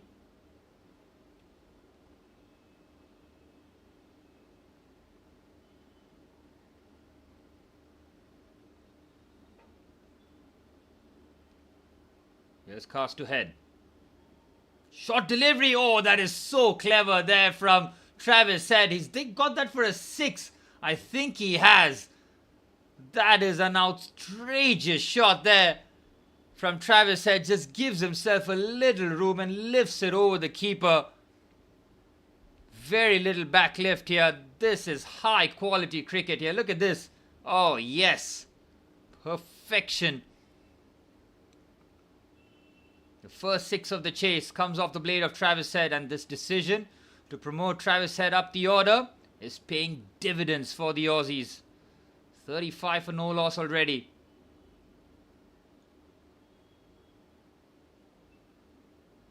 Well, Ben Stokes has to be careful here. He's seeing his team being picked apart here. Nearly 5 and over. Travis Head in 61 tests, averaging 41.7, has finally crossed the 4,000 run mark in Test cricket. 4,006 runs for him with 900s under his belt. Labuschagne, he can come on in his favourable position.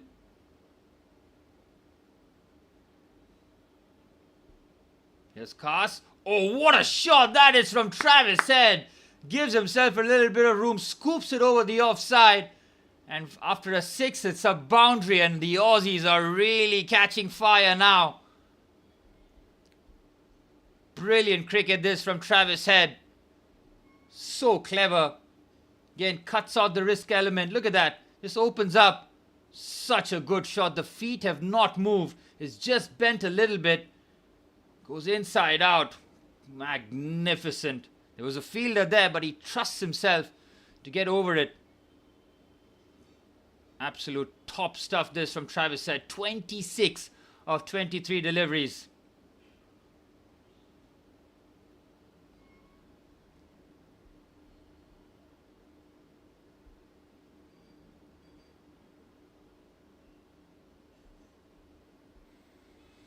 Well, Mohit says India not good in the field today. I'll take your word for it. It looks like South Africa are pretty much coasting here at 150 for 2. Bavuma and Stubbs really locked it down.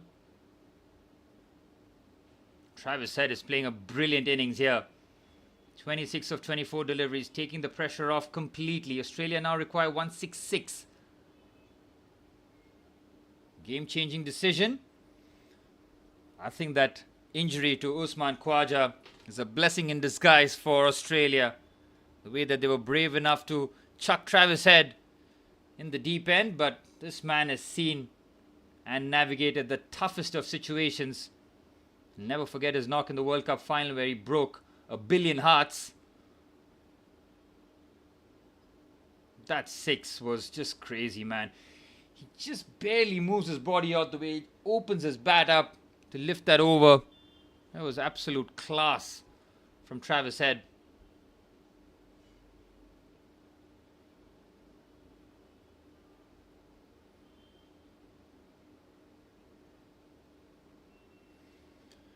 Well, we're heading into the 5-hour mark of the stream.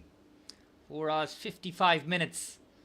As it stands here, Mark Wood enters the fray. You can see Ben Stokes with a sense of desperation now. He needs a wicket and he needs it quickly. Mark Wood introduced. All 4 bowlers. Do we see Braden Cast? Not yet. 3 bowlers, really. Mark Wood is known to bowl with real pace. We'll finally see the speed gun hit the 150 mark.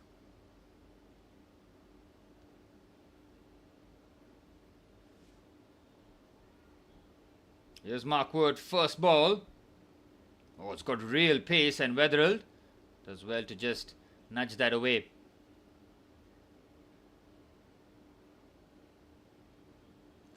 Mark Wood did not have any sort of success with the ball in hand despite bowling with considerable amount of heat. Now he has a different proposition where his team desperately need him to take wickets. The 8 overs that England have bowled have had no success whatsoever. Weatherald was adjudged caught behind, but the DRS working in their favour after the review was taken by the debutant. Oh, the extras here. These are favourable runs. Won't be a boundary, but byes will be signalled.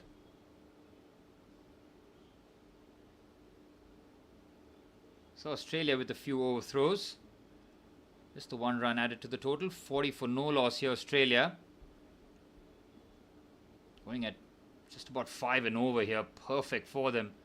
How quickly they have just accelerated the situation, trying to take the game away from England as quickly as possible.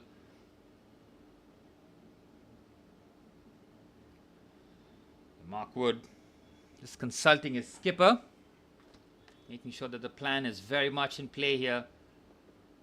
I don't know if I'm the only one thinking this, but Ben Stokes has to throw himself the ball here.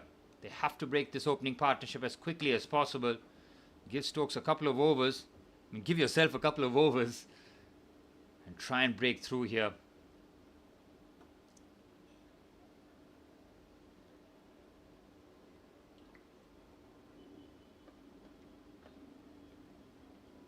Travis Head on 26.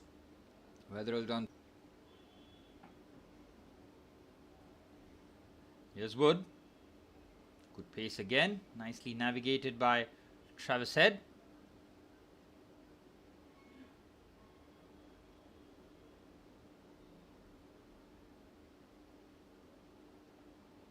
Australia need 165 to take a 1-0 lead in the Ashes. Well, Travis Head has opened 9 times. Well, played 9 innings rather as the opener, averaging just under 50. It's his best position by far, but still plays number 5, where he's done bulk of his batting. Slashes that through the offside. He's got that into the gap. He's used the pace of the ball. A long chase here for Ben Stokes. Should get 3, and they do. The runs keep coming in bunches here for Australia. The running between the wickets has been top notch. 43 for no loss here. Australia motoring along far too smoothly. They need a breakthrough here, England, and they need it quick. Again, gets on top of the ball. You can see both feet in the air as he looks to navigate the bounce. Really is an accomplished player, Travis Head. A nightmare for oppositions. Mark Wood brings the heat, opens the face of the blade. That is exquisite from Jake Weatherall. Just waits for the ball, opens the face of the blade down the gully region for a boundary, and the runs keep pouring in for the Aussies. They look like they're in a hurry here. 47 for no loss. 7 runs of the Mark Wood over already. This is so clever from Jake Weatherall. Waits for it, opens the face of the blade, runs that down to third man for a boundary. Beautiful cricketing shot. High IQ from the debutant, now feeling a lot more at home. 17 for him. 29 for Travis Head.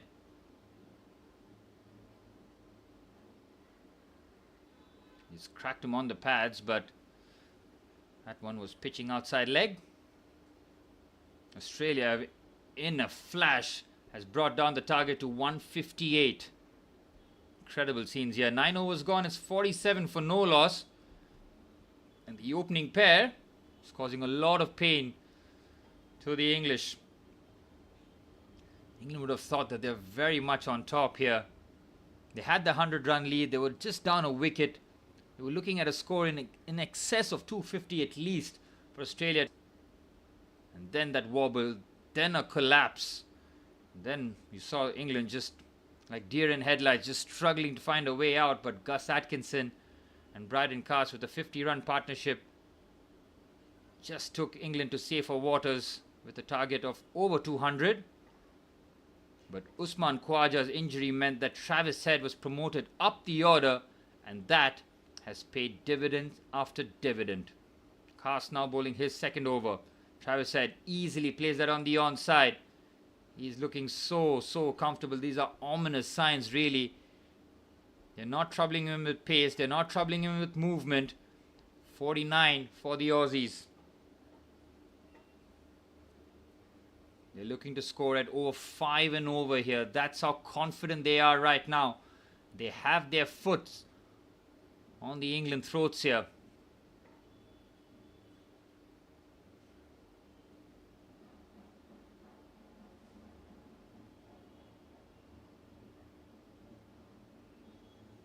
Here's Brydon Cast. And a bit of width on offer. Travis Head does not need a second invitation to hit that through the cover region.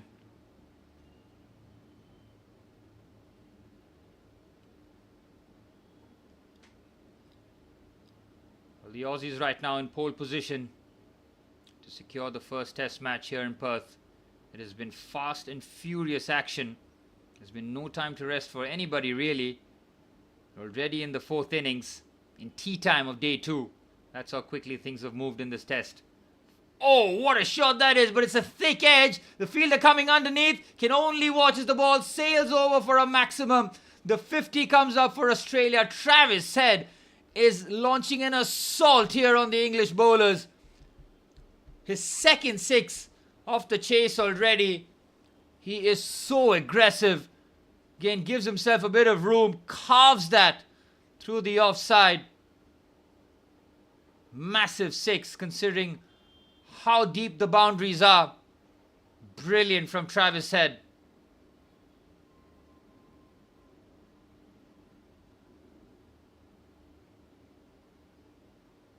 .150.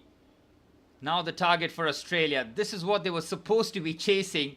And now they are They've lost no wickets. They're 55 for no loss. Brydon Cast goes for a 6-2. Travis Head, the longer he stays out there in the middle, it's just going to be a nightmare for the English lads.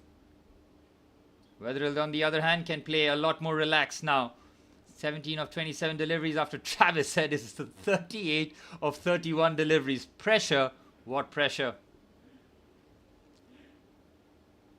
He's an unbelievable batsman, man. He's the counter-attacking maverick that Australia have in their team. Look at that, it's all about the bat speed. Feet barely move. He's got his eye in. He knows exactly where he wants to deposit the ball. The accuracy on it is scary from Travis Head. England scratching their head here because they've used 4 bowlers. Brydon Cast, Jofra Archer, Atkinson and Mark Wood, all having bowled within the first 10 overs. Just shows you that Stokes is desperate here. Fuller delivery. Weatherill had an opportunity for the leg glance for a boundary. Misses out instead. Well, the Aussies are batting at nearly 6 and over here. Can you believe it? In a chase, in a low-scoring match, they decided now's the time to show what baseball really is.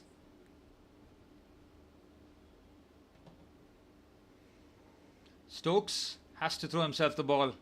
He has to do it as soon as possible as Cast looks to finish off. And it's a safe leave there by Weatherill. 10 overs gone. It's 56 for no loss. Wide has been signalled. Unnecessary extras added to the total. Brydon Cast with the effort delivery.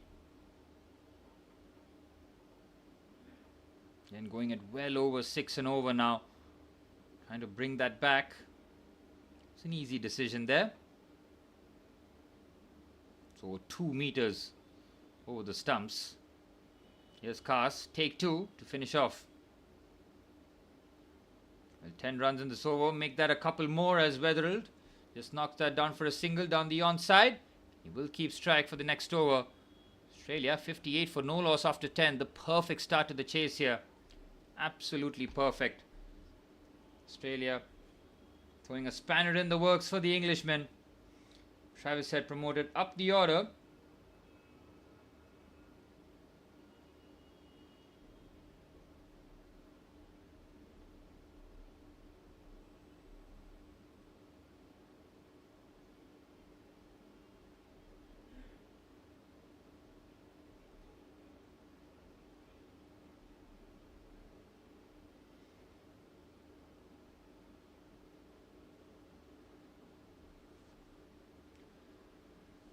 Well, the English are searching for answers.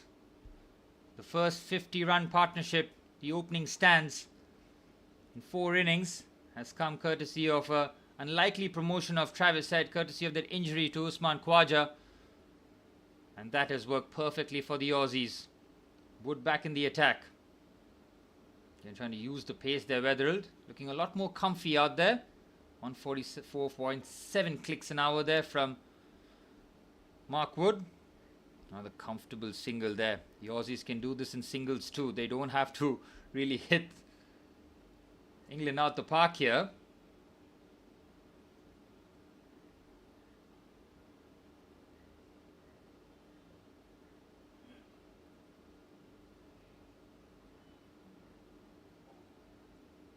Mark Wood still searching for his first wicket of this Ashes series. He bowls fast, but he needs wickets. Short delivery, easily ducked away by Travis Head. I mean, how many international teams must be sick of the sight of Travis Head? He is a counter-attacking genius. He can take the game away from you so quickly. If you blink, you will miss it. And next thing you know, Australia 59 for no loss at a run rate of 5.8. Absolutely ridiculous. They have no business going this fast, mind you. They're only chasing 205.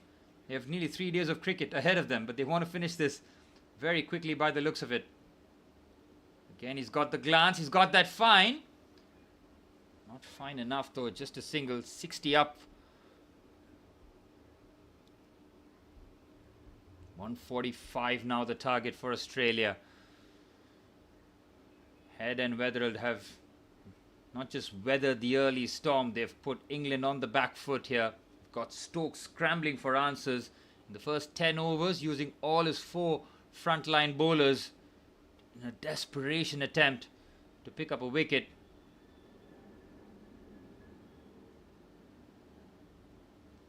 And Mark Wood has yet to hit that 150 mark in this over. Again, flicked off the pads. These singles are not a problem whatsoever. Easy work for the Aussies.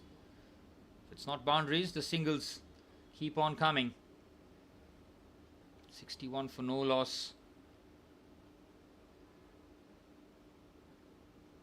Yep, Ben Stokes should not wait any longer.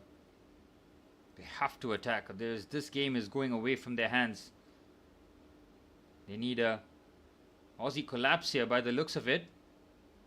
145, still a long way to go, but this pitch is not the day one pitch. It has settled down a lot more. Into the 4th innings, mind you. Oh, what a shot that is from Travis Head. Oh my goodness me. You can only applaud. This man is playing on another level. Wow. He is taking the piss, man. Look at that for a shot. He walks across, Mark Wood throwing heat, and look at that for a flick off the hips. My goodness me.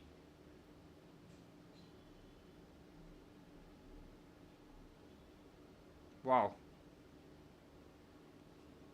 Travis Head does leave you speechless.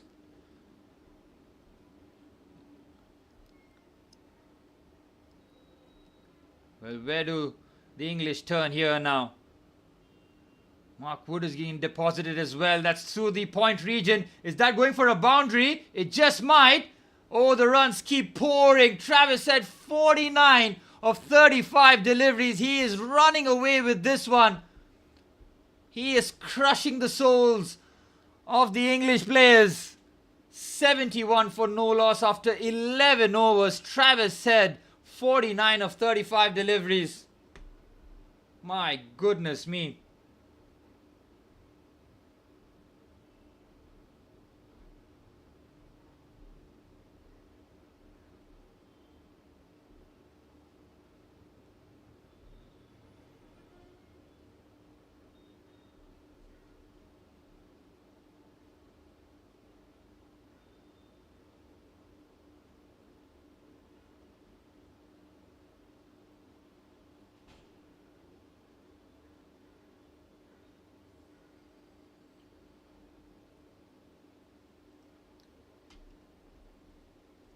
Well, the English players, coaching staff, everyone just looking along helplessly as Travis Head has just killed your spirits really. In the 11 overs, he's got 49 of 35 deliveries.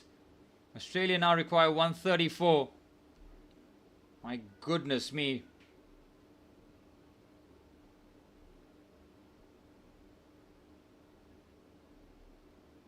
I mean, are you seeing the most clutch player in world cricket right in front of you? Travis said he keeps doing this time and time again.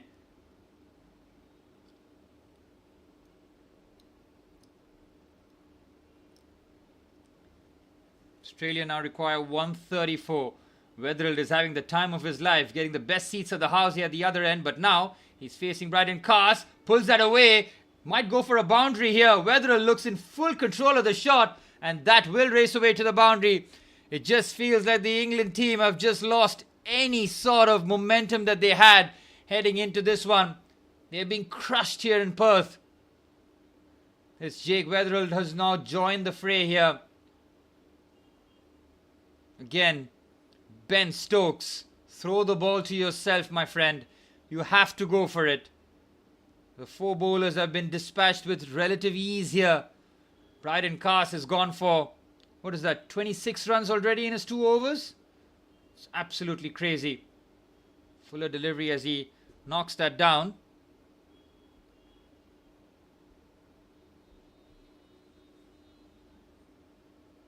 It's been a dizzying knock this from Travis Head. And Jake Weatherall has kept very good company at the other end too. 23 of 33 for the debutant. Head, 49 of 35 deliveries. What do you do about this guy, man? When he's in this kind of form, yep, you can see Ben Stokes is going through his paces. He has to throw himself the ball here. The time is really running out. The way that these two are batting, they might just finish this today. Oh, it's taken an edge! Should be taken, and it is! Weatherall goes. It's not the wicket that they were hoping for, but they finally break the opening partnership. Jake Weatherall caught in an uncomfortable position there from Bryden Cast, having already gotten a boundary in this innings. Whether or not that was a right shot to play, it's too late now. 75 for 1 as Bryden Cast finally breaks through. England have something to survive. Yep, that's a nothing shot really from Weatherall. Inexperience showing at this level. Having gotten the boundary, there was no need to go for it.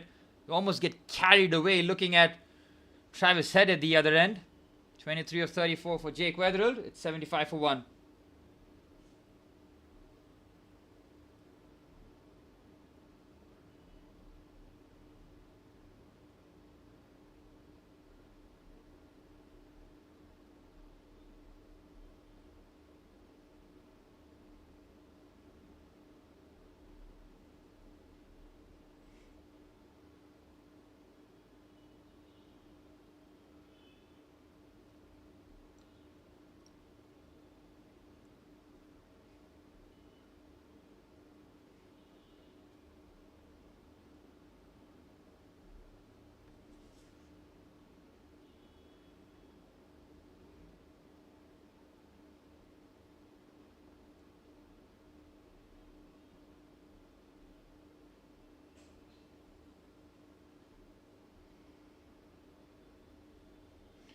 Well, Manus Labuschagne now out there in the middle.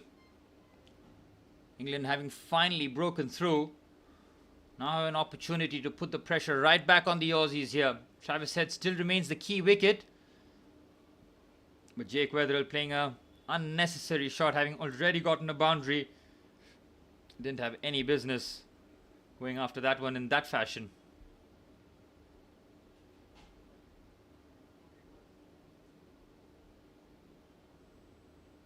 Well, South Africa after the second session are 156 for 2. Bavuma and Stubbs really have dropped anchor. India looking to just level the series, heading into the ODIs. Having lost the test series won't be a good setting whatsoever for Gautam Gambhir and the team. Cast looking to attack Labuschagne first up, trying to target the top of off, and now maybe, just maybe, we might see Aussies slow down here. Travis Head, 49 of 35 deliveries. They've got one gunner and they've got Labuschagne at the other end who can just drop anchor. Well, now all the focus from England's point of view has to be on how to dismiss Travis Head from here on. They cannot let him plunder you anymore. Oh, beauty from Cast. Wow, that took off. Labuschagne is mystified with that delivery off the surface and really did take off. That is a cracking delivery there from Bryden Cast. Whoa.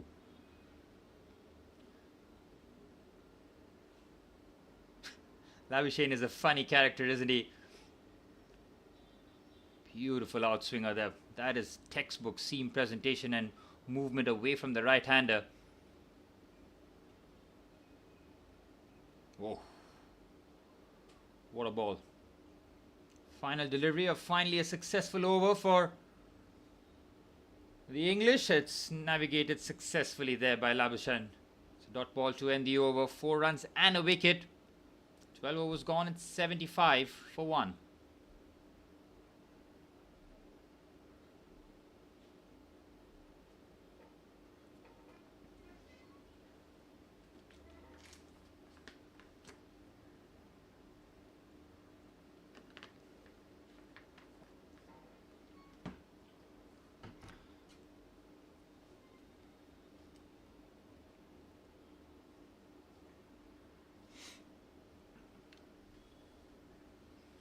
You could see the reaction there from Ben Stokes when Bryden Cars did manage to get Jake Weatherall because the game was just slipping away from them. The Aussies were looking to finish this off very quickly. They still require 130. They have 9 wickets in hand. Could be 8 if Usman Khawaja is not okay to carry on. But Travis Head, in his absence, has played an innings that can just break your soul, man. 49 of 35 deliveries. Outstanding here. Chris Wood is going at nearly 10 and over. That's how ludicrous Travis Head has been. Fuller delivery. Flick that off the pads and it'll be a 50 for Travis Head. What a 50 that has been. Under pressure. He has put his team in a perfect situation here. And Travis Head continues to dominate on the biggest of stages. When the pressure is the most, this man stands up tall. Outrageous batting as he gets his 21st 50 in 61 test matches. This one could be his most important one in test match cricket, really, to give them a platform to get the 1-0 lead heading into the next test.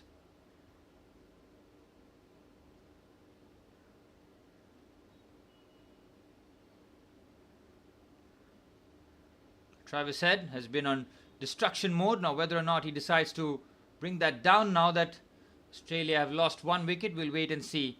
We know that Labuschagne on the other end will just look to anchor the innings, not look for anything expansive, not look for any sort of big shots.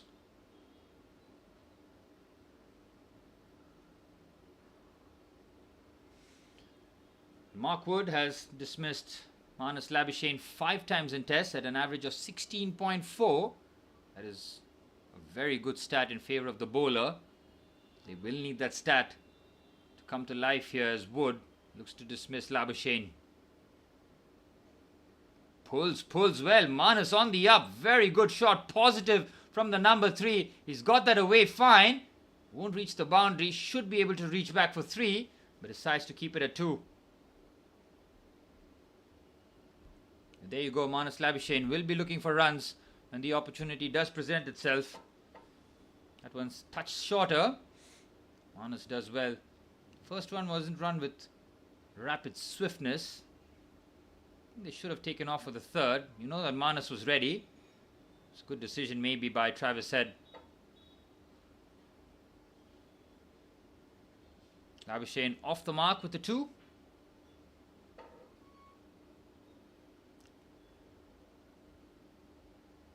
Ooh, that's a risky leave there by Marnus Labuschagne. 142 clicks there from Mark Wood. Really got that ball to zip back in. Has to be careful. Know exactly where his off stump is. Really did take off once it got past the stumps. Look at that. Good carry there for the keeper as well.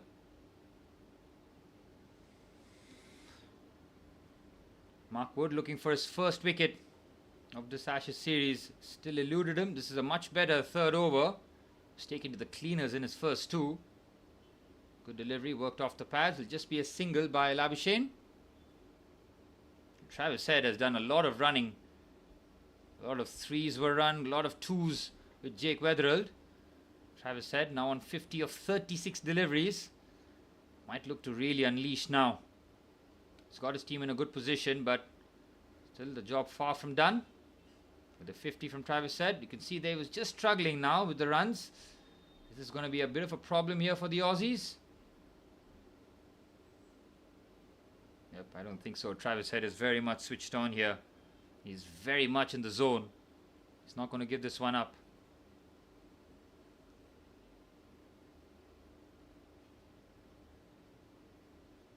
Quicker delivery there from Mark Wood. Really is.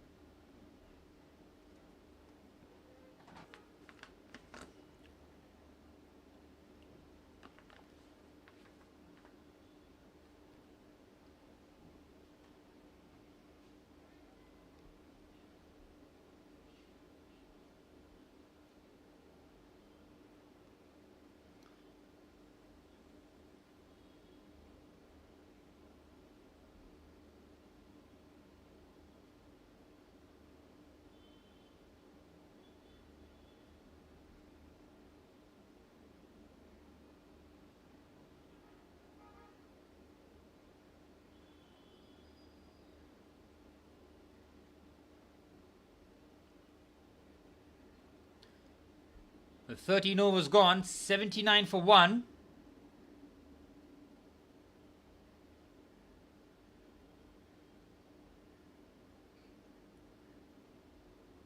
Labuschagne now just looking to give Travis Head some company. Now, look, that's the situation now. Australia will take their foot off the gas, but they don't really need to play at an elite tempo here. They're going at just under 6 and over, so they can take their foot off the gas, but not let England back in it.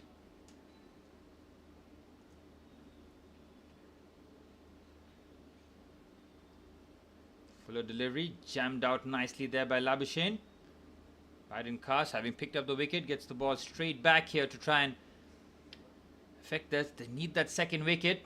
They need Travis Head.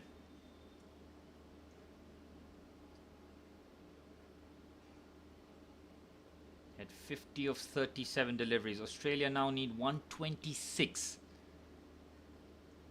205 was the target, and I'm not sure a lot of people would have thought that the chase would have been as easy as it looks. But Travis Head makes it look easy, doesn't it? Flicked off the pass there by Labuschagne. He's got that into the gap. That might race away to the boundary. Real chase is on here, and the ball will win the race. Labuschagne gets his first boundary. The boundaries continue to pour for the Aussies. Now past the 80-run mark. That's a top cricketing shot there from Marnus Labuschagne. Cast pitching that in a fuller... Flicked off the pads. Beautiful there from Marnus. And Travis Head was hoping that that ball would have found the way to the ropes, because he's not in the mood to run 3 again. Another boundary for the Aussies. Comfortable settings here. 83 for 1. 122 now the required score.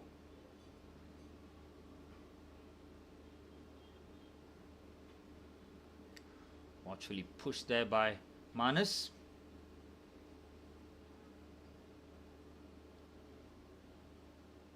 Well, Ben Stokes has been warming up in the sidelines. This is the time where he has to introduce himself and be the game breaker that he always is with the ball in hand. That man on your screen, Travis Head, is the main man that the England players have to dismiss. The longer he stays, the quicker the target will be achieved. Here's Cast. Good shot there from Marnus. That is confident from the number 3. Again, doesn't catch hold of it. The ball just stops short of the ropes, but another 3 runs surely added to the total. Travis Head limps for the 3rd.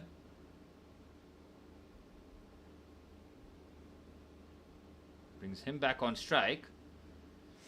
Marnus Labuschagne has been very much on the attacking side here. He looks to just pick off from where Jake Weatherall left off.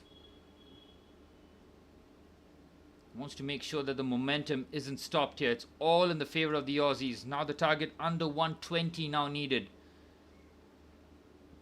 Australia 86 for 1.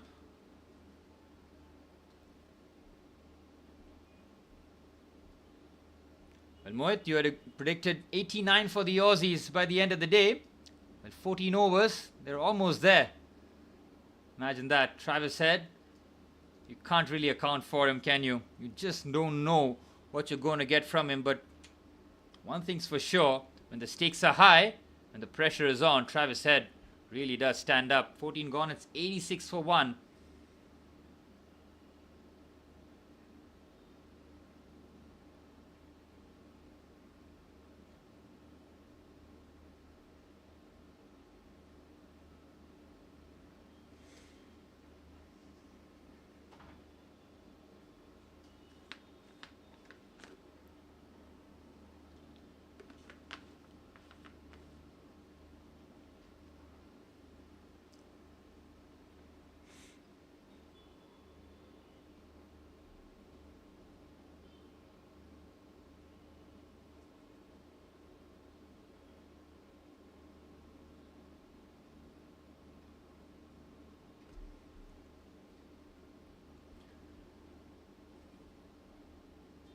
Yep, there you go. Finally, Ben Stokes into the attack. He's been patient. He's seen all the carnage that Travis Head has conducted. But now, he's decided to bring himself here on the pitch. He knows that he has to break Travis Head as quickly as possible. Marnus Labuschagne is a good wicket to have too. Here's Stokes to Marnus. The first time Stokes after picking up a fifer in the first innings. Doesn't get the carry on that occasion. The wind is picking up here in Perth. Was overcast this morning. Yesterday was a bright and sunny day where the ball did all sorts of menacing things on the deck. Australia now need a score of sub 120. Stokes in his first innings, 5 for 23 in 6 overs is absolutely crazy. That's the wildest strike rate that you will see. Here's Marnus. Cuts well. Just be a single. Now this is the contest we've all been waiting for. Ben Stokes versus Travis Head. Just showing how the game changed post-lunch. Australia were on the ropes. England just lost 3 wickets in real quick time. And the wickets kept on tumbling. Joe Root did not make an impact. Stokes once again caught in single digits. Not good enough from a batting point of view, and that's why the bowlers will have to bail them out once again. Stokes has been warming up for a good part of 3 or 4 overs. I've been hoping that he wouldn't be bowling so early on, but the situation demands the England captain.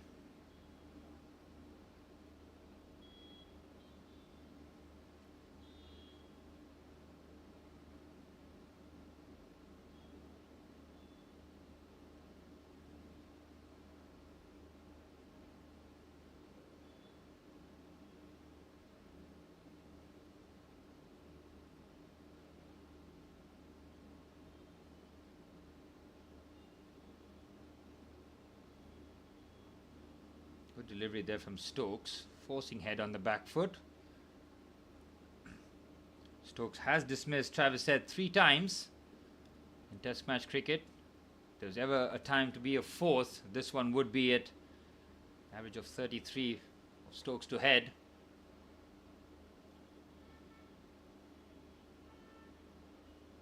You can see clearly how the Aussies worked on a clear game plan post-lunch, knowing that England were having it far too easy their way. Stokes now around the wicket to the left-hander. Travis Head went for the swing and a miss. Nearly getting an under edge there. You know that Travis Head isn't going to back down from any challenge. This is a good over though from Ben Stokes. Immediately comes and clamps things down. Ball is still relatively new. You've got to use it as much as possible, because once it softens up, that pace and bounce element will be really nullified.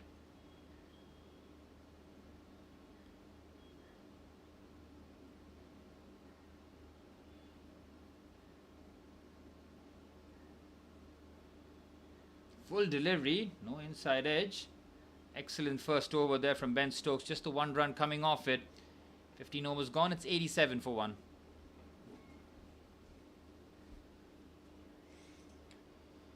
Well, I will be back live at 6 p.m. India time, just as Chelsea play Burnley at Turf Moor today. Chelsea looking for 3 points, 3 crucial points after the international break.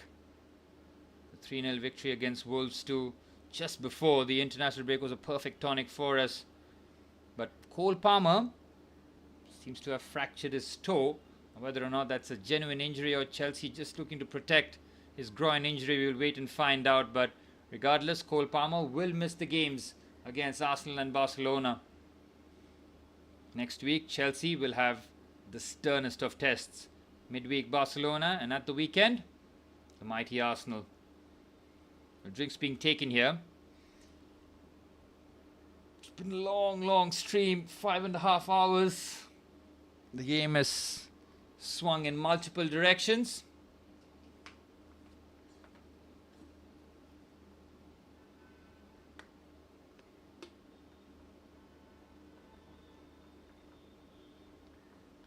The most test runs in the Perth Stadium belongs to Marnus Labuschagne, and in second is Travis Head.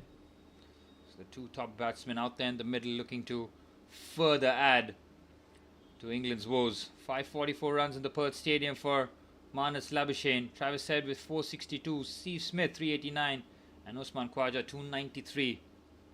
All four. Well, two of them are on strike. Steve Smith still to come, and Usman Khawaja, we might just see him if the situation demands.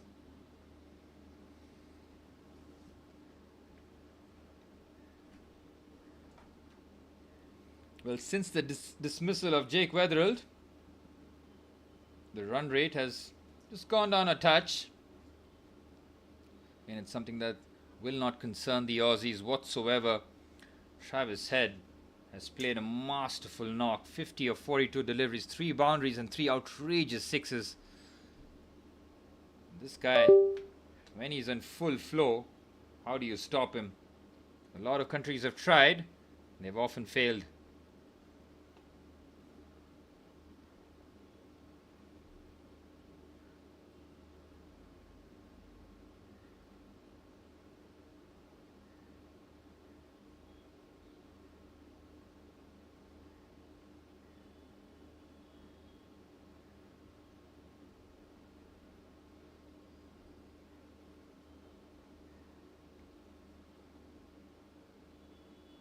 And back underway after the drinks break. Labuschagne, 11 of 14. Travis Head, 50 of 42. 5 hours, 35 minutes on stream here. It's been hectic. We've seen the pendulum swing both ways. And now Gus Atkinson, who really was a hero with the bat for England, now he's got the ball in hand. His economy rate has been definitely on the better side.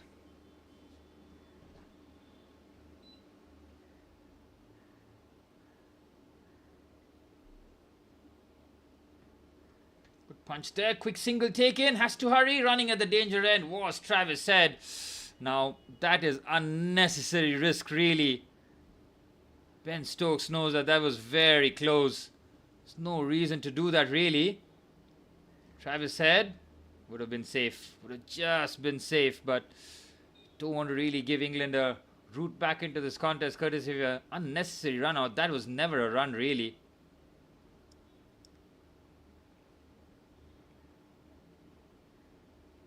It fell straight to Ben Stokes too. I mean, the last thing you want to do is keep him involved in the game.